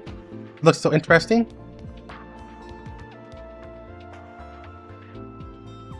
After saying that, Saab quickly slipped into the crowd, leaving only Rebella and me standing there. This time, I rarely encounter an antique market in a nearby settlement. Saab, who happened to be free, insisted on dragging Rebella and me along for a stroll. But compared to Saab, Rebella didn't enjoy the stroll as much. After Saab ran off, Rebella, who already seemed a little bit uncomfortable, now even appeared more so. How about this? It's a rare visit. Why don't you buy something as a souvenir? I raised my chin and pointed to a stall selling film and television peripherals. Sure enough, Rebella's attention was immediately attracted by the products on the stall, and the cramped situation was relieved a lot. Oops, what a good eye! This pair of pendants is very popular. As Rebella picked up a pair of items from the stall, the broker who was the stall owner immediately started promoting them. These two pendants come as a pair, very suitable for wearing with this partner beside you. This is the last pair, I'm not bragging. Among the nearby stalls, only mine still has such a pair. Noticing me beside Rebella, the broker promoted them even more enthusiastically. Rebella seemed a little hesitant, just staring at the set of peripherals in her hand. It is a pendant made of two half-face broken coins. The two pendants can just be put together. On the put-together coins, the eagle relief pattern is clearly visible. Just buy if you like it? Rebella shook her head and reluctantly wanted to put the peripheral products back on the stall. That's it, thank you. I stretched out my hand to stop Rebella, and at the same time, I quickly turned to the dark merchant, or black merchant, and bought this peripheral product. A pair of cracked coins. Thank you for your patronage. Commander! Just think of it as a gift to celebrate our reunion. Although it may have come a little late, I hope you like it. I ignored Rebella's somewhat surprised expression and forcefully thrust the gift into her hands. I like it very much. However, this item actually has a special meaning. My voice became quieter and quieter, and I could hardly hear what she was saying. Oh? What does it mean? It's, anyway, it has a very unforgettable meaning, Commander. Will you watch this drama with me next time?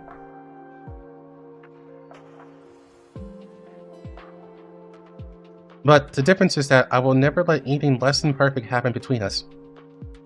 Therefore, I will definitely hold the Commander's hand and never let go. By the end, her voice was as faint as a mosquito buzz, yet her tone was incredibly serious. Under the setting sun, the corners of her mouth held an upward curve that couldn't be suppressed no matter how she tried. A touch of rising crimson adorned her radiant cheeks, openly displaying her joyful mood. This moment made everything just happen worthwhile. Yeah. Anyway, thank you very much, Commander. After Rebella thanked me again, we continued to visit the market. Now she is finally not so cramped and looked so much more relaxed. Commander, would you like to visit this stall next? Rebella points at an interactive booth for two-person collaboration. That is, the prize after winning seems pretty good. Okay, if you want. Looking at Rebella's few active invitations, I agreed without much thought. So Commander, do you want to come with me? Wow! Suddenly, Rebella's unfinished words were interrupted by a lively greeting. In the crowd, Sop squeezed in front of Rebella and me with her arms full of trophies. If the atmosphere is so strange, you two. What's strange? Where you just run out to? Right in the market is because you, Commander, and Rebella were shopping too slowly. I've already gotten so many prizes. It would be great if the other members of the AR team were here too. Look, this adapter. There are 5 different ones. We can use them together. Hearing Sop's words, Rebella looked a little disappointed. But she quickly covered up her melancholy and accepted the prize from Sop. Do you want a prize from this stall? Let me help you. The games at these stalls are all very easy for me. Hey, but I want to be with... Rebella looked at me with a hint of help in her eyes. Go on. These words are covered in spikes. I nodded and smiled encouragingly at her. Even the commander said so. Let's hurry up and go. Really, isn't she usually very decisive? When has Rebella been so long-winded lately? In this way, Sop dragged Rebella and launched a fierce challenge at the interactive booth. Although she was a little scared in the process, fortunately she finally got the prize Rebella wanted. Commander, look! You will win a great victory! What a complete bumper harvest today! After redeeming the prize, Sop happily jumped in front of me with the Diner Gate model she bought from an unknown stall in her head. After proudly showing me the trophy, Sop jumped forward and ran forward again. While looking at the stalls around her, she turned her head to see if Rebella and I were following. Rebella on the side seemed to be more relaxed after such a row. Very good. What are you talking about? Thinking of Rebella's melancholy just now, I decided to be more tactful. Sounds to be no longer affected by the nightmare. Well, after all, the dream that troubled Sop before, as well as M4 and everyone in the dream, later disappeared. When did it disappear? Previously, as Sop's condition became more and more serious, Corsica overhauled Sop. In fact, there is a limit to what maintenance can be done. Even during maintenance, the signal was still affecting Sop, so Corsica failed to dismantle the transmitter. Eventually, we had to reset Sop, and even that required my assistance on level 2. However, after restarting, Sop suddenly woke up from that dream. Rebella smiled faintly. I remember when she just woke up, she held my hand tightly and said to me, "While we continue to search for M4 and M16, let's realize our O stream." Yeah.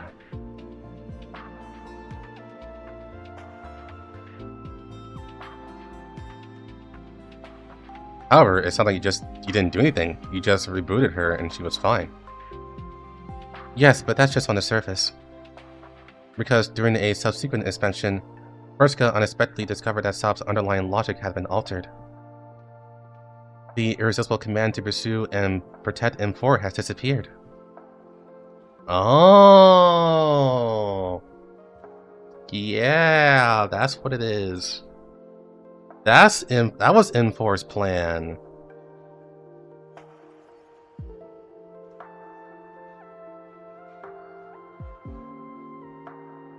So she basically generated software that she knew SoftMod would install because she's SoftMod. It got installed, and basically it put malware in her system. And the only way to get rid of it was to reset her. But after resetting, it got rid of the underlying code that managed her Prime Directive. which was to protect M4 at all cost. Therefore, M4 freed Softmod from her.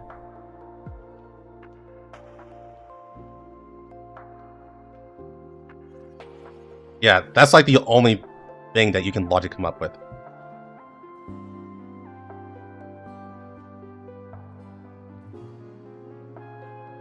What? That can actually be erased? You find it unbelievable, right? But it is what it is. But if that beacon can connect to N4, it all makes sense. What do you mean? I'm reminded of my previous conversation with Rebella. No, Rebella, or RO, whatever you want to call her, never had it. She chooses to protect M4 at all costs of her own will. That's always been the point of that person gave her.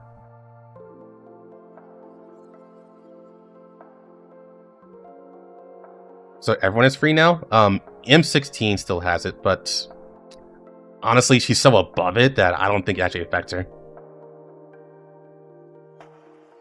As far as we know, M16 should still have it.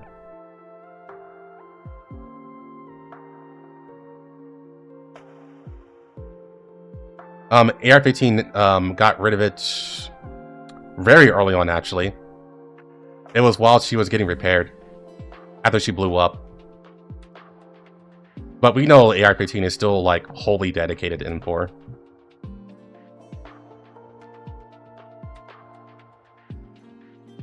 Yeah, so as far as I know, with that information, the only one who has the prime directive is M16.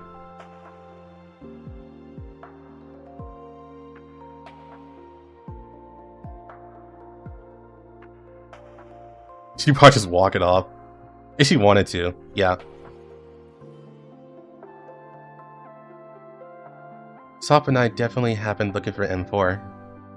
However, we were unable to practically contact the M4, and we have never actually seen M4, but it is undeniable that M4 is always with us. And this photo is the proof, and it is a precious gift M4 gave me. Inconsistencies only confuse me more. However, when I looked at the photo in my hand, I felt as if the answer was already coming out. I see.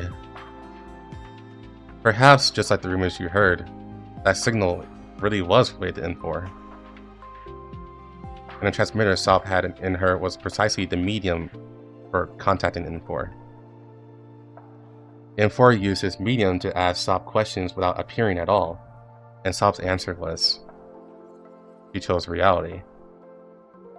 Therefore, N4 lifted the restrictions on Sop. Even another inexplicable matter has become traceable. Recalling that photo, I gazed at Rebella. N4 saw Sop's choice and released her. That being the case, what about you? I'm no longer affected by that. At least not in a negative way. When assisting Sop in maintenance and restarting, you also came into contact with that medium, right? I asked before, that group photo, is it related to this matter? Do not follow the right rabbit, Commander. Yes. The explanation is a bit complicated, but it seems that you've already guessed it. During the SOP overhaul, I always wanted to delete things in that special mental space. Is it because you feel they cloud your judgment? Seeing everything SOP has gone through, I can't continue to keep that special space without a clear conscience. So I had to make a change. I want to delete everything except the AR team. Did you do it? Rebella shook her head. I deleted it many times, but without success. At first, I just thought it was a malfunction. Considering I had been exposed to that signal, I performed a self-check. Then I discovered that photo just sitting there in my neural space. a photo that shouldn't exist in this world, depicting something that never happened. Rebella, Sop, AR-15, M16, and M4 are leaning closer together, with smiles on their faces that are a bit old and unfamiliar to them. Perhaps M4 not only released Sop, but also wanted to release you in this way. After all, it seems now this is the only thing M4 can do. It's not that I haven't thought about it this way, Commander. That's why Sop and I separated from AR-15. Oh, okay. That's why Sop and I separated from AR-15 and began to assist Namfa.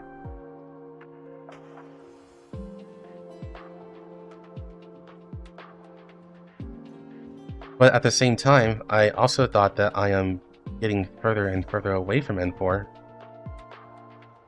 Don't think like that, Rebella. Rebella's expression was so dejected that I couldn't help but take her hand. Even if it's just a short-term support. At least at this moment, when such lonely emotions arise in her heart, I still hope that she can have something to rely on.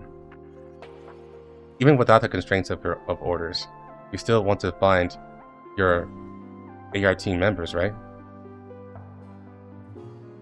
Of course, whether or not M4 released our restrictions, she's still an important person. Because your feelings for her are completely different from the instructions. This is something that can only exist between family and friends. M4 did not leave this photo just to let it become a demon that haunts you. On the contrary, it is the future and hope of the team's reunion. Rebella silently holds my hand back. I understand, Commander. This is also my guest, or it can be said that this is also the result of my calculation. But maybe this space really changed me, and my guilt always prevented me from wishful thinking of self-forgiveness.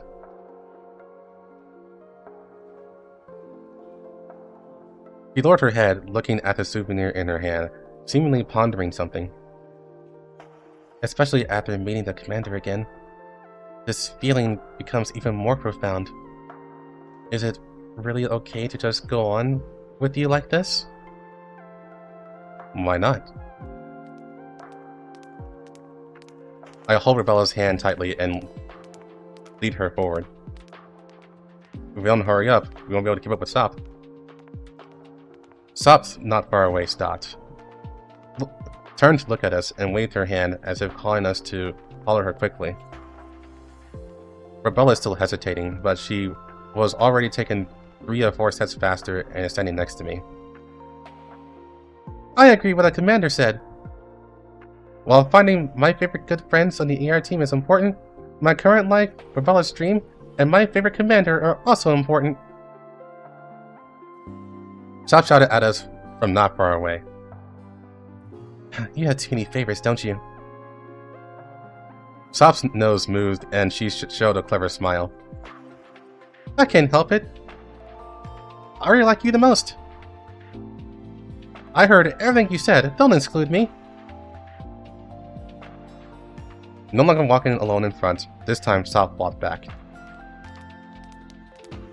He took Rebella's hand with one hand and mine with the other, and just like that, the 3 of us embarked on the return journey together. Next time, show me that photo again.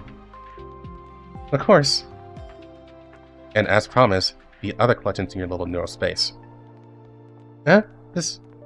I need to remember that, Commander. Please, forget it!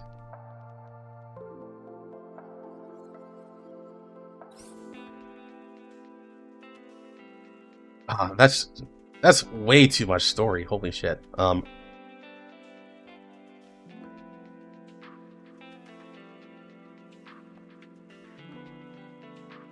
right. So that's a major development. This could literally, like, everything that they're talking about, all this content could have literally been a major event. It's a little strange that they packed all this in her affinity story.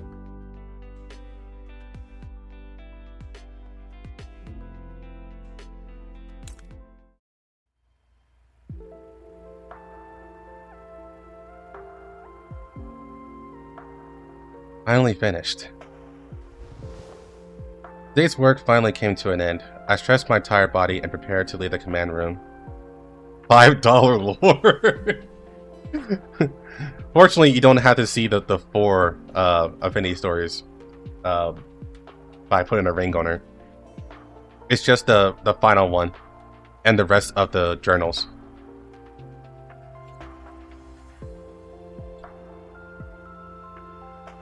Just as I was about to go to the rest area for a small drink, I bumped into an unexpected doll the moment I opened the door. Commander, your work is finished.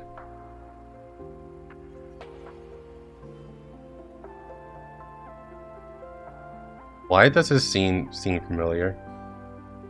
Were you waiting for me? But after I observed carefully, I found that Rebella seemed to be startled. No matter how much she restrained herself, she could not hide her panic. Well, I do have something to say, but... It's been a long time. Do you want to go to the lounge area for a drink? No need, actually. It's nothing. Is there something wrong or not? Rebella's fragmented words confused me. I didn't expect you to come out so suddenly. You worked hard, so I'll be going now. Watching Rebella scurry away, I looked helplessly at the command room behind me. Could I have been preventing her from using the command room? I returned to the command room. Since I still had some things to think about, I filled a glass with crushed ice and opened a bottle of low-proof whiskey. Dandelion, are you there? What? After Rebella escaped, is it my turn to have a drink with you? Why are so many dolls lining up for you to invite them? Stop teasing me. I just want to talk to you about Rebella. You saw all of it, right? Her abnormal reaction? I'm very worried. Spare me the act of playing dumb in front of me. You clearly know everything, don't you? Or is it that the great commander is afraid? Afraid to respond to Rebella? Oh, you're not expecting me to help, are you? It's true that I'm counting on you, but I remember that there seems to be someone who knows Rebella better than you. Are you right? All I want is for her to know this. Use me as a mouthpiece? You're not the only ones who can't contact her. She usually ignores me. Therefore, even if she knows, it's hard to say whether she will help you. If they don't help, Rebella and Sop won't be released. The wine in the glass has been diluted by the melted crushed ice. I took a sip and relaxed on the back of the sofa. Opening the communication interface, I found Rebella and started editing messages. Didn't you want to show me that special mental space before? I'm very interested. When can I see it? Well, are you really worried about her? This will only make Rebella more pitiful, right? This sentence was enough for her to struggle with in her heart for a year. A year? I didn't take it seriously. After watching my message being read, I continued to edit the second message. By the way, there's also that photo. Don't we want to look at it together? Not bad. The commander's also grown up, and she becomes so evil-minded. Rebella's not as cold as she seems. This will only make her neurocloud more confused. I didn't mean it that way. It's just pure concern. However, I said all I need to say. Are you planning to have a drink with me next? You ask as if you don't know, but you should drink less. Don't let Rebella, who has finally opened up, find you unavailable.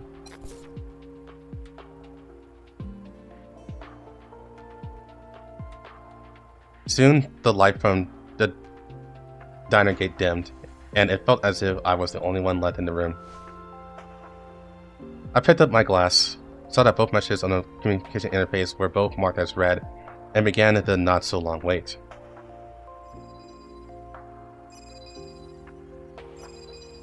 At 2 o'clock in the night, I was woken up by the notification sound coming from the communication device on time. I opened the communication interface and saw Rebella's reply. Commander, please open the door. I opened the door and entered the room and saw Rebella's somewhat nervous face. Commander, you're close. I followed her gaze and realized that when I got up just now, my shirt has not been buttoned yet. Oh, sorry. I'm showing my manly chest. Let me fix that real quick. I quickly arranged my clothes. Just say open the door. Aren't you afraid that I will be... Are you afraid I'll still be in the command room? The command room, I've already been there, so... I came to your room.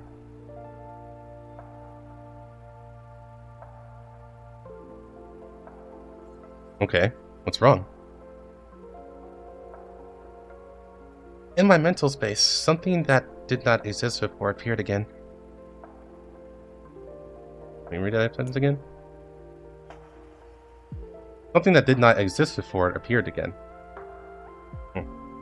I think it meant, in my mental space, something that had disappeared appeared again. I was a little surprised, and the sleepiness I felt when I just woke up from my sleep disappeared. Just now, I kept thinking about the commander's words and fell into hibernation without realizing it. No, perhaps that cannot be called sleep. I was clearly aware that I was in a dream. In the dream, a vague yet warm figure led me, browsing through my recently added objects. Finally, we stopped before something that didn't originally exist. It was a photo of you and me. Next to it was a pure white flower in full bloom, and under the flower was a letter. What did it say? The moment I picked up the letter, I couldn't wait to read it, but I found that not a single word was written on it.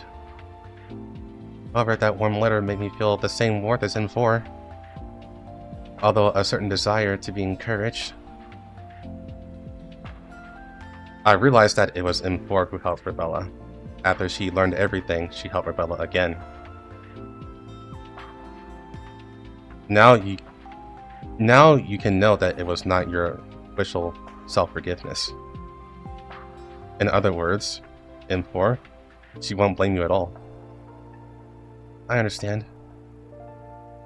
So, Commander, would you like to look at my collection? Always willing. Then I'll turn on the protection now. It was fixed so quickly? I teased Rebella, trying to liven up the atmosphere, but unexpectedly her face turned red quickly. Actually, no. Commander, please see it for yourself. No explanation? I was a little surprised, but soon I understood the reason for her blush. After passing the initial items, there's the ER team's collection. But the latter half of the collection, whether it was small items I didn't notice, gifts I gave her, or even things as minor as my favorite drinks and foods, were all related to me. She has a shrine.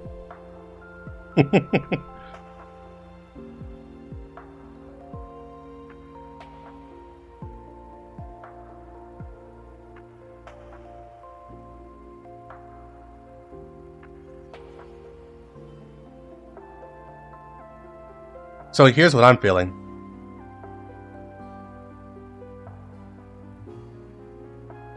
Rebella was hiding her feelings because she already knew M4 called dibs. And since M4 called dibs,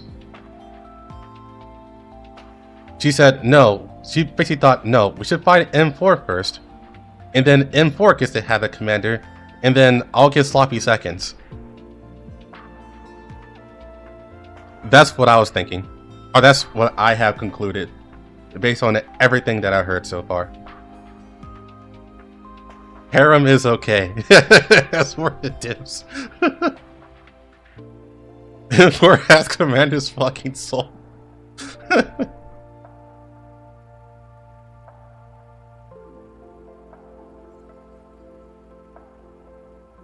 But yes, it's basically that M4 says harem is okay. That's why she showed a picture of the commander and Rebella together. Because M4 knows about Rebella's feelings. And she's like, yeah, you're good. You're good. Go for it, girl. Go get him.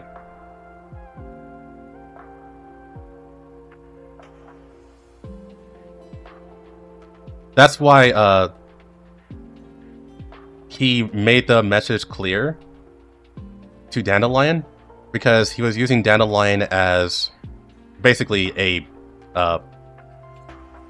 as a delivery pigeon, a carrier pigeon. It's like, hey, the nation help me out here.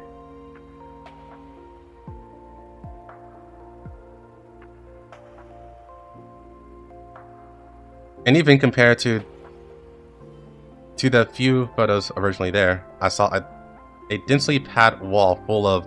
It actually is a shrine!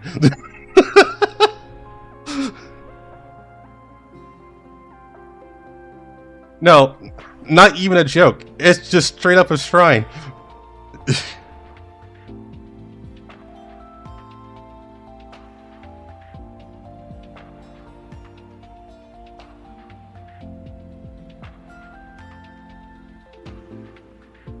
Yandere section of the story. Oh. In this situation, no matter how good I usually am at joking with Rebella, I couldn't utter a single word to liven up the atmosphere at this moment. I like how he actually said, oh. Like, oh, this is serious.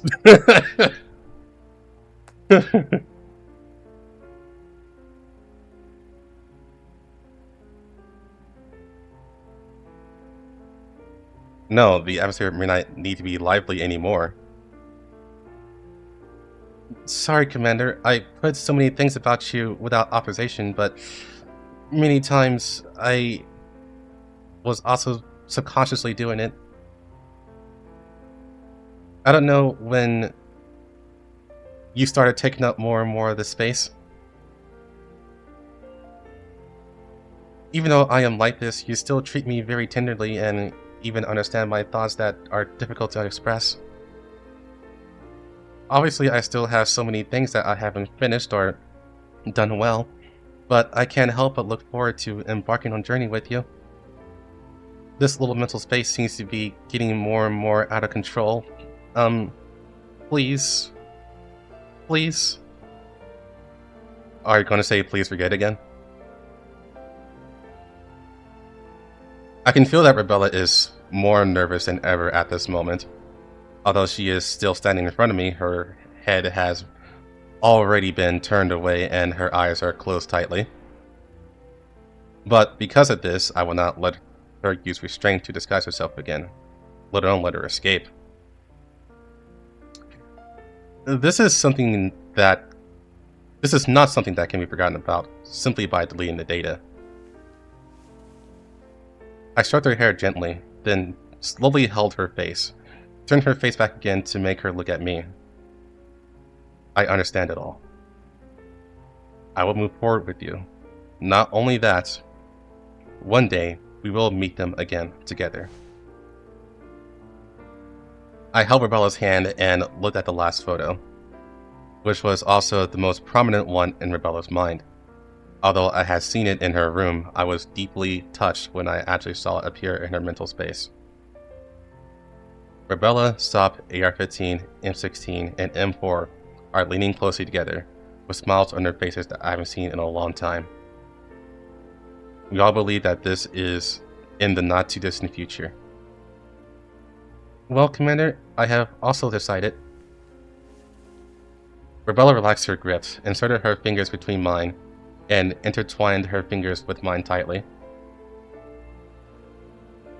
Commander, I would like to ask for your guidance in the days to come. Commander, I call dibs.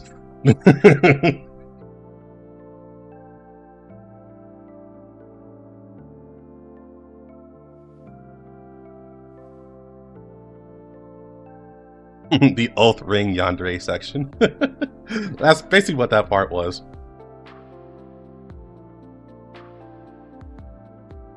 I like how, you know what, the most hilarious part is that the commander just accepts it. He's like, yeah, that's cool.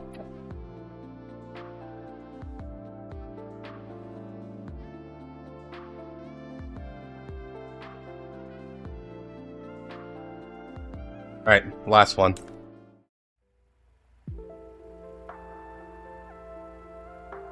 Vanderstein's worse. And felt worse. Yeah, definitely.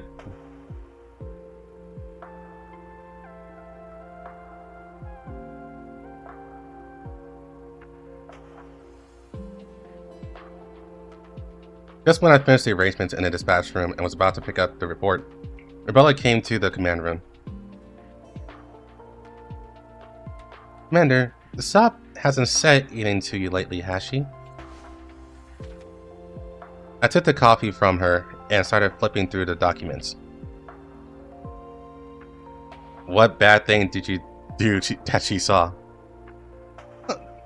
Not like that, but since she didn't talk nonsense, that's good. Commander, I have sorted out the documents for you. If it's today, why don't you rest early?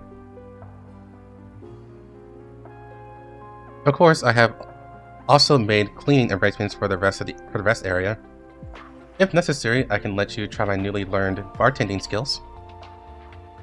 Are there any other difficulties you would like me to help you solve? Please rest assured that I will definitely help you handle them. When I heard that the work to be done next had been completed, I raised my head and looked at Rebella. No, not anymore. After all, you helped me solve a lot of problems. As Rebella has been on the Elmo for longer and longer, her all-around working ability and determination to solve problems have been helping me a lot. But now hear me say this, Rebella seemed to show a fleeting sense of disappointment. But thinking about it carefully, it seems to do indeed has some problems to solve. Then please entrust it to me with confidence. I stretched.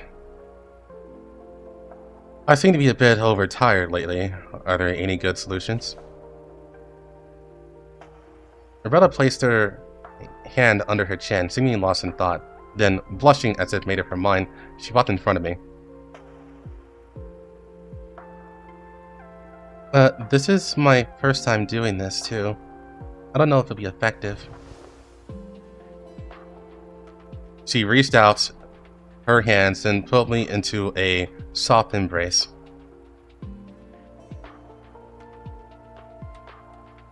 Will this be effective? Is someone watching? What? Rebella pretended to be calm and looked around, but she didn't let go of me. Just kidding. I was just a little surprised. Are you the type of person to do something like this? Well, because you're too tired from work, so... Didn't you also really like this before? Why are you silent? Is it not suitable for me? Sorry, Commander. My silence made her unconsciously overthink things. Rebella is somewhat uneasy once to let go of my hand. It's not entirely unsuitable.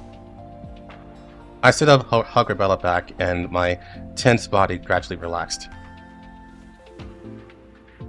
She tentatively stretched out her hand and touched my hair. In this last atmosphere, I unconsciously remembered what happened during that day. By the way, Sop did seem to mention you to me today. What? Tell me what you are preparing. A surprise or something? That's Sop? Did she tell you everything?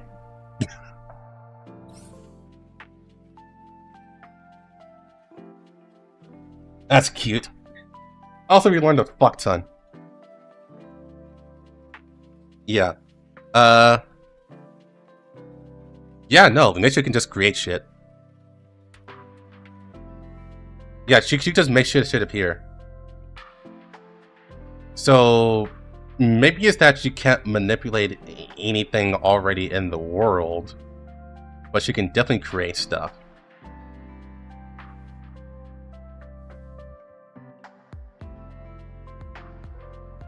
Yeah. Also explains how Groza didn't blow up. Yeah.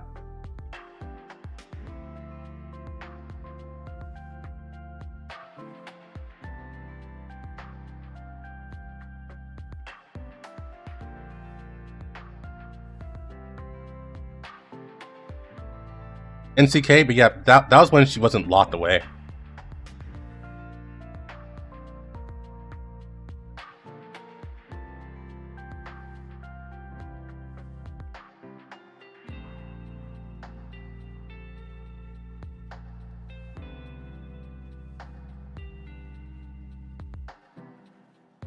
Remember, she's locked away now.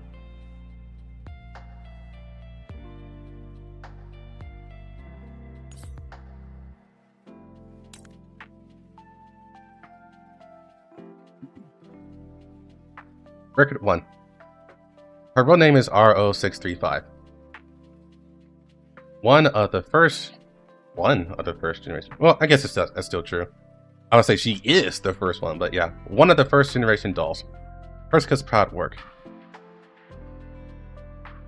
She once fought side by side with the Commander, participated in most of the confrontations between the Commander and Paradise 10 years ago, and made great achievements. At the same time, she was also one of the witnesses of the end of that lady.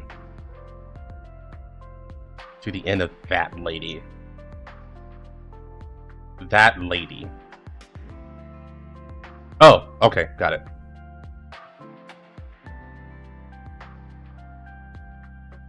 When the Commander left Griffin, the AR team lost followers. At the time, both M4A1 and M16A1 disappeared again.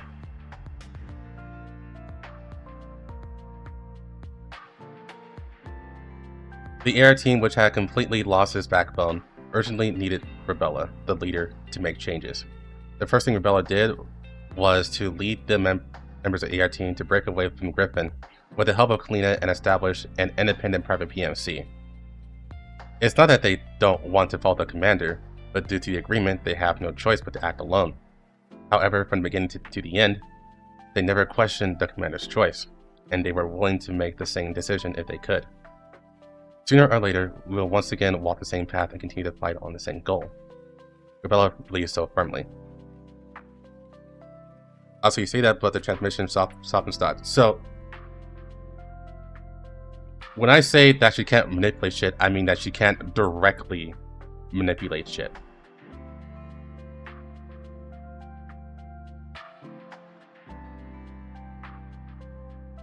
So, making the transmitter and making that thing that softmod installed, that's technically not her directly manipulating softmod. That was softmod finding something that she made and then installing it into herself.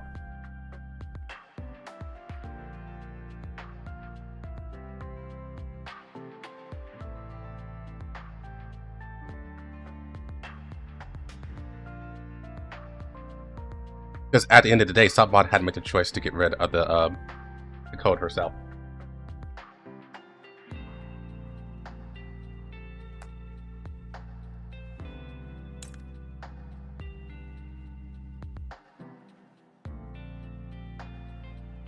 Rebella loves tokusatsu for many reasons. For example, they yearn for the heroic images created in tokusatsu work, and for fighting spirit to protect others and defeat evil. For example, visual spectacles and special effects, scenes such as giant monsters, gorgeous transformations, and exciting fights that are common in tokusatsu works, can bring strong visual impact and sensory stimulation to the audience. For example, unbridled imagination, various monsters, superpowers, future technology, and other settings all arose around Rebella's mood. But in fact, just these advantages can be achieved not only in tokusatsu, but also in other types of films. There's only one reason why Rebella loves tokusatsu. It's cool. Yes, unlike the impression Rebella usually gives, she's actually very addicted to the unique characterization and close-looking ways of tokusatsu films, whether it is those transformation postures that are inexplicable to outsiders, or the superfluous execution lines before the battle, and the unexplained new forms, She keeps her hobbies deep in her heart and only shows them when out when necessary. She must remain calm and serious at all times. These somewhat childish fantasies are a rare relief for her.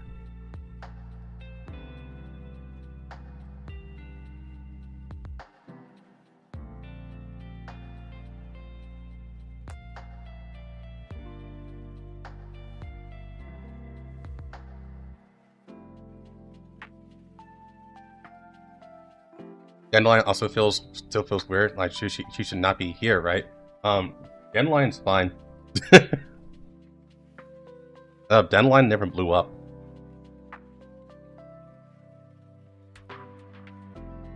It's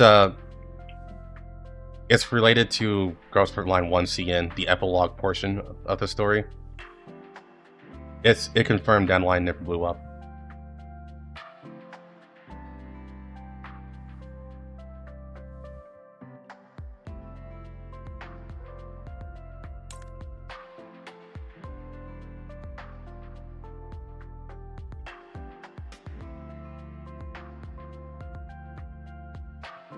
Gregory, where was she? You mean during Frankfurt or what?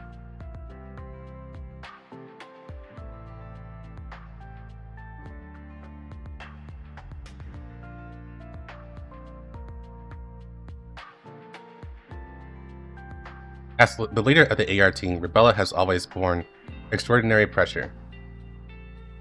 Although the AR team now only consists of Sop and AR-15, Rebella has never been able to interact with them as a leader.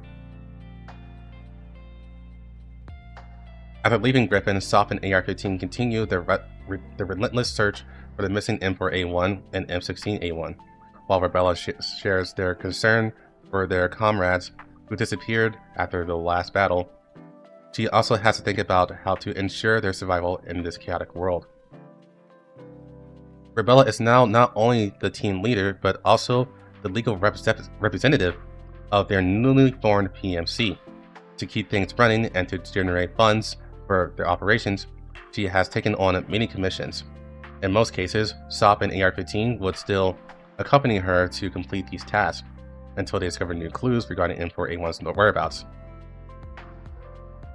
At this point, Sop and AR-15 would abandon all current tasks to investigate, leaving Rebella alone to deal with the remaining mess. She doesn't complain about this. If she could, she would also go with them to search for their missing comrades, not out of a command as deep within her, but from genuine emotions. However, there are simply too many things she has to consider. Thumbs up, harem plan is a go.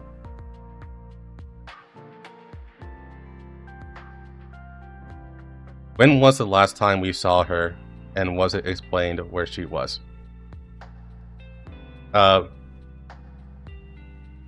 Again, that goes into the epilogue of Girls Frontline 1. And that's an explanation that we can leave for another time, I guess. Basically, I can safely tell you that she has been accounted for. Like, that's one of the main things that they addressed pretty early on during the epilogue arc.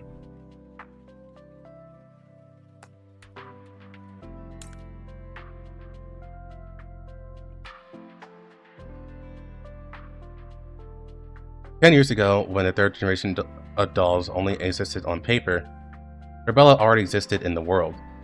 Although the dolls who call themselves third generation dolls have appeared on the stage of disputes now, as the first third generation doll, Rebella still arouses the curiosity of many new friends. Rebella, can you fly? No. Rebella, can your eyes emit laser eyes? No. Rebella, can you control things telekinetically? Like bending a spoon? I can bend it with my hands.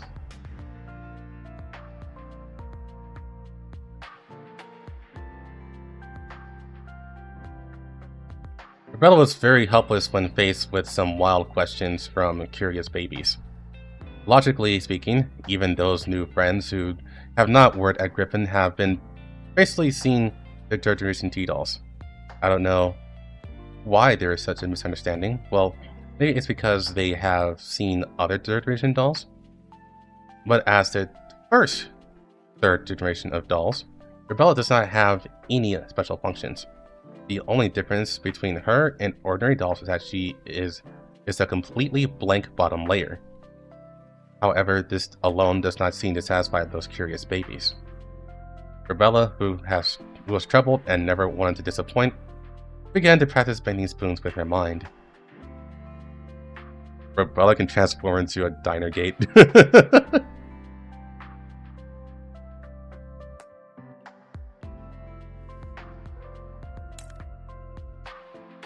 Rebella hates diner gates. Of course, there is no need to ask more about a reason. It is because of the unfortunate experience of being trapped in the body of a diner gate in the past, which left a deep shadow in her heart. She even feels empathy when she sees a diner gate being knocked down and then flopping to the ground, fluttering its legs. Everyone from Griffin knew of this, and after Rebella boarded the Elmo, everyone on the Elmo quickly learned about this past. The gentle people did not deliberately ask, but spontaneously helped Rebella clear out the diner gates blocking the way during the mission. But soon, everyone discovered that while she hated diner gates, Rebella actually had an extraordinary understanding of them. Even if there are two identical diner gates, Rebella can quickly distinguish the difference in appearance and performance between the two. She also knows the specific parameters very well. With just one look, she knows what kind of task the diner gate is suitable for, and what kind of terrain it can enter and exit. But finally, someone couldn't help but ask Rebella why she knew so much about diner gates, even though she hated them. Rebella gave the question awkwardly. Because, from time to time, I always subconsciously start to think about what to do if I'm trapped again. Honestly, this dark history will follow her for a long time. Love it.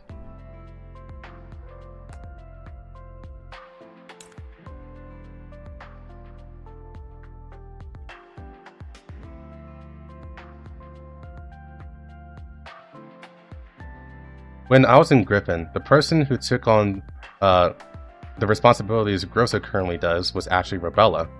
In other words, she was my right hand. Now that Rebella has returned to me, some embarrassing situations have arisen. Logically speaking, Rebella is my old adjutant. We have gone through the most difficult times together and overcome the greatest difficulties together. But on the other hand, I have been working with Grossa for more than 10 years. In terms of time, it has been nearly 5 times longer than working with Rebella. She is undoubtedly more familiar with the situation on the current Elmo. Therefore, the working relationship between the two have become somewhat delicate. Miss Rebella, in the command room, for Grossa, who has always been decisive, her serious consultation seemed extremely cautious. What do you think about the next mission arrangement? I agree with the arrangement. What do you think, Grossa? Rebella also noticed that Grossa was concerned about her attitude and was a little at a loss. Such a scene appeared in the command room more than once. Perhaps to avoid this situation and to express her attitude, Rebella rarely came to the command room and rarely offered suggestions.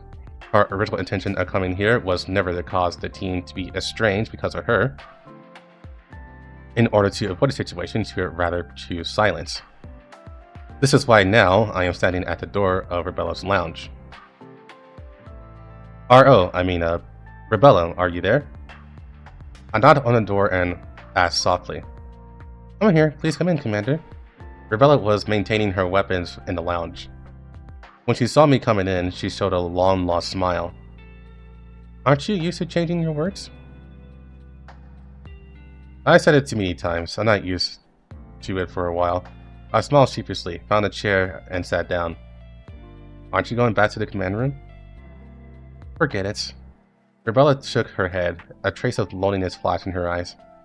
My identity is somewhat sensitive, and I'm worried that the work may not go smoothly. I was silent for a while, and I sighed. I'm sorry. I couldn't have take you with me at that time. You'll need to apologize to me. Rebella put down the weapon in her hand and turned to face me, her eyes firm and persistent. We all understand your difficulties. If we don't understand, who can? If we don't understand, who can? Rebella. I was speechless for a moment, not knowing what to say. I'm very grateful to Miss Rosa. Rebella smiled, with a hint of relief in her smile. Even if I, Dedeline, Kalina, and Leva are not with you, she still takes good care of you, doesn't she? Even if the person beside you is not me, as long as I can contribute to you, I will be very satisfied. She blinked and looked at me, her smile as bright as the sun. Although I am a little lonely, I am very satisfied to see you again after such a long time. And this way, I can just be busy with my own affairs. To be honest, I am now my own boss. She showed a weird, naughty look, as if she had returned to the energetic R of 635 back then. Rebella is amazing. Me too. I'm very happy to see you again. I nodded and smiled sincerely. Although we have changed a lot and our positions are different, the only thing that has not changed is a tacit understanding and bond between us.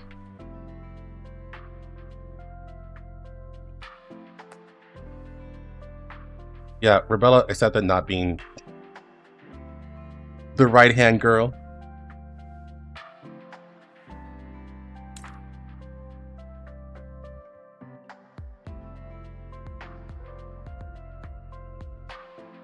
One night, when I was passing by the common area, I found Rebella leaning on the sofa, seemingly taking a nap.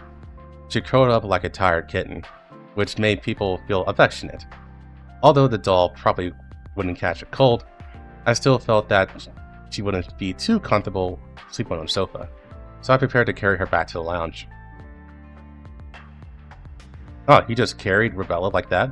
Okay. She was sleeping soundly, and even in my arms, there was no reaction. After 10 years, she seemed to have upgraded her body. The bionic skin was softer to the touch, and had the same body temperature as a human.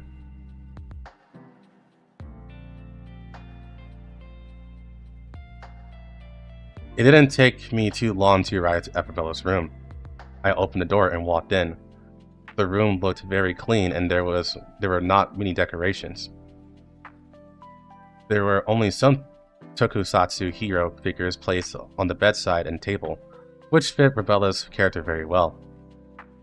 I took off Rebella's boots, gently put her on the bed, covered her with a quilt, and prepared to leave. At this moment, Rebella suddenly let out a somewhat painful, sleepy sound. Rebella? I couldn't help but feel worried, although there have been many examples proving that even dolls can dream. In this case, it still means that there is probably something wrong with their minds. Oh, are you okay? M4. Immediately, I heard a familiar name from Bella's mouth. Just when I was stunned, Rebella opened her eyes suddenly. Commander? You had a nightmare, Rebella. I pretended that nothing happened, knelt down, and held her hand. Are you okay? Rebella was stunned. I dreamed about M4 again, Commander. I know. I reached out and stroked her hair gently, hoping to bring her some comfort. Missing her is not bad in of itself. In the dream, I can't catch up to her no matter what. Rebella held my hand tightly and seemed to relax a little. I ran as hard as I could, but she got further and further away until I couldn't see her. I didn't speak, just looked at her silently, and I couldn't help but to think of that gentle but firm face in my mind. Don't think too much. If you can dream about her, it may mean that M4 is still watching us somewhere. I shook my head, not only to tell her, but also to tell myself. You're talking like she ascended to heaven. Rebella couldn't help but chuckle, and then closed her eyes. Can you stay with me a little longer? Yeah, okay. I directly pulled up a chair and sat at the head of her bed, holding her hand and looking at her reassuring face. I couldn't help but smile. I didn't leave until she fell asleep.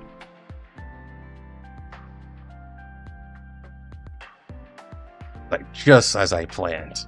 I have you here in my room now.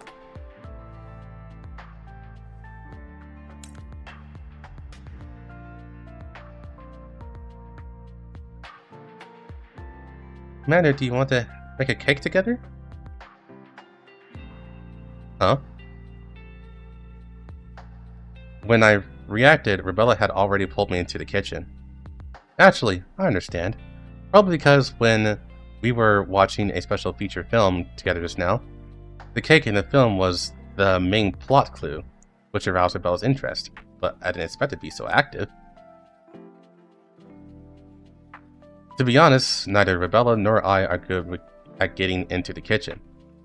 Faced with the various ingredients and tools placed in front of us, I was a little unsure whether we really wanted to do it. Don't worry, Commander. Rebella smiled, pointed at the recipe and said, "Follow this strictly and you'll be fine." Okay. I bite the bullet. Even if it's me, as long as I follow the recipe, I should be fine. It turns out that I was still too naive. The process that followed can simply be described as a chaotic mess. I followed Rebel's instructions and mixed the flour, sugar, butter, and other ingredients together, then mixed them with a whisk. However, I had never used this thing before, and I accidentally spilled flour everywhere and even got on Rebella's face. Sorry. I hurriedly helped wipe the flour from her face, but accidentally rubbed the cream on her nose. Now it's better. She looks more like a colorful cat. Rebella couldn't help but start laughing when she looked at my embarrassed face. Seeing her cheerful expression, even I couldn't help but laugh along with her. "Commander?" Seeing me in a daze, Rebella tilted her head and asked in confusion. Well, Rebella, you look, quite cute now," I couldn't help but say. The hint of a smile on my voice. She was stunned for a moment, and her fair cheeks instantly turned red. Rebella lowered her head in a panic, hurriedly wiping the cream off her face, not daring to look at me. After that, after a lot of fussing, the batter was finally ready. Next came the baking. I carefully poured the batter into the molds and placed them in the oven. Rebella set the temperature and time, and we didn't feel relieved until the cake was successfully taken out of the oven. The next step is the last step. Rebella picked up a piping bag and filled it with buttercream. "Let's decorate the cake." Okay. I also picked up a piping bag and was eager to try it. "What kind of decoration do you want to make?" Rebella thought for a while. "What do you think, Commander?" I thought of the special photo I had seen and said with a smile, "Just draw the head of a masked hero." After the painting, we tasted this hard-earned cake together. Although its appearance is not that great due to my slightly abstract painting, the taste is surprisingly good. "Rebella, your craftsmanship is really good," I admire sincerely. "This is all due to the recipe." Rebella smiled modestly. "And this cake wouldn't be so special without your help, Commander." "Special?" "What I want to experience is not the cake itself, but the process of making it together. I hope that in the future, we can still watch special movies together, make cakes together, and talk about unimportant topics like this." Rebella blinked. "What do you think?" "Me too." We looked at each other and smiled. As Rebella said, this crooked cake, made with her, will probably become one of the most precious memories in my heart. Yeah. Rebella called first dibs.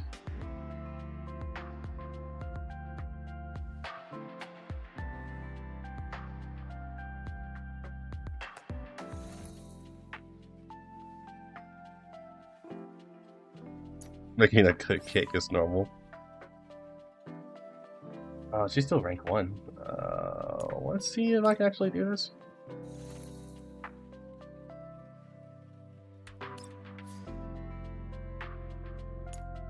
Yeah, I like that one a lot. Just weird that there was so much lore, I guess you could say.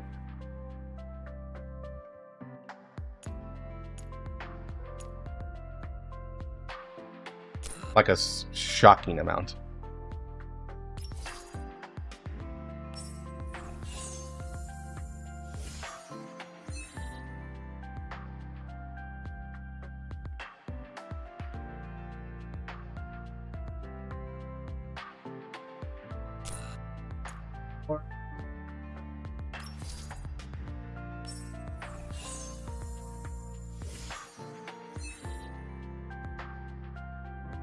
You wife now. Next. I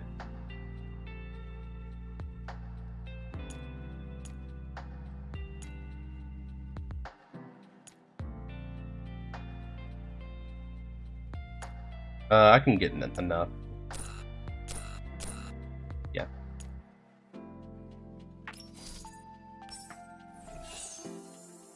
But I am going to have to buy those, think that real quick.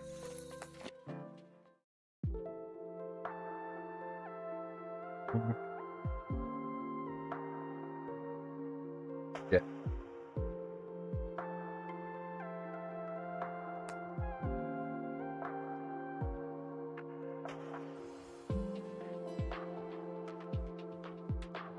Here.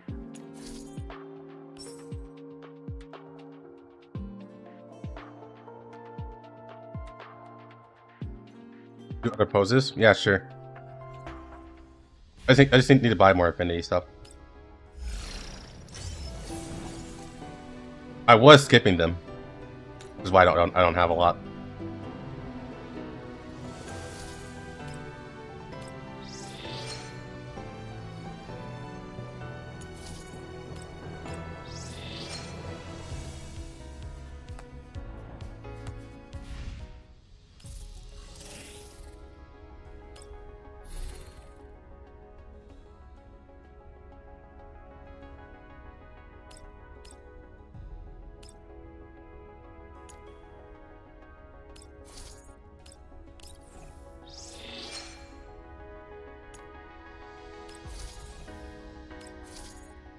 No.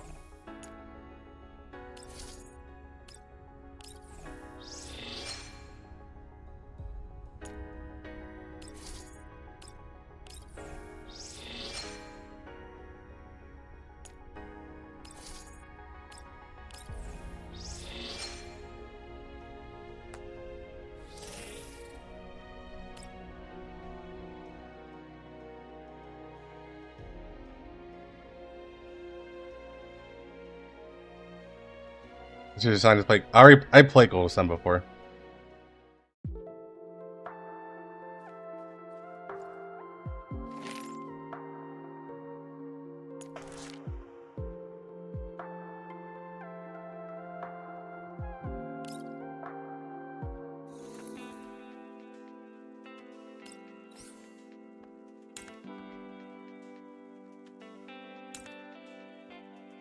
Deep sleep. Reading some more. Oh. Idling. Ass.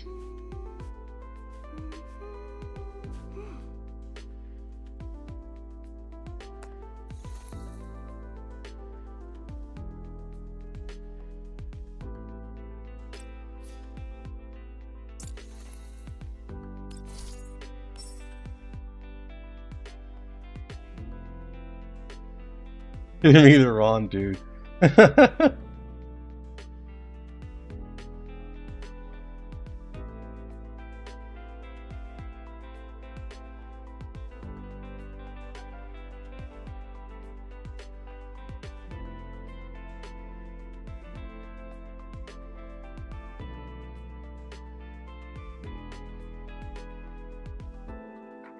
Well, at least it's cheaper to buy from the Chinese store.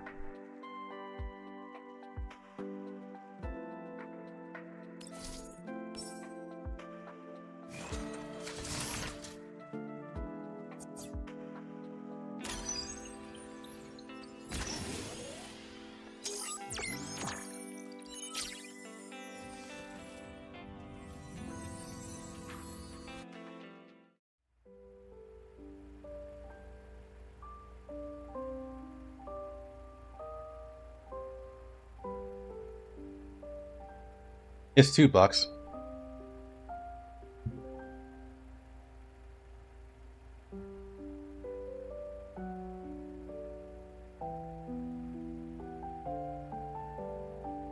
Actually, it's less than $2.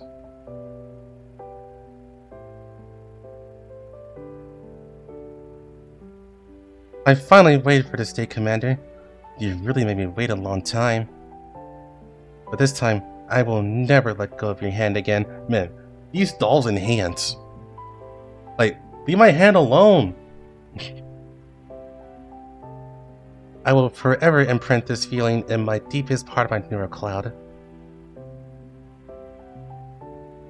So now, will you witness the end of all stories with me?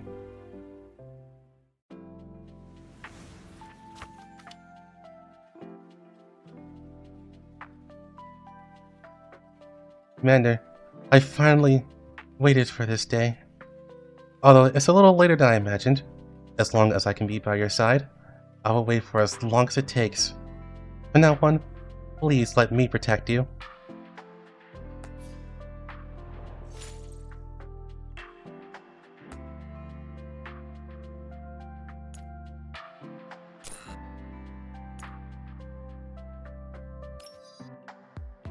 It's like, leave my hand alone.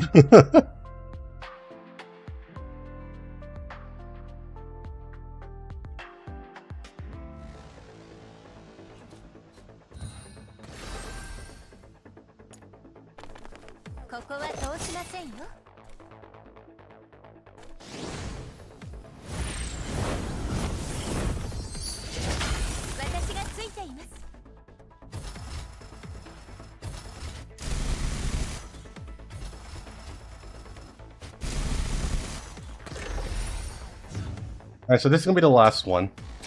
It's already past 3 o'clock. And that means I'm losing a lot of time to work on the video. So this is definitely gonna be the last one. Tomorrow we'll start with Leva.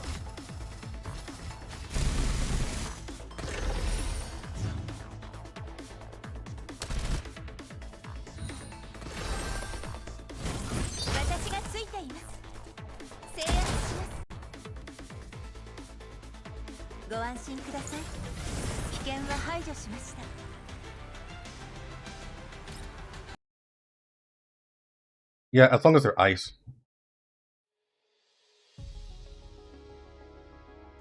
It's actually a really good unit. I think she's undervalued because her damage, her personal damage isn't that high compared to others. But she definitely has. She's gonna be incredibly useful as more ice dolls comes out. Her value can only go up.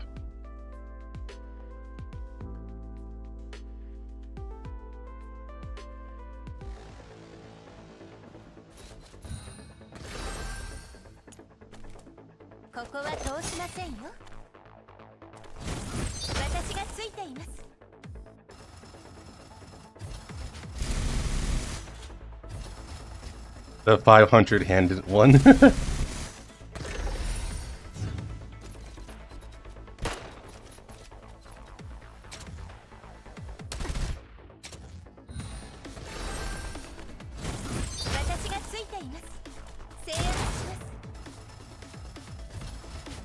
They probably are underestimating her because the majority of people are only looking at it in terms of Gunsmoke Frontline.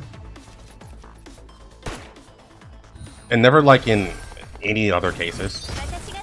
So in Gunsmoke Frontline, it's all about damage. So they see like, oh, it's just like, you know, macchiato things that make macchiato stronger.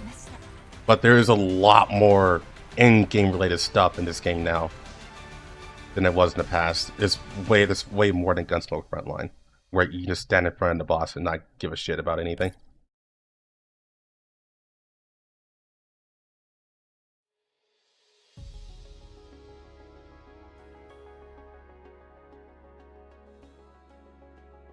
And yet, there is that new mode that's meant to replace Gunsmoke Frontline that they're working on.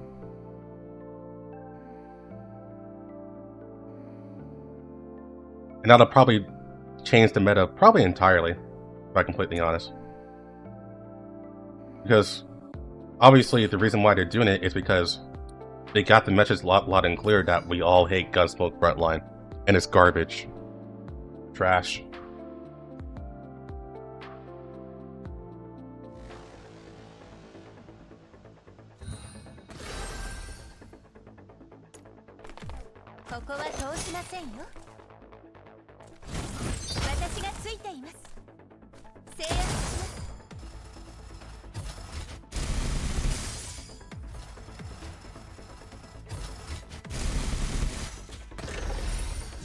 I'll be real with you, we needed heroic mode a while ago.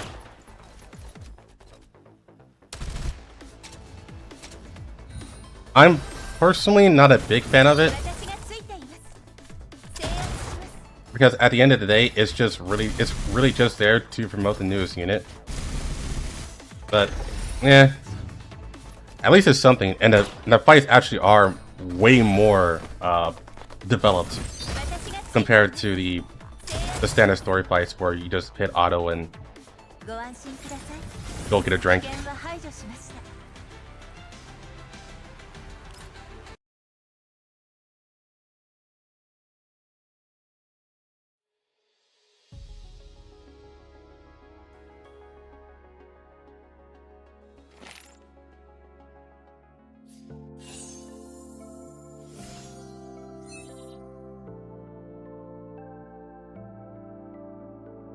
Yay.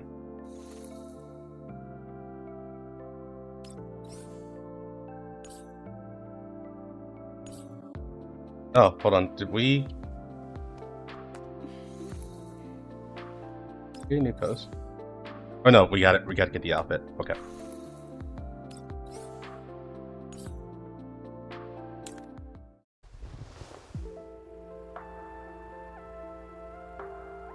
I moved the last file from in front of me and leaned back warily in my chair. It's so getting level 9 on bonds, it gives you like a, I think from what Dylan said, it gives you like a new it's like some trophy or something like that. It's like a rainbow colored trophy or something like that. It's not important. It's also a material sink. I just can't finish it all. Long hours of work left my brain numb, as if it had been drained. Yet several dots indicating pending tasks still flickered on the terminal in front of me. If only I had someone trustworthy to help me right now. Just as this thought flashed through my mind, a light knock suddenly sounded. Please come in. The door slid open with a whoosh. I lifted my weary eyelids and saw a familiar blue figure silently step in, accompanied by a faint, pleasant fragrance. It was Helen. She held a hot drink, her face adorned with her usual gentle smile, like a ray of moonlight illuminating the now somewhat empty command room. Evening, Commander. I just warmed some milk for you. No, Dylan, I literally just started, so you're good.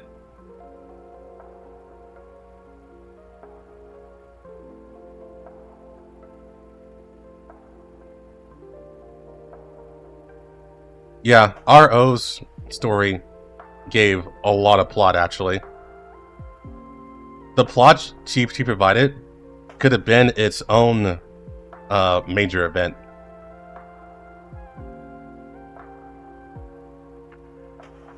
But it didn't. They squeezed it into a Affinity story.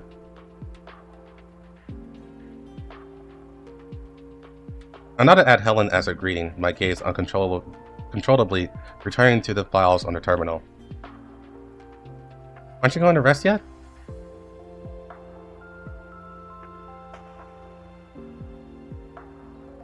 I should have helped you with some of the recent documents.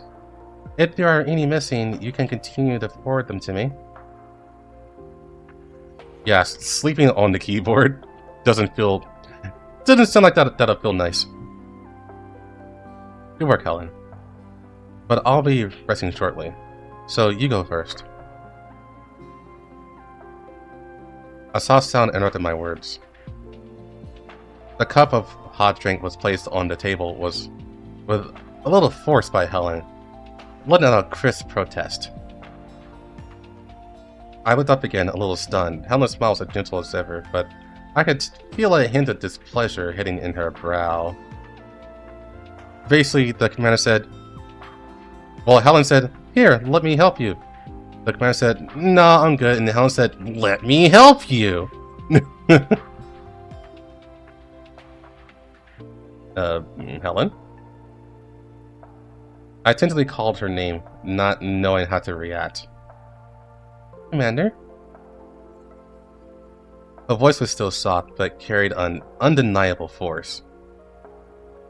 I remember you promised me you'd rest 9 hours, 19 hours, and 32 hours ago, right? But I still have these files. I just need this little bit. No. Helen flatly refused me, although her tone was not harsh. It still carried an uncompromising insistence. Wait, don't take the terminal. I haven't finished reading. Commander, you're gonna be good, aren't you?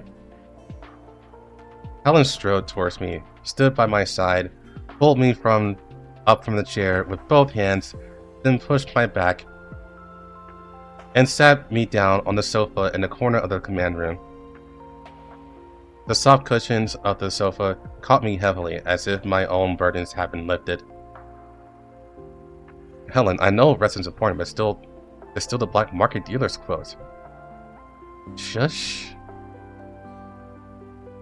A cold finger gently pressed against my lips, carrying Helen's unique scent, instantly silencing all of my unspoken excuses.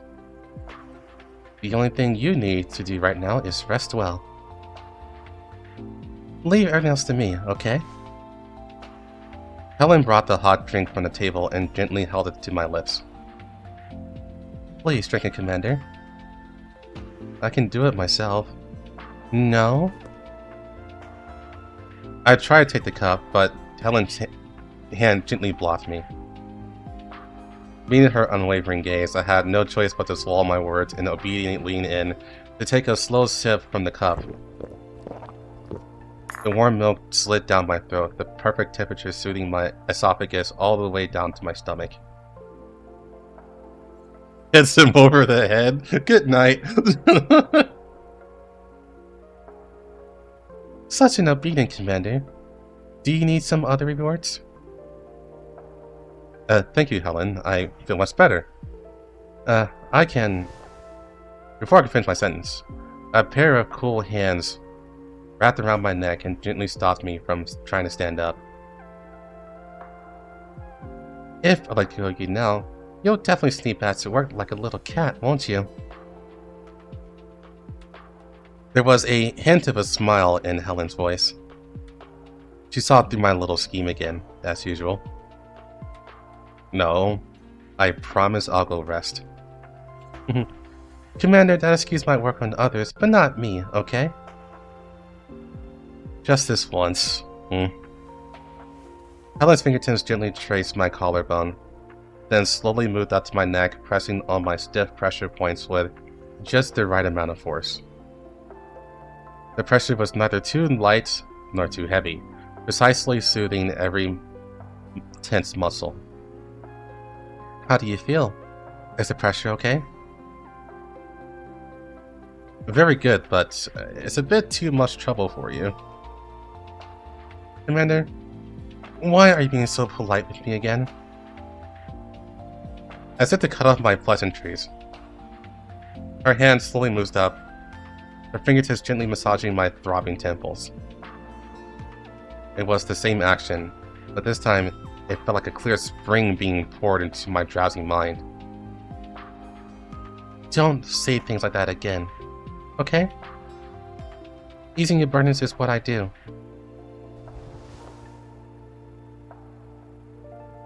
Do not resist. Basically. She leans in slightly, her warm breath brushing against my ear, causing a subtle tickle. Even if you wish. She pauses, her voice even lower, carrying a hint of alluring breath. I can come and keep you company every night, you know? And Helen.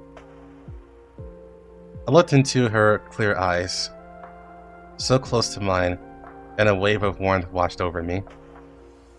Thank you, but that's alright. I would feel bad giving you extra work.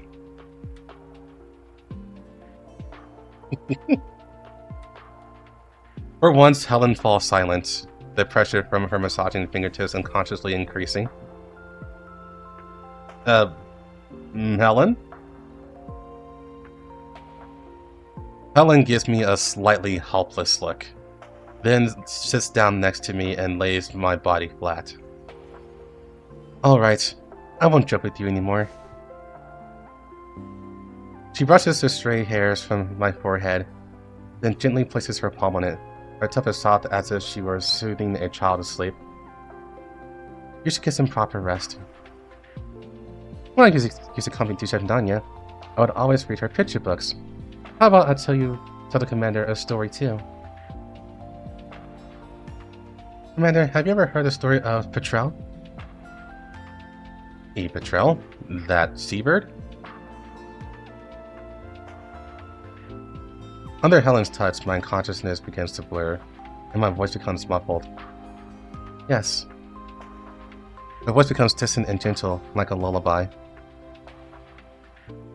They say that on the boundless sea, there lived a young Petrel, lightning, but it always longed for a nest where it could enjoy a moment of peaceful sleep. Its companions didn't understand the gulls that nested on the shore, thinking them timid, weak, and fond of an easy life. But for this Petrel, a harbor to rest in was so precious.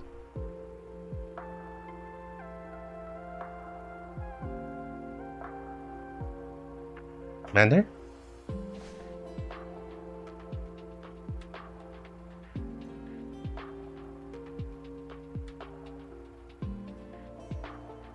In a drowsy haze, I seem to feel a gentle touch caressing my cheek.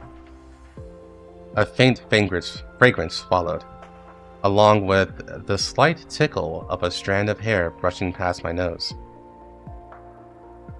The warmth of that closeness was fleeting, and everything returned to the tranquility of the dream. Commander, you're just as defenseless as you were 10 years ago.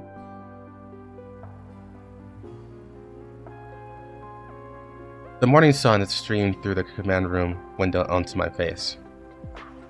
I slowly sat up from the sofa, the memories of my mind gradually piecing themselves together in the warmth of the sunlight. I slept so soundly.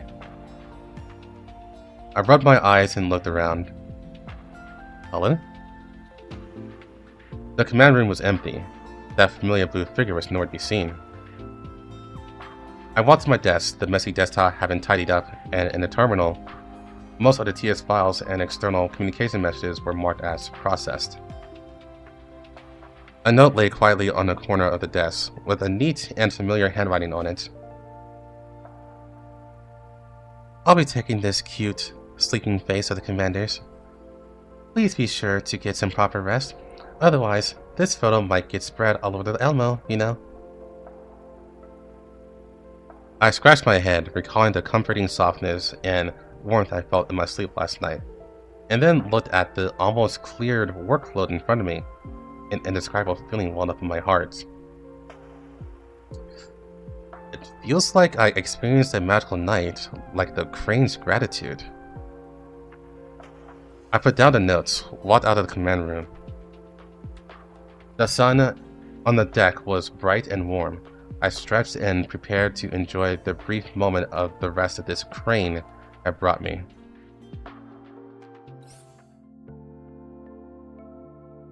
Alright.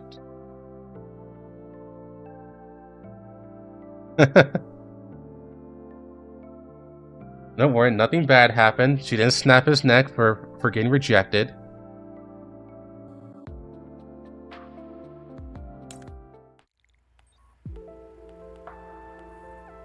This is the last one. Sending. Done.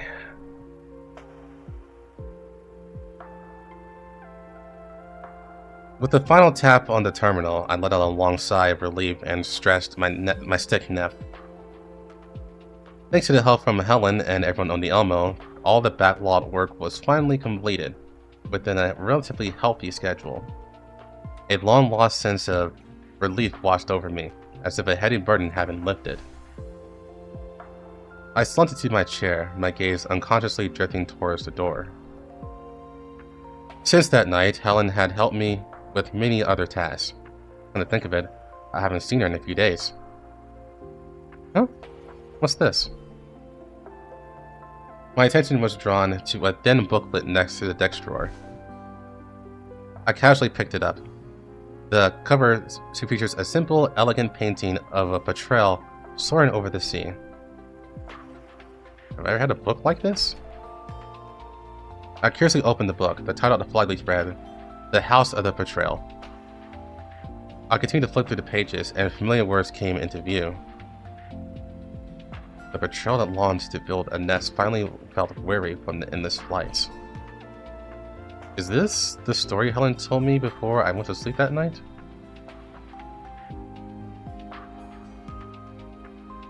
Never just read that. After a storm, it saw a small sandpiper enjoying a moment of peaceful sleep in a simple nest made of a few strands of seaweed and feathers, in the crevice of a rock soaked by the waves. That tranquility and peace was something the petrel had never experienced before. So, the petrel decided that it too would build a perfect nest for itself.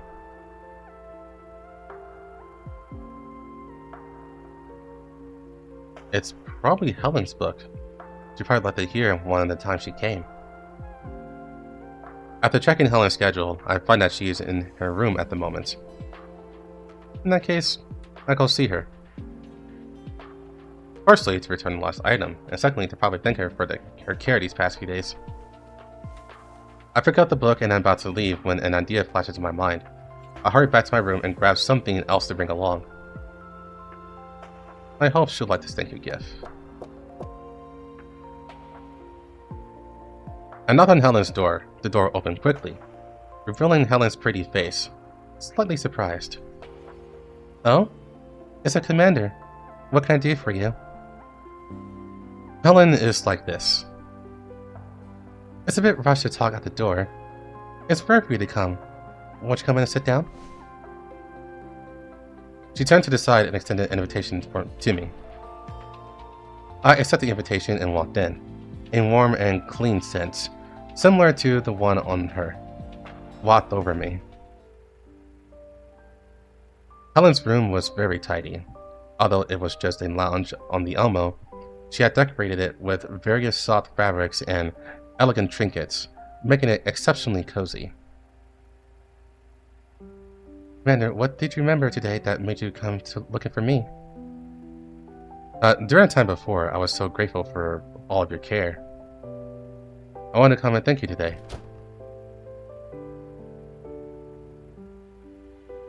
Helen closed the door and slowly walked towards me, finally stopping at a distance where our noses were almost touching. She tilted her head slightly, a sly smile on her face. Her gentle eyes now held an added charm. Oh? So you came to thank me? And you even specifically chose a day when I was in my room. Could it be you've come to finish what we didn't that night? As she spoke, her fingertips slightly brushed across my chest, with a faint teasing touch sliding down. My command authority is in your hands, and now it's just you and me.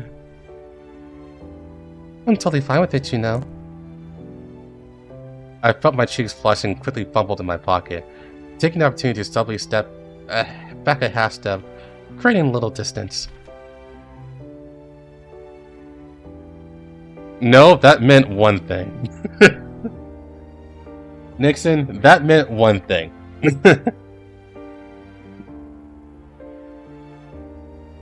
I quickly took out a small flower-shaped bookmark. I really appreciate your help these past few days, both with work and in general, so... The bookmark's design was simple, just a thin laminated card, but the filling inside was a bit unusual. Is it a dried flower? Laminated on this bookmark was a small iris blue dried flower. Helen also holds up to the light, and the splash of blue seemed to come alive at her fingertips. Where'd you find this, Commander? Making such a detailed gift doesn't seem like your style. I saw it by chance when I was ordering from a black market merchant last time.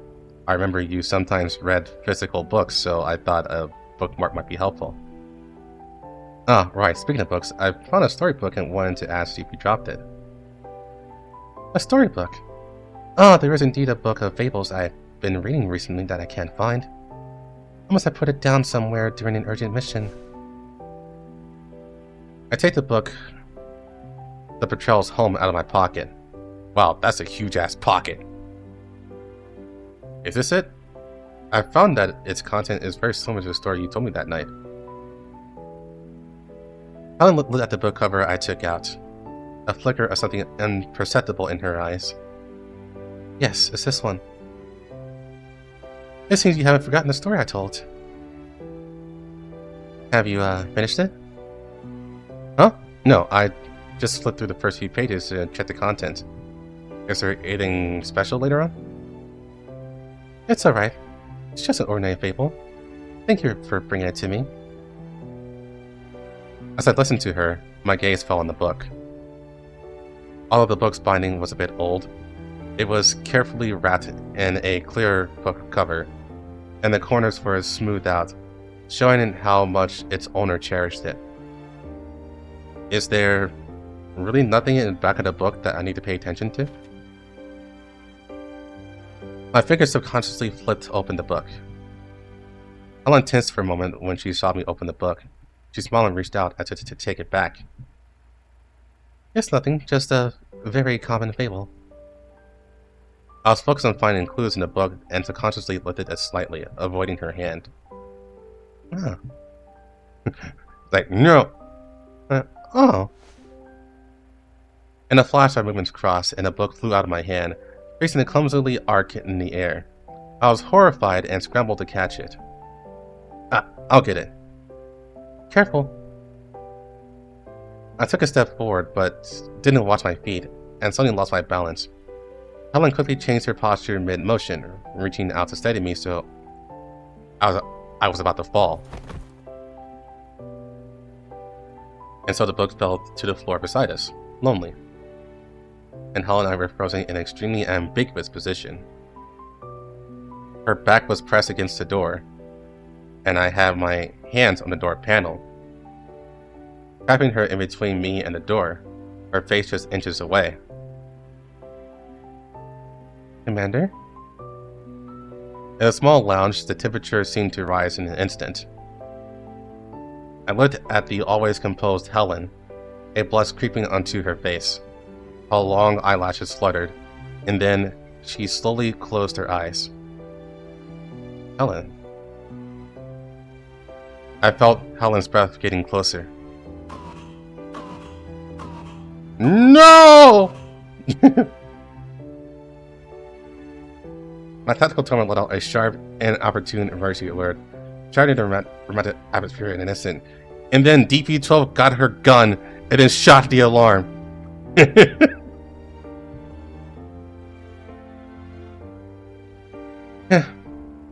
What unfortunate timing, Commander.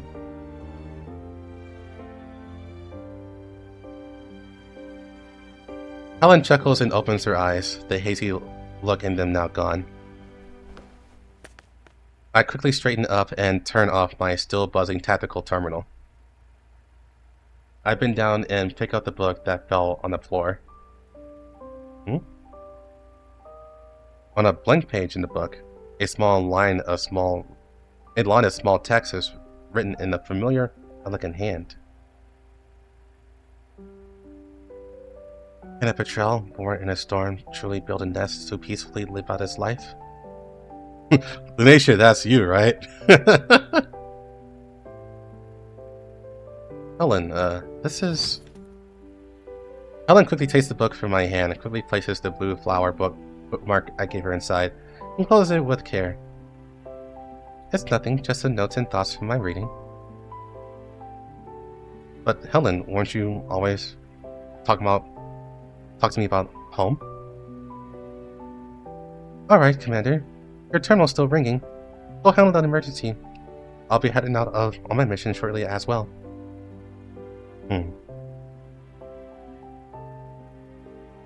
Helen saw me out of the lounge with her usual calm smile, but I knew that what she said was probably something that had been on her mind for a long time.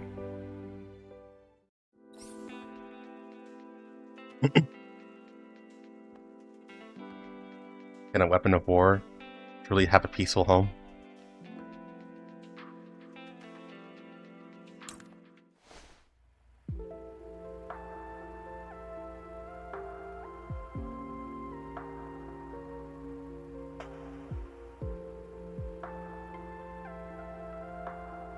I stared at the message I had sent in the terminal chat box. I still hadn't received a reply. I checked my watch. There were still 15 minutes until the appointed time.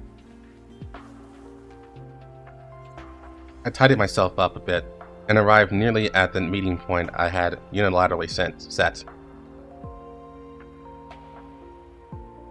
Of course, just put a gun in the wall like a hunting rifle.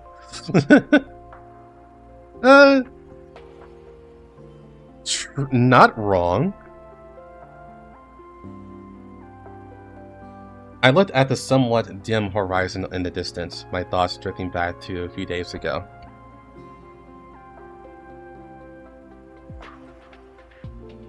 Helen, do you have a moment?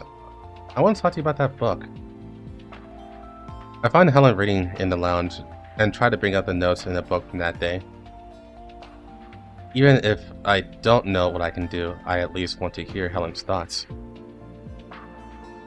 Commander, I'm about to go to main links for a maintenance check. And then I'll go with you. As tempting as that offer is, I'll pass for now.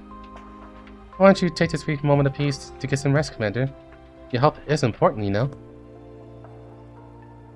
Helen closes her book, gives me a slight bow, and leaves the lounge.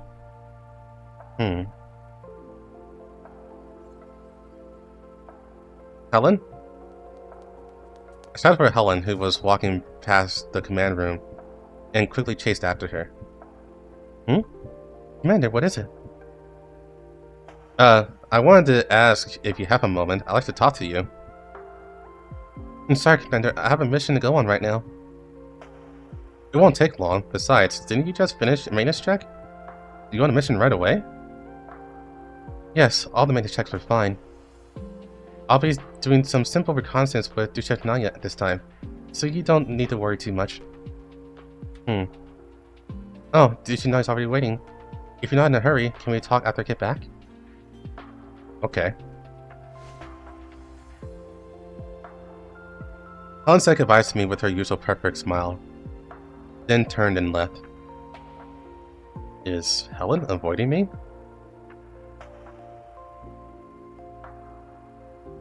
Why do dolls always do this avoiding stuff? I see Duchef Nanya returning from a mission, but I don't see Helen. Duchef Nanya, welcome back. The Requiem of the World has been played, and the demon god of the abyss dwells beneath my sword. Hero Duchef Nanya, treading on thorns and bones, have returned in response to your summons, Commander. Duchef Nanya strikes a cool pose, spotting her usual Chunin lines. Do someone with your mom? Any tips?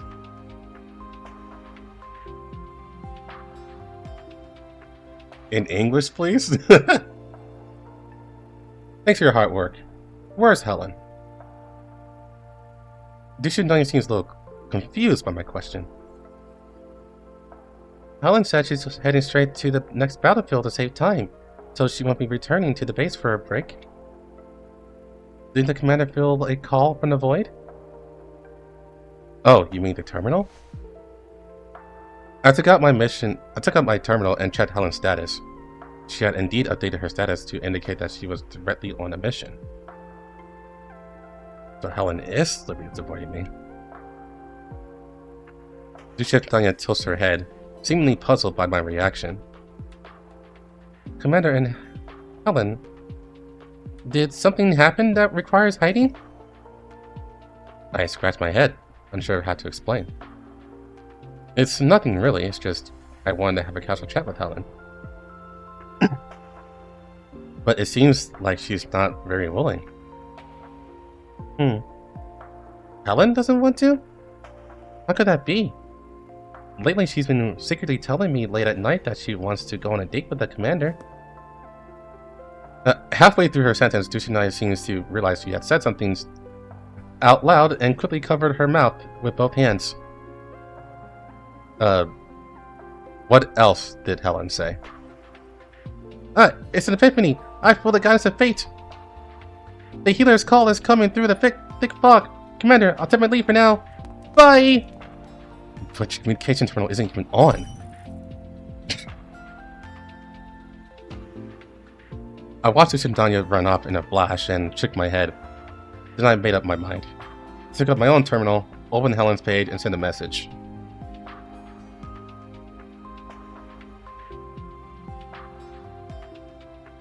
Looking at the time, there was still 1 minute until the appointed time.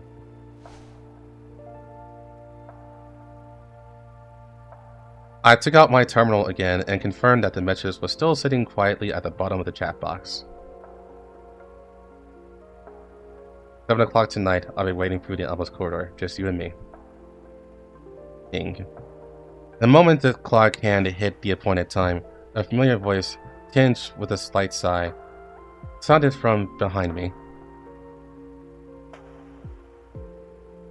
I never thought that after all these years, the commander would also learn how to make things difficult for people. I turned around to see Helen standing behind me, a smile of resignation and indulgence on her face. Does that look on your face mean you don't know what to do with me? You knew I wouldn't really refuse your invitation. Then shall we go for a walk? I hold my hand onto her, and she naturally places hers in mine.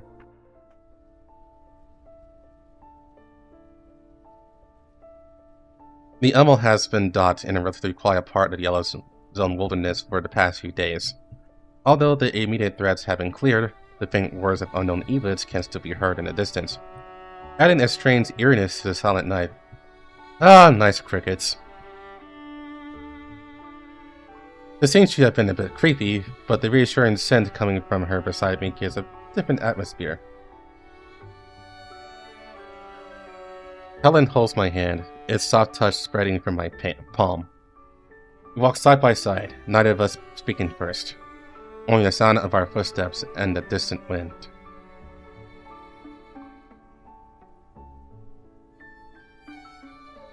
Commander, have you heard the scary, the folklore about the Thode?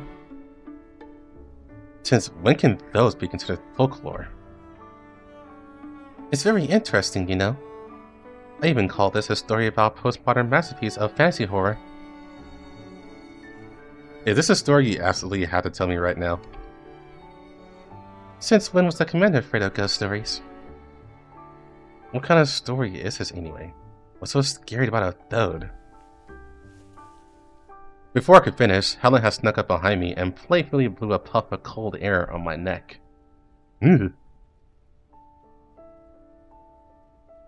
Commander, is your neck really that sensitive? Or are you actually afraid of Thodes? Give me a break. I shrink back slightly. The somewhat somber atmosphere is swept away by her. Helen can always do this, effortlessly controlling the rhythm of the conversation. I'm a little tired. How about you, Helen? You know very well that as a doll, I don't get tired from just a few steps. However,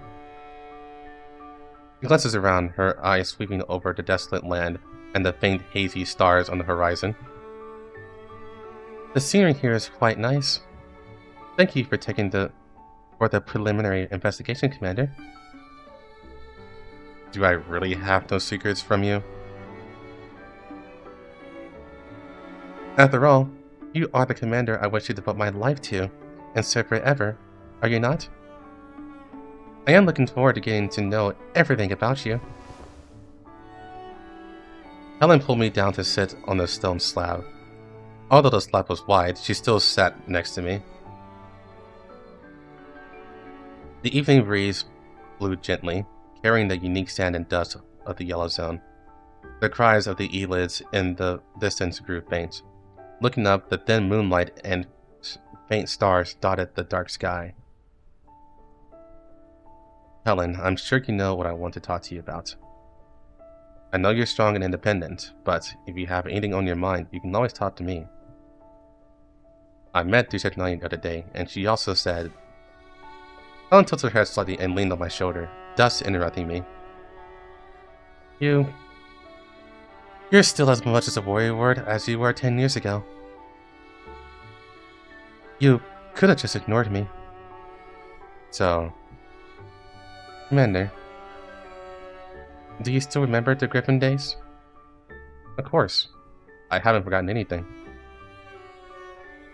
After you left Griffin back then, Dushif Nanya and I were always looking for you.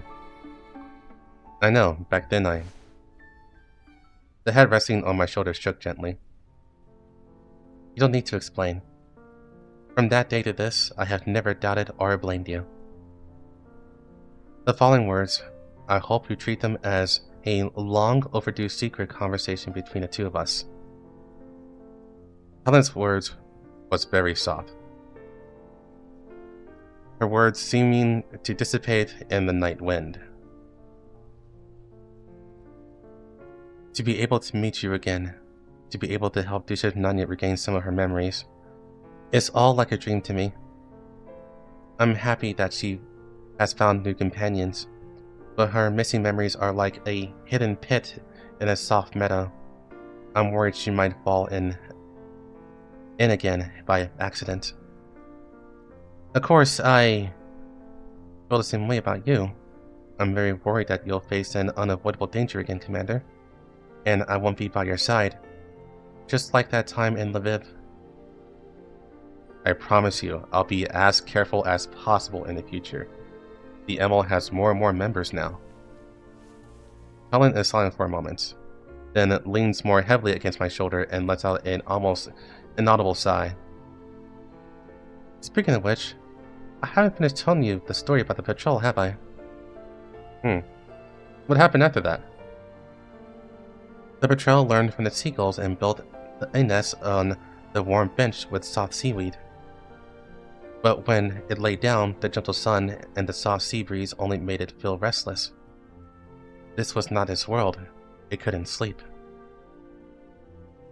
It then learned from the cliff's birds and built a nest in a sheltered cave with mud and pebbles. But the dead silence and darkness of the cave made it feel suffocated. It couldn't hear the whistling of the wind, which made it feel more alert. So in the end, the patrol had no choice but to give up and return to its own storm. And then? Then, I drifted through the wind and rain until I was exhausted. Helen's voice grew fainter, almost inaudible in the night wind. The soft strands of hair that fell onto my arms seemed to droop and slide down dejectedly along with her voice. I've always longed for a stable home with you, to be able to enjoy a moment of peaceful sleep with you even in the midst of the storm, but I was separated from you for a long time, and I'm still the DP-12 who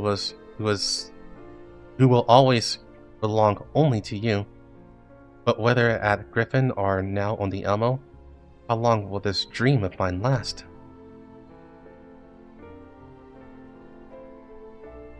Helen's words were like tiny needles pricking my heart. The comforting words I had prepared for her now seemed so pale and powerless. This might be the first time I've seen the usually composed, independent, and strong Helen show such a vulnerable side. Helen, I reached out wanting to put my arm around Helen, who was leaning on my shoulder, but I lifted my hand slightly and then slightly lowered it. After talking to the commander, I really feel a lot more relaxed. Helen seemed to notice my action, or maybe she didn't. She just straightened up and returned to her usual playful tone. Usually, I can only talk about these things with Dusha Nanya in a roundabout way. I'm afraid of making that child feel uneasy. But thankfully, I have you, Commander. I know you've been trying your best. You don't need to take everything I just said to heart. Helen stands up and offers me her hand. The temperature is dropping. Shall we go home, Commander? We walk back to the Elmo together. Before long, a grayish-white snow begins to fall from the sky, silently landing behind us and covering our footprints.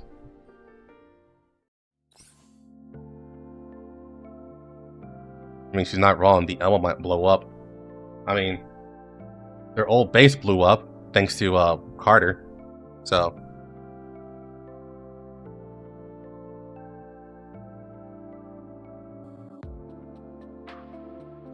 the big thing is just always being together. That's the main problem. Because, of course, there's a time when everyone thought there's no way we'll be separated. We'll always be together, right? And then the commander's gone for 10 years. And then he comes back. Everyone is happy he's back. But then everyone now has it on their mind that, you know, things may not last forever. Something may happen again. So, everyone is going to have that worry. Even if they don't express it.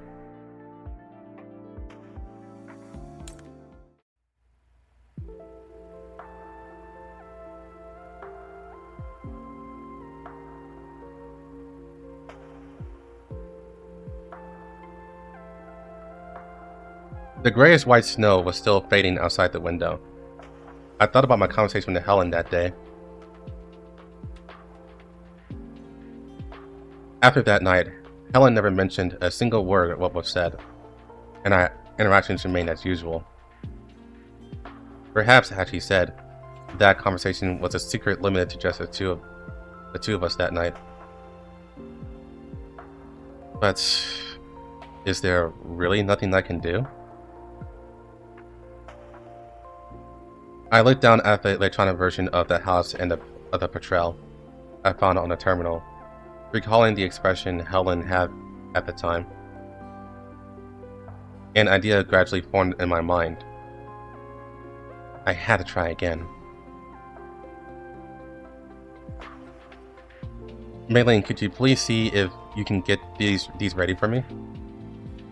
I handed over a list I had written down. Ah, Commander, let me see. These are fine. We have plenty of suitable ones in the Elmo's warehouse. But what do you need these for? Don't tell me you're going to destroy what I worked on so hard on overtime to renovate. You wouldn't. Probably wouldn't, right? Is it? Maylene stared at me, a little worried. Anyways, just leave it all in my room. I saw Dusha Nanya alone in the snow-covered deck, drawing in the snow with the branch. I couldn't clearly see from a distance, but it seemed she was drawing 3 people holding hands. Dusha Nanya, I was just looking for you. My arrival seemed to make Dusha Nanya very happy. She quickly ran back to me, still holding the branch in her hand. Oh, welcome, Commander from afar. Have you and Helen made up as fate has arranged? Actually, Helen and I didn't have a fight, but I need to borrow something from you. A generous hero helps every companion in need. What is it you seek? Yeah, probably, Nixon. Mom, Dad, and her. After hearing what I needed, Duchess Nanya's eyes widened, and the ears on her head stood up completely. To make me agree to your request first, and then to choose my sole object. Commander, you tricked me! No, I didn't trick you. Can you not make me sound like a scheming villain? Duchess Nanya didn't accept my honest explanation. She trembled slightly, grabbed her tie, and dramatically acted out her unwillingness. Am I doing something unforgivable? Don't force yourself, or else... A hero never goes back on her word. But, even for a request from the Big Kiss Commander, I must remind you, you must not damage the memento engraved with my soul, okay? Furthermore, while a hero seeks no reward, there will be a trial mission for the Commander to complete afterward. Deal. I'll agree to any conditions. Also, I want to talk about those pictures books you've heard before.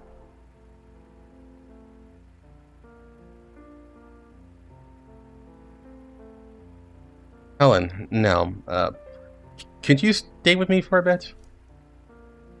Helen placed the blue bookmark, then closed the book she was reading, and listened to me with some surprise.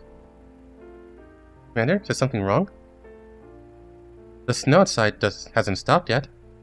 Even if you beg me to go out and play with you, I can't say yes, okay? I'm not going out. In fact, why would I need you to come with me if I did?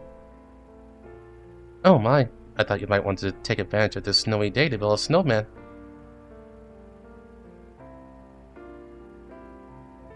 In these 10 years on the Elmo, I believe I've become more mature and stable, both in mind and in other aspects. But in front of Helen, I always seem to be easily seen through, like a child who thinks they're clever. If I go on a snow contamination zone, I'll be the one turned into a snowman. I sometimes wonder if you think of me as a child, just like Duchess Nanya. Helen smiles, looking like she's about to be pulled off a successful prank. The Commander is as adorable as a child, so of course you must be pampered. Since you're not here for fun, did you come see me about work? It's not about work either, I just wanted to see you. Helen blinks as if trying to understand my words, but she quickly stands up.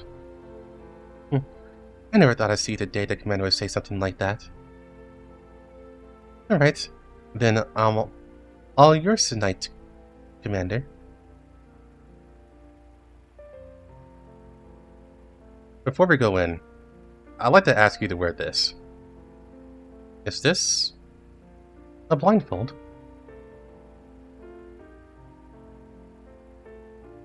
Helen's surprised expression reached its peak tonight. Are you saying there's something special? I try my best to look calm. I understand. Helen obediently put on the blindfold and let me lead her into the room. I led Helen to the sofa and had her sit down. What's wrong, Commander? You blindfolded me on purpose and made me so nervous. Are you planning a big surprise for me? I scratched my face. Although I was mentally prepared, I was still a little nervous when I actually did it. I took a deep breath and took off Helen's blindfold. Huh? Helen once showed me what the home she imagined in the depths in her neural cloud looked like. Although I asked Maylene to find a lot of unusual furniture from the warehouse, in the end, I could only restore a small part. As for what I got from Duchess Nanya, This is a photo? Is it Nanya? Helen picks up the locket from the table. Inside is a photo of me, Helen, and Dusik Nanya from my time at Griffin. Yes, I borrowed it from Dusik Nanya. I remember that Helen's ideal home has a photo like this. And that's the thing she treasures most. Were there no strings attached? There were. She said she hopes that wear the clothes you all pick out for another photo together later. I expect Dusik to be the first to fulfill the promise we made back then. What promise? I can't tell you that. It's a little secret between me and Dusik Nanya. Helen gave a mischievous wink, then a soft smile. Anyway, Commander, thank you for everything you've done for me. Without waiting for Helen to finish, I gently hugged her from behind, just as she had lulled me to sleep that day. Helen's body stiffened slightly. As if she was surprised by my initiative, she turned her head slightly to look at me. Commander? What are you doing? I also want to tell you a story. The Patrol's companions found the nesting patrol. They flew back to the most violent sea, and on the highest and most perilous cliff, facing the wind and waves, they built a simple yet sturdy nest with scattered branches and the sharpest stone chips.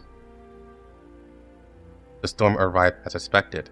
The fierce wind tore at their feathers and gnawed at their simple nest. The huge waves crashed against the cliff below, making a thunderous roar. But in this environment that they knew best, an environment that symbolized danger, the nesting patrols huddled together, spreading their wings to shield each other from the wind and waves. Amidst the roaring storm and the crashing waves, they closed their eyes peacefully, feeling each other's warmth and enjoying a moment of tranquility. A moment of peaceful sleep was enough for them to set sail again the next day, to once again search for their perfect home. I'm not a good storyteller like Helen, so I had to think long and hard about the ending, and it still came out haltingly.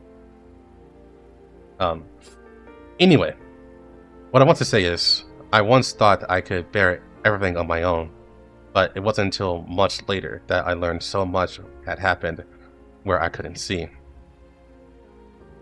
I'm so glad to be able to meet everyone again. So happy that you could come back to my side.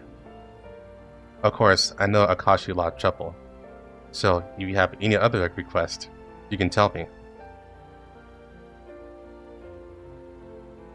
Helen? Since I was standing behind her, I couldn't be sure of her current state. She had been silent ever since I started telling the story. Did I tell her so poorly that it made her angry? I attempted to let go of her hand, but Helen grabbed my arm with unprecedented force and pulled me sharply over the sofa. What? The next moment, my world turned upside down. Activated, yonder.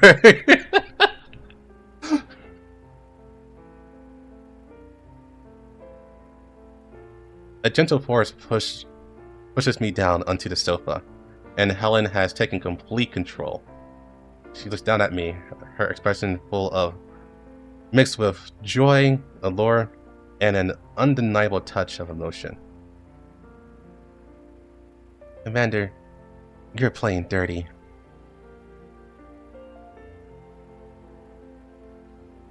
Helen's voice is a little lower than usual, her warm breath gently brushing against my face. She slowly leaned down, her soft body resting against mine. Her fingertips cool as they slowly, teasingly drew circles on my chest. So, in reality, even a temporary nest built by the waves can make the patrols feel permanently safe. I can't say for sure what the patrols feels in reality, but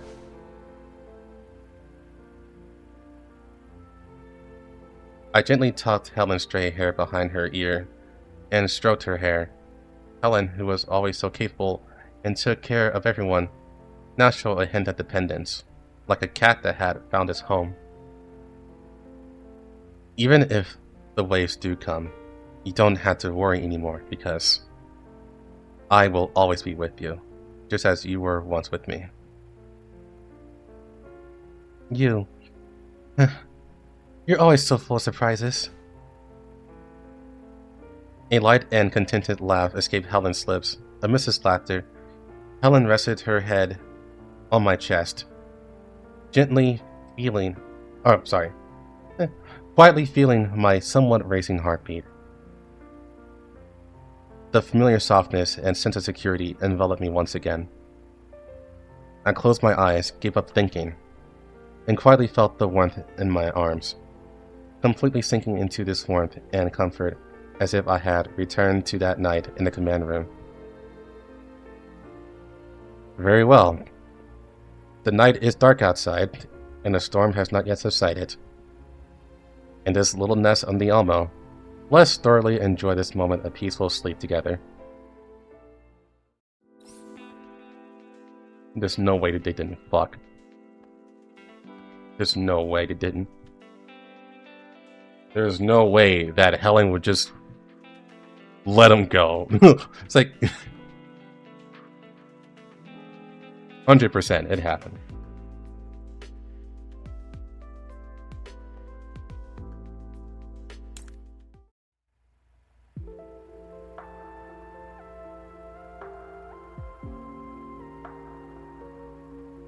Good morning, Commander.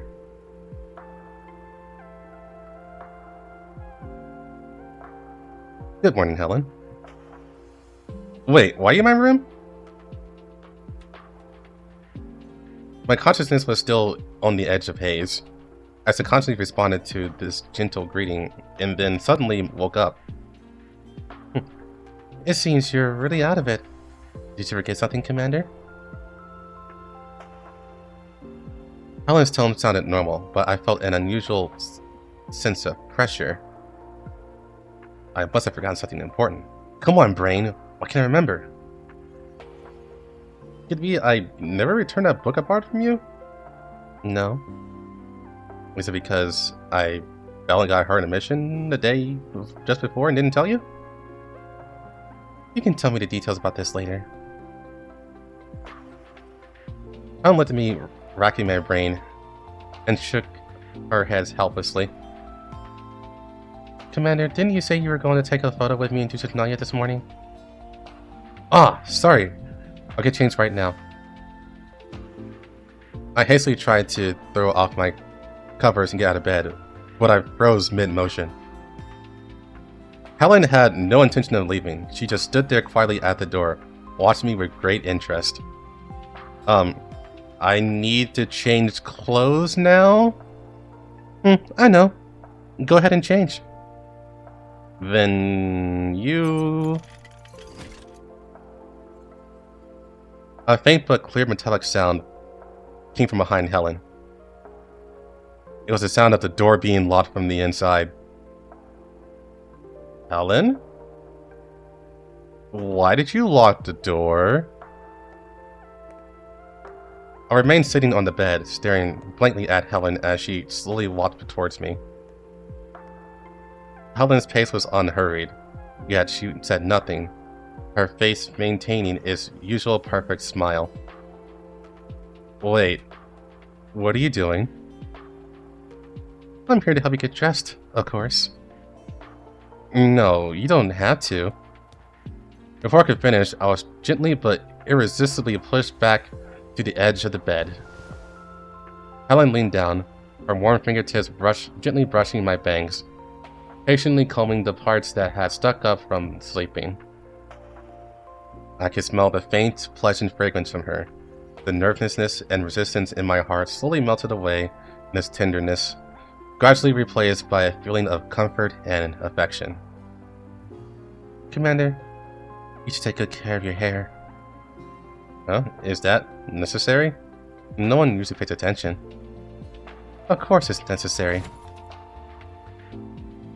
Helen suddenly untied her hairband, and her soft, long hair cascaded down like a waterfall, releasing her richer fragrance than before, blossoming before my eyes.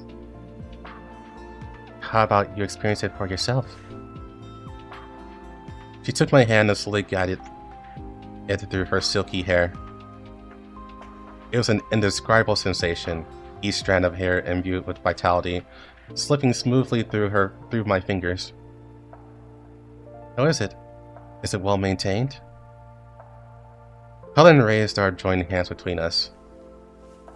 Then, with her free right hand, she took my fingers one by one and intertwined them tightly with hers.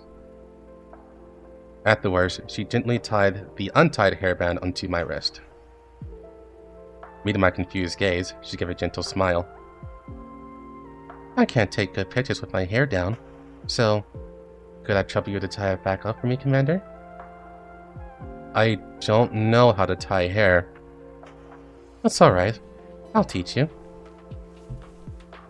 She holds my hand, guiding my clumsy fingers through her hair, patiently teaching me how to braid it. Yes, Commander. Just like that.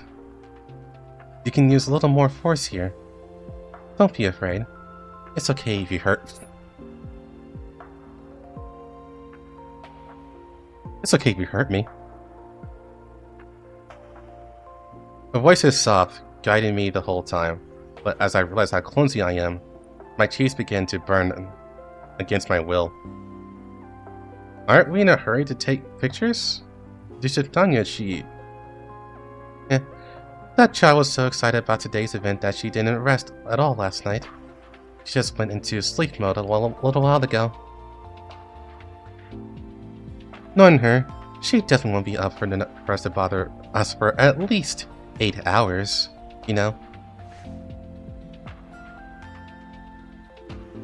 Helen turns to gaze at my slightly flushed cheeks, her eyes shimmering, revealing the most alluring and gentle expression I've seen from her all morning. So, Commander, for this time that's just for us, are you ready to compensate me? Yes. The answer is yes.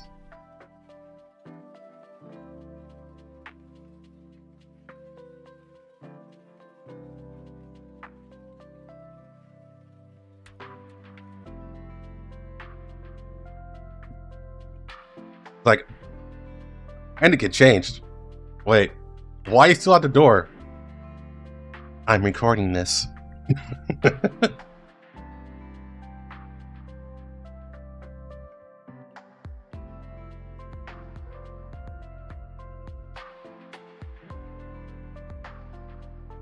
And then for those 8 hours, Kukai is banging on the door. Like, the man is in danger. Get out! Get him out of there! I like how you guys spam W.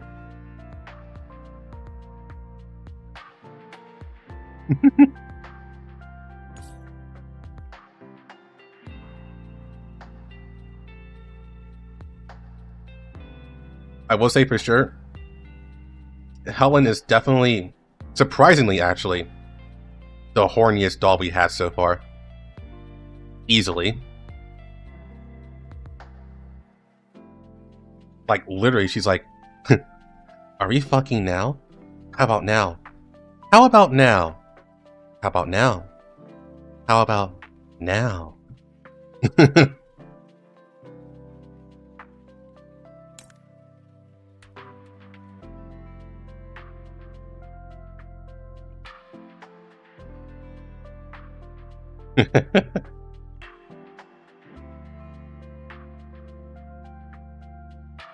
Formerly codenamed DP-12, she's a former high-ranking elite doll Griffin. Before joining Griffin, Helen worked for several companies, a history that has given her far more social experience and keen interpersonal insight than the average doll. As a result, within Griffin, she often acts as a mediator and listener, offering advice to dolls who feel lost in battle and in life. However, in contrast to her calm and dependable exterior, Helen has an unexpectedly assertive and mischievous side to her personality. She enjoys playing harmless pranks on her companions, such as telling vivid ghost stories late at night or giving the commander a little surprise around the corner. Because she is so trusted by everyone on a daily basis, her companions on the Elmo are always caught off guard by her sudden pranks. What is this little surprise around the corner? Does she just flash him? Like, Commander turns the corner and she just lifts her top off. Like, hello, Commander. Ah!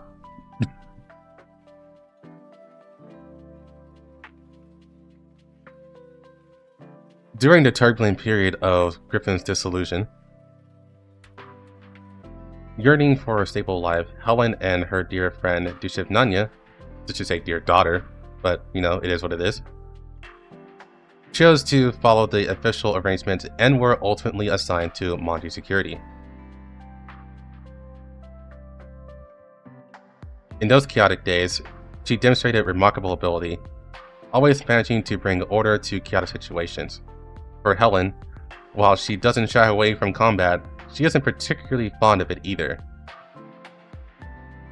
Combat is merely a necessary means to protect her daily life. What she truly enjoys are the simple moments, like chatting with companions in the cafeteria or sharing a folktale with everyone on a quiet afternoon. Although Helen seems capable of anything, always offering reliable advice to others, she rarely reveals her own inner thoughts. She is like a thick, warm book. Only those closest and most trusted by her have the chance to read, page by page, the deep yearning for home and belonging that lies beneath her serene exterior. Now, back by the commander's side, Helen vows to once again protect their new home. Helen will provide you with comprehensive protection from body to mind, Commander. Number 2. Helen could often be seen as the Elmo's Lounge. As the Elmo's Lounge. Wow, everyone's sitting on her. Helen could often be seen in the Elmo's Lounge. Sometimes she would be holding a thick paper book, or using her terminal to look up all sorts of strange tales. To her, the stories passed down through generations of humans were the most interesting way to understand the human heart. In some old abandoned theaters or bell towers, there lives a mutated elid known as the Sound Phantom. It has no physical form, and its sole purpose is to collect the sounds of humans and dolls. Joyful laughter, sorrowful sobs, angry roars, and perhaps even the sweet whispers between lovers. Helen will snooze to and then read us a bedtime story, damn it. Honestly, yeah. That seems to be her thing. On a drizzly afternoon, Helen was telling the other dolls a ghost story she had recently discovered. Her voice was steady and gentle, yet it had a unique magnetic quality that perfectly rendered the quiet and eerie atmosphere of the story. Does it just collect sounds? Swomie subconsciously hugged the pillow in her arms tighter. At first, Helen nodded, as if narrating a piece of true history. But once it has collected all the sounds that humans and dolls can make, it will begin to crave non-existent sounds. It will imitate a broken, distorted music box melody to lure the lost. If you hear it, remember not to respond with any sound. What an alarmist! I won't be scared by a story like this. Babasha puffed out her chest, acting tough, but her body quietly inching closer to Swomie betrayed her. As soon as she finished speaking, a ghostly, slightly out-of-tune music box melody drifted from the corner of the lounge. The two little ones froze up instantly, their faces pale. Seeing their reaction, a faint smile played on Helen's lips. She silently crept up behind them and whispered gently into their ears. Shush. It's here to take your voices. Helen's cold index fingers lightly traced the back of their necks. Nah! The two let out a shriek comparable to an alarm, shooting out of the lounge like two torpedoes. Huh? Why did Vepley and Swoomy run off? Vepley came in holding Mr. Pisa, who was playing that eerie music. I wanted to hear the new accompaniment I installed for Mr. Pisa. Doesn't it have a retro feel? Helen smiled and closed the book in her hands, turning to Nanya, who was still watching her with a hint of curiosity, and softly added another ending to the story. But the legend also mentioned one other thing. If you can tell it a story that will never be forgotten, then in return it will become your most faithful guardian.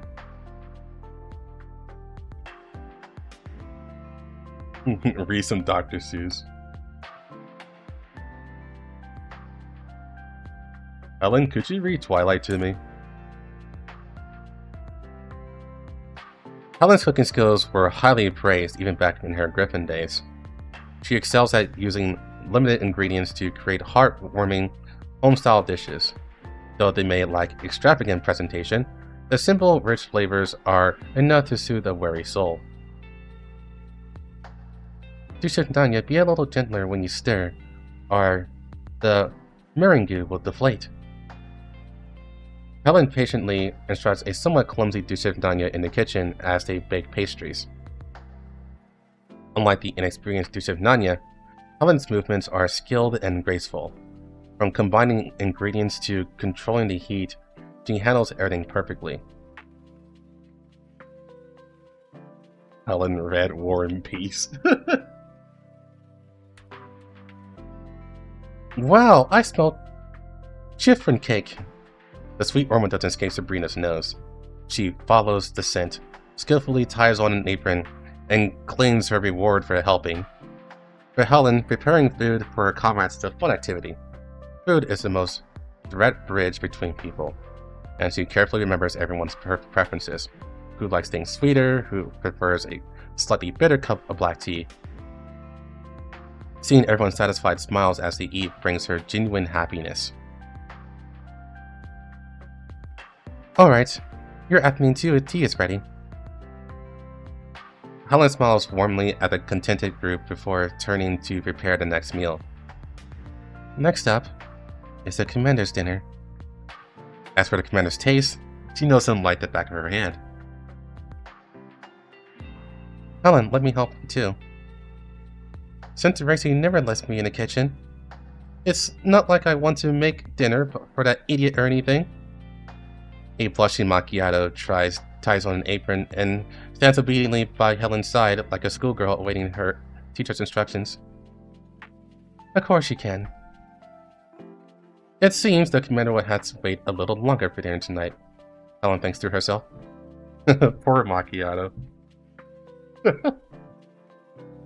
Macchiato tries so goddamn hard.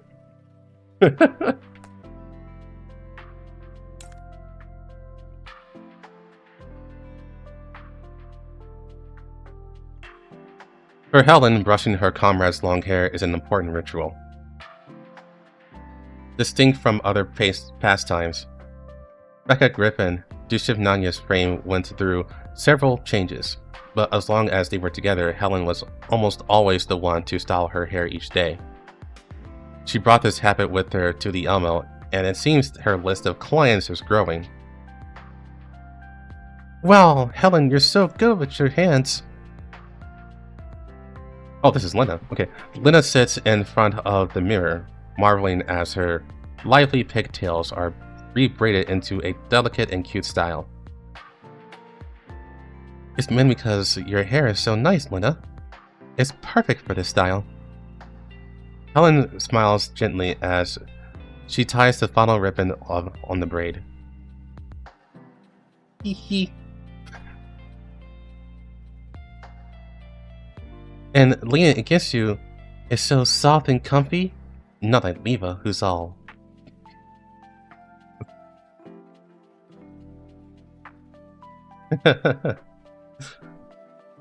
I thought it said who's all flat, but because I thought that's where it was going, but she said stiff instead. Who's all stiff?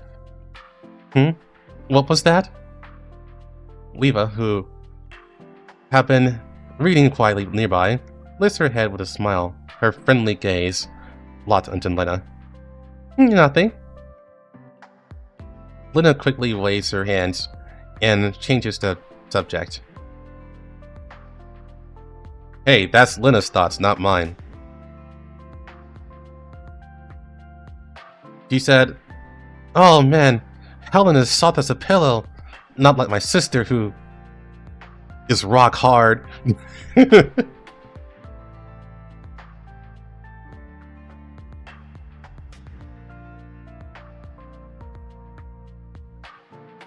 Oh, Leva, you should definitely get a new hairstyle too.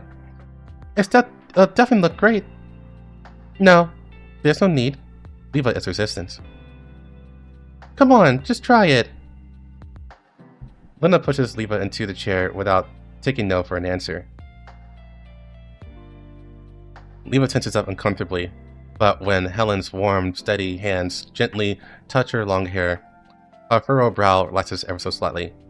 Hey, don't do that now, Dixon. Wait until tomorrow, after I do the story for Leva for you. She's up next. For tomorrow. Same time, 10 o'clock. Helen cherishes these moments by braiding the hair of her comrades, each with their own personality. She gets to see a different side of them through this intimate exchange. The thought brings a faint smile to her lips. She's reminded of the time she taught the commander how to braid hair, and how clumsy yet earnest he was. Helen, why are you smiling all of a sudden? Lena asked curiously. It's nothing. I was just remembering teaching someone how to braid hair. Say, Lena, would you like to learn? Then you can braid Leva's hair yourself whenever you want. Ooh, yes! Lena hops to her feet and stands behind Leva. Helen, don't. Leva tries to object, but her words are drowned out by Lena's enthusiasm. Helen demonstrates, patiently explaining how to make the braids look even better. After a long while, thanks to Lena's efforts, Leva's new hairstyle is finally complete. Ta-da! What do you think, Leva? Lena asks, eagerly awaiting praise. Why is it in 2 buns? Helen watches the bickering yet harmonious sisters in the mirror, her smile growing even more tender. I wonder if the commander's skills have improved. Helen suddenly plans to conduct a surprise inspection another day.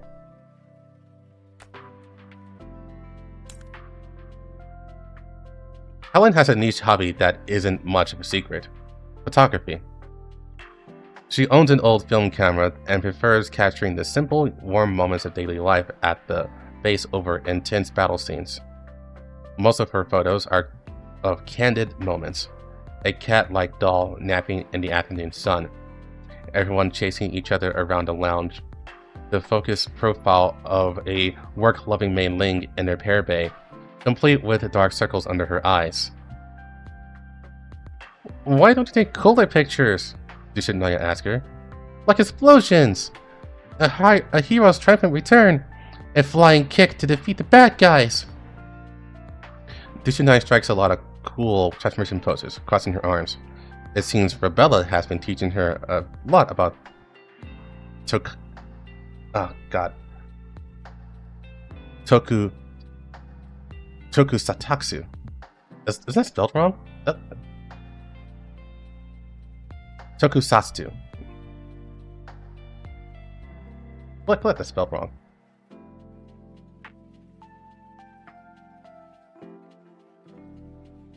Because these moments are more easily forgotten than any grand spectacle, and therefore more precious. Oh wait, Rebella being name dropped here gives me the feeling that they may be the next event. It might be, who knows? Just thinking that Rebella might be involved in the next event, Rebella and Sop. Possibly. Because we had these moments are more easily forgotten than any grand spectacle, and therefore more precious. Helen gently wipes her camera lens as she replies softly. Battles are recorded in reports, and merits are engraved on medals. But these smiles and peaceful times might soon fade from memory if they aren't captured. For Helen, every photograph is proof that this daily life continues. Yeah, Dylan, I'm thinking that. Just then, a loud thud interrupts their conversation. Mei Ling has suddenly collapsed onto a table in the lounge, a half-eaten cookie still in her hand. Mei Ling? Exclaimed Swami, who had just left the repair bay with her. Is it overwork or a poisoning? Nikita nods thoughtfully and begins to investigate the scene. Why is Nikita here? Okay, maybe I'm wrong then. Everyone's just here for some reason. Everyone's just here, so maybe I'm just wrong.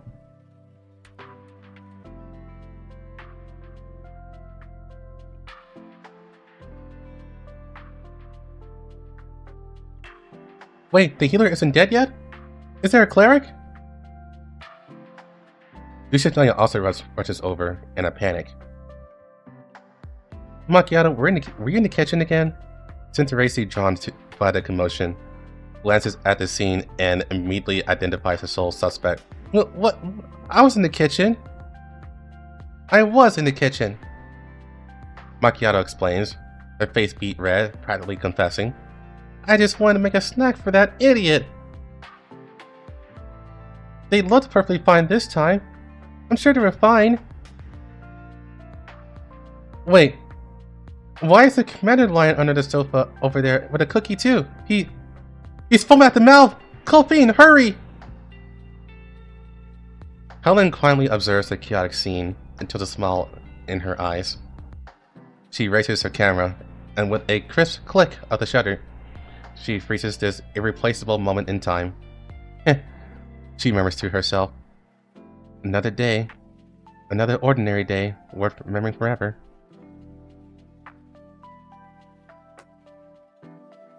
You know, the commander is just too polite.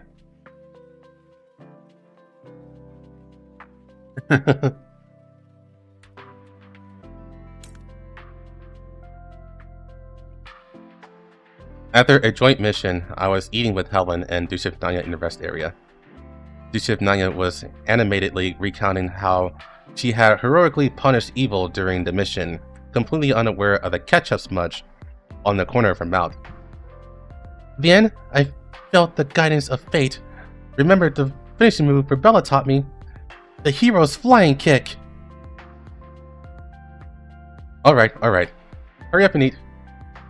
Helen smiled helplessly, her tone full of affection. She naturally pulled out a napkin, leaned forward, and gently wiped the sauce on the corner of Dushif Nanya's mouth. You're a grown-up child, but you still eat like a child. Oh, you're a grown-up, but you still eat like a child. A hero is not a child! Dushif Nanya protested, blushing a little, but she obediently let her wipe it clean. Swami walked by with her tray, and couldn't help but smile at the scene, saying, You two are so close. Helen and I have a great relationship, just like Swami and the Chief. My sister and I? Well, I feel like there's a bit of a difference. Tanya, you don't seem like Miss Helen's younger sister, more like her daughter? Tanya's face instantly turned beet red. Whose daughter? We are companions who embarked on a journey together. We are comrades in arms who fight side by side.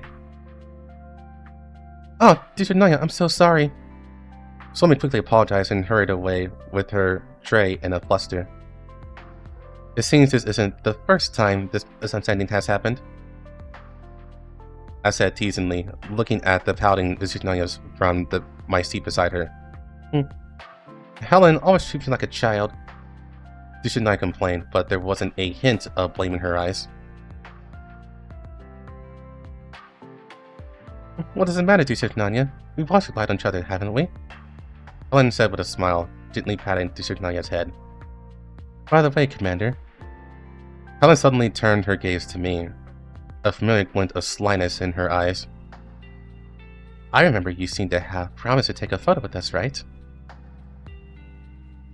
With her help, Nanya's attention was successfully diverted, and she also stared at me with wide eyes, waiting for my answer. Of course. When? I swallowed the last bite of food in my mouth. In a couple of days.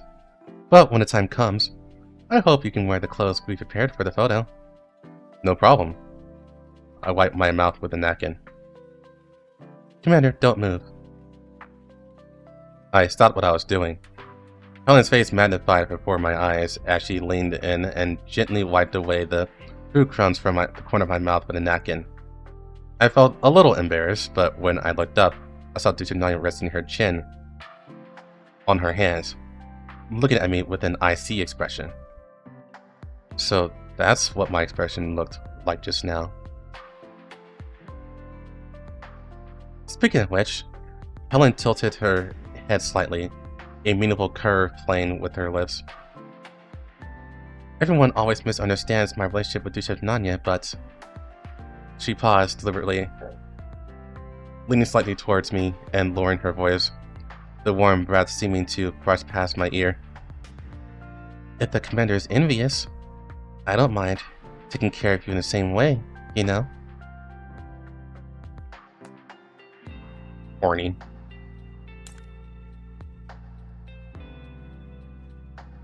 Returning from a mission, a rare outdoor operation left my command uniform in bad shape. Wait, Commander, your clothes. Ah, it's torn. I look at the noticeable rip on my sleeve with a sense of helplessness. Nothing to be done. I'll have to order a new one from Elaine later.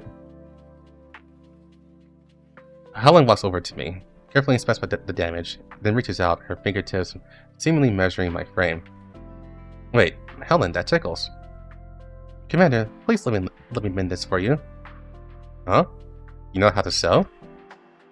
Helen nods confidently, and we agree that I'll come to her room in 3 days to pick it up. 3 days later, I provide as planned. Helen, I'm coming in. The appointed time has come, and I push open the door to Helen's room. Welcome, Commander. You're as punctual as ever. I look around, searching for my familiar uniform. Sorry to trouble you, Helen. Is my uniform ready? Of course. Helen takes the neatly folded uniform from her closet and holds it up by the shoulders in front of me. A pleasant, clean scent wafts over. The tear is gone without a trace, as if it never existed. The rest of the uniform even looks newer than when I give it to her. I guess you probably don't pay much attention to clothing maintenance, so I took the liberty of giving the fabric a simple treatment. You're a lifesaver. Thank you. I say gratefully. Well then, Please take it off. Huh? For a moment, I doubt my own ears. My apologies, my phrasing was a bit ambiguous. Helen says, bowing her head slightly to apologize for the slip of the tongue. What I mean is, I'd like you to try it on here so I can check if any further adjustments are needed. Oh, okay. I nod and take the uniform from her. Since I'm wearing the light inner shirt, I just put it over it. The uniform fits perfectly, even more comfortably than before. Yep, it's perfect. In that case, I'll just... Please continue taking it off. No, I just put it on. What else is there to take off? Helen has somehow produced another piece of clothing and is holding it out to me. Actually, I designed a few other outfits for you, and I thought this would be a good opportunity. The item she's holding is a slim fit jacket, completely different in material and style from what I'm wearing. I wasn't expecting such a surprise. I obediently take off the uniform and put on the jacket. Before I know it, I tried on several different cuts. How do you feel? Helen comes to my side, carefully adjusting the collar and cuffs. It's great. Thank you, Helen. I'm glad you're satisfied. Helen smiles softly and turns and pulls out another one. This is an outfit Dushinanya strongly insisted you wear. We had it ready for a while. If you don't mind, I'd like to try this on as well. Dushinanya? Is that some kind of hero's cape? I ask jokingly as I take the clothes. Not exactly. She's been really into watching tokusatsu shows with Rebella lately. So those two are best friends now. Nice. I look down at my own furry hands and fall silent. What is this? It seems to be a monster from a tokusatsu show? I'm not too familiar with it, but Dushinanya kept telling me how cute it was. Heh. I can't wear this out, I should take it off. Commander! Just as I'm about to take it off, the door bursts open and Dushinanya throws herself onto my arms like a pouncing cat. Oh, Helen wasn't lying. It really is Honeyjiro. It looks just like him. Commander! Dushinanya slightly strokes my fluffy coat. I look to Helen for help, only to see her smiling as she pulls out a maid outfit from somewhere. Judging by the size, it would be the perfect fit for me. We don't need to continue this, do we, Helen? Don't be shy, Commander, she says, the smile on her face deepening. I don't think you'll be leaving this room so easy today. Commander's now dad. Yep, the job of the dad is to be the silly goofball for the kids.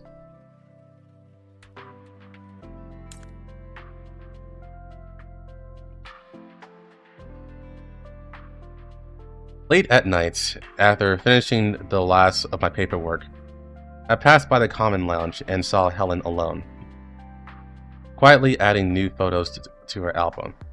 I went in, intending to just say a simple goodnight, when a photo accidentally slid out of the album she was flipping through. It was a picture of me, Helen, and Dushinanya. I picked it up for Helen and handed it to her. Thank you, Commander. She gave me a gentle smile. Organizing photos? I pointed at the album in her hands. Helen nodded, letting me look through it with her. The album was full of old photos from our old Griffin days, and the familiar faces brought back countless memories. As we turned the pages, more and more of our companions from the album appeared. There were comical scenes of them chasing each other around, as well as peaceful, heartwarming moments. We reached the last page of the album, where 2 empty slots remained. Helen smiled and took out the photo she'd always kept in her breast pocket. In the photo, Dushinanya was uncharacteristically shy and awkward, while Helen stood beside me as natural as ever. As for me, I was in a cartoon monster costume. Recalling that day, I couldn't help but smile wryly. Whose idea was it to make me wear that mascot suit? Huh? Didn't you choose it yourself? You only gave me 2 options, the mascot suit or the cat-eared maid outfit. I shook my head helplessly and pointed to the other empty slot. Why is this one still empty? How can Springfield compete with this? Helen fell silent, a rare occurrence. She lowered her head slightly, as if embarrassed. A photo of just the 2 of us. Helen mumbled something, her voice barely audible. What was that? I didn't catch that. I leaned in closer instinctively. I said, I don't have a photo of just the 2 of us. Helen looked up, her gaze meeting mine, which was now just inches away. Normally so composed and in control of the conversation, the rare shyness and honesty in her eyes now made my own cheeks a little hot. Oh, now that you mentioned it, that's true. Helen remained silent, just looking at me quietly. The atmosphere grew thick in the quiet air, but I still didn't understand why the simple matter of a photo would make Helen so shy. Well, how about we take one now? I broke the silence, trying to seize the rare opportunity to lead a conversation. Really, Commander? Yeah, she was waiting for that.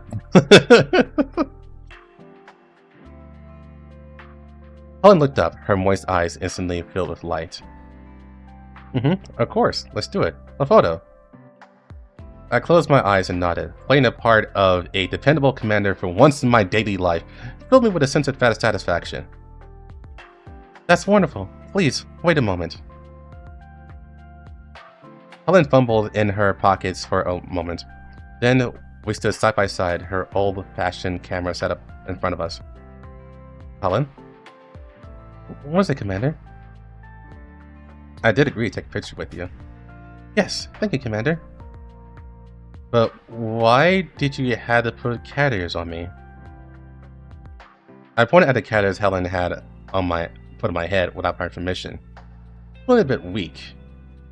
From our conversation just now, didn't you feel it was a shame that you only had a photo in a mascot suit? And so you want to take another one with me with the cat ear outfit? Helen clapped her hands as if she figured something out. Could it be because I didn't prepare the main outfit for you as well? I'm sorry. Senator Racy said, "That's not it. I don't want to wear this either." As I spoke, I reached up and to take off the cat ears, but Helen grabbed my wrist first. We were suddenly pulled closer. Helen's strength was surprisingly great, and I couldn't break free. Commander, you can't go back on your promise, you know. She whispered in my ear, her tone carrying a smile that broke no agreement. It's time for the picture, Commander. Helen held both my hands with one of hers and wrapped her other arm around my body, pulling me in a full embrace. Click. With the sound of the camera shutter, I knew I had been tricked by Helen once again. You're so cute, Commander. Please delete it. I can't do that. I'll keep this photo forever. The new photo was gently inserted into the album by Helen. In it was me wearing cat ears with a helpless look on my face and Helen winking playfully at the camera. I let out a soft sigh, sincerely hoping that this photo would never be seen by anyone else.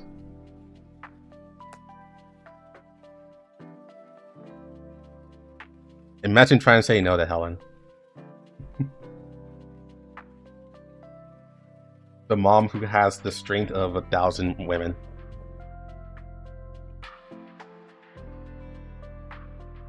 A 1,000 moms, they're stronger than that.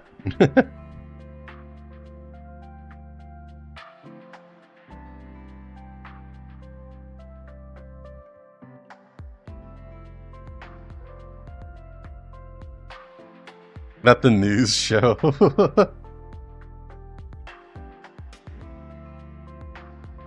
Dangerous terrorist, commanded with cat ears.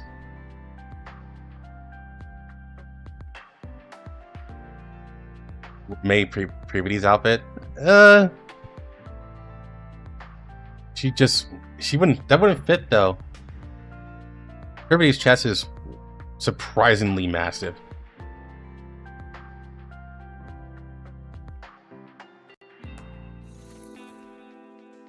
That's good. You know, we got all of this too. I need to do these. So we've got these small stories here.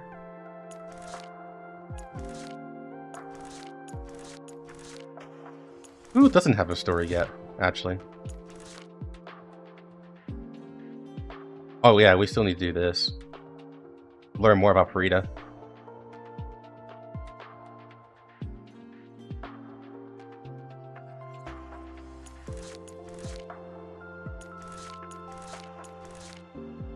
Yeah, who doesn't have a story?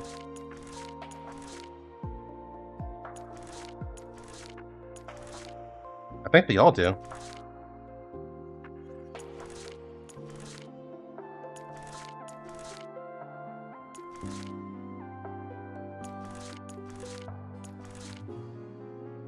Yeah, we all have a story. Okay.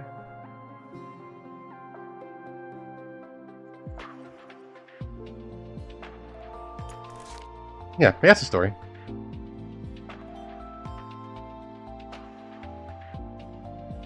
Devisis.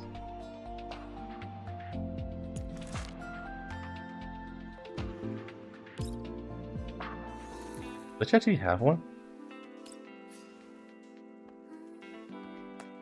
That's not the right spot. No, she doesn't.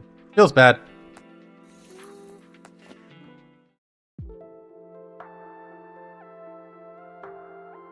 Yeah, she still needs time. Yeah, that's pretty good. I think that was all very, very good. I'm gonna have to actually start working on the dorm more.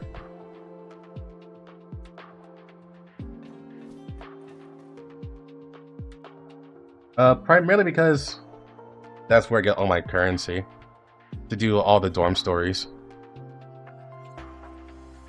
And then the infinity stories, and yeah.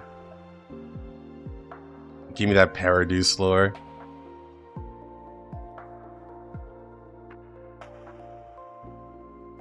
I will say it is pointing towards that direction. I do hope that the Grocer Squad gets some spotlight back.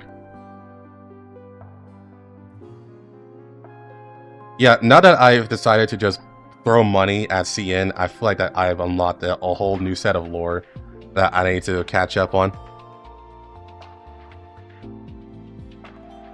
But yeah. We had 3 good stories. So Helen's wasn't really a lore drop. It's just horny. And feels. Voimasina's was extremely important.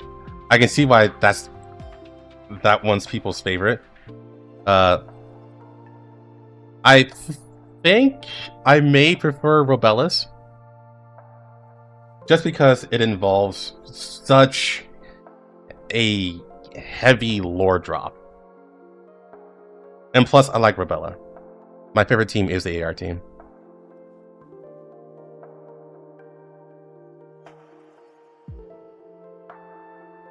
But Voimasina's was incredibly good. It was fantastic.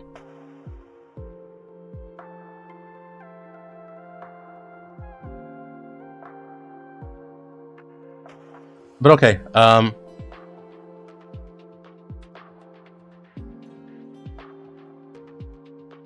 going to spend the day grinding up affinity materials. That way we don't go into any roadblocks going into tomorrow. Leva is next. And just for consistency, I'll probably do Lena. Though I don't think Lena will mean anything because she came out so early. So she might not have any lore bits. And then Lainey, probably. Yeah, we'll just do all the sisters tomorrow. And no Alva. Alva will come later. But I already promised Leva.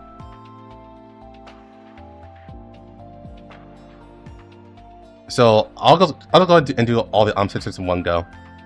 And then we can do Alva afterwards. Alright, take care, Nixon. You go have fun seeing Tron. And I am going to have fun, not really, doing this fucking video that I need to finish. It's 5 o'clock now. I really gotta work on that. Alright guys, take care. I'll see you tomorrow. It's going to be a good source of lore dumps tomorrow.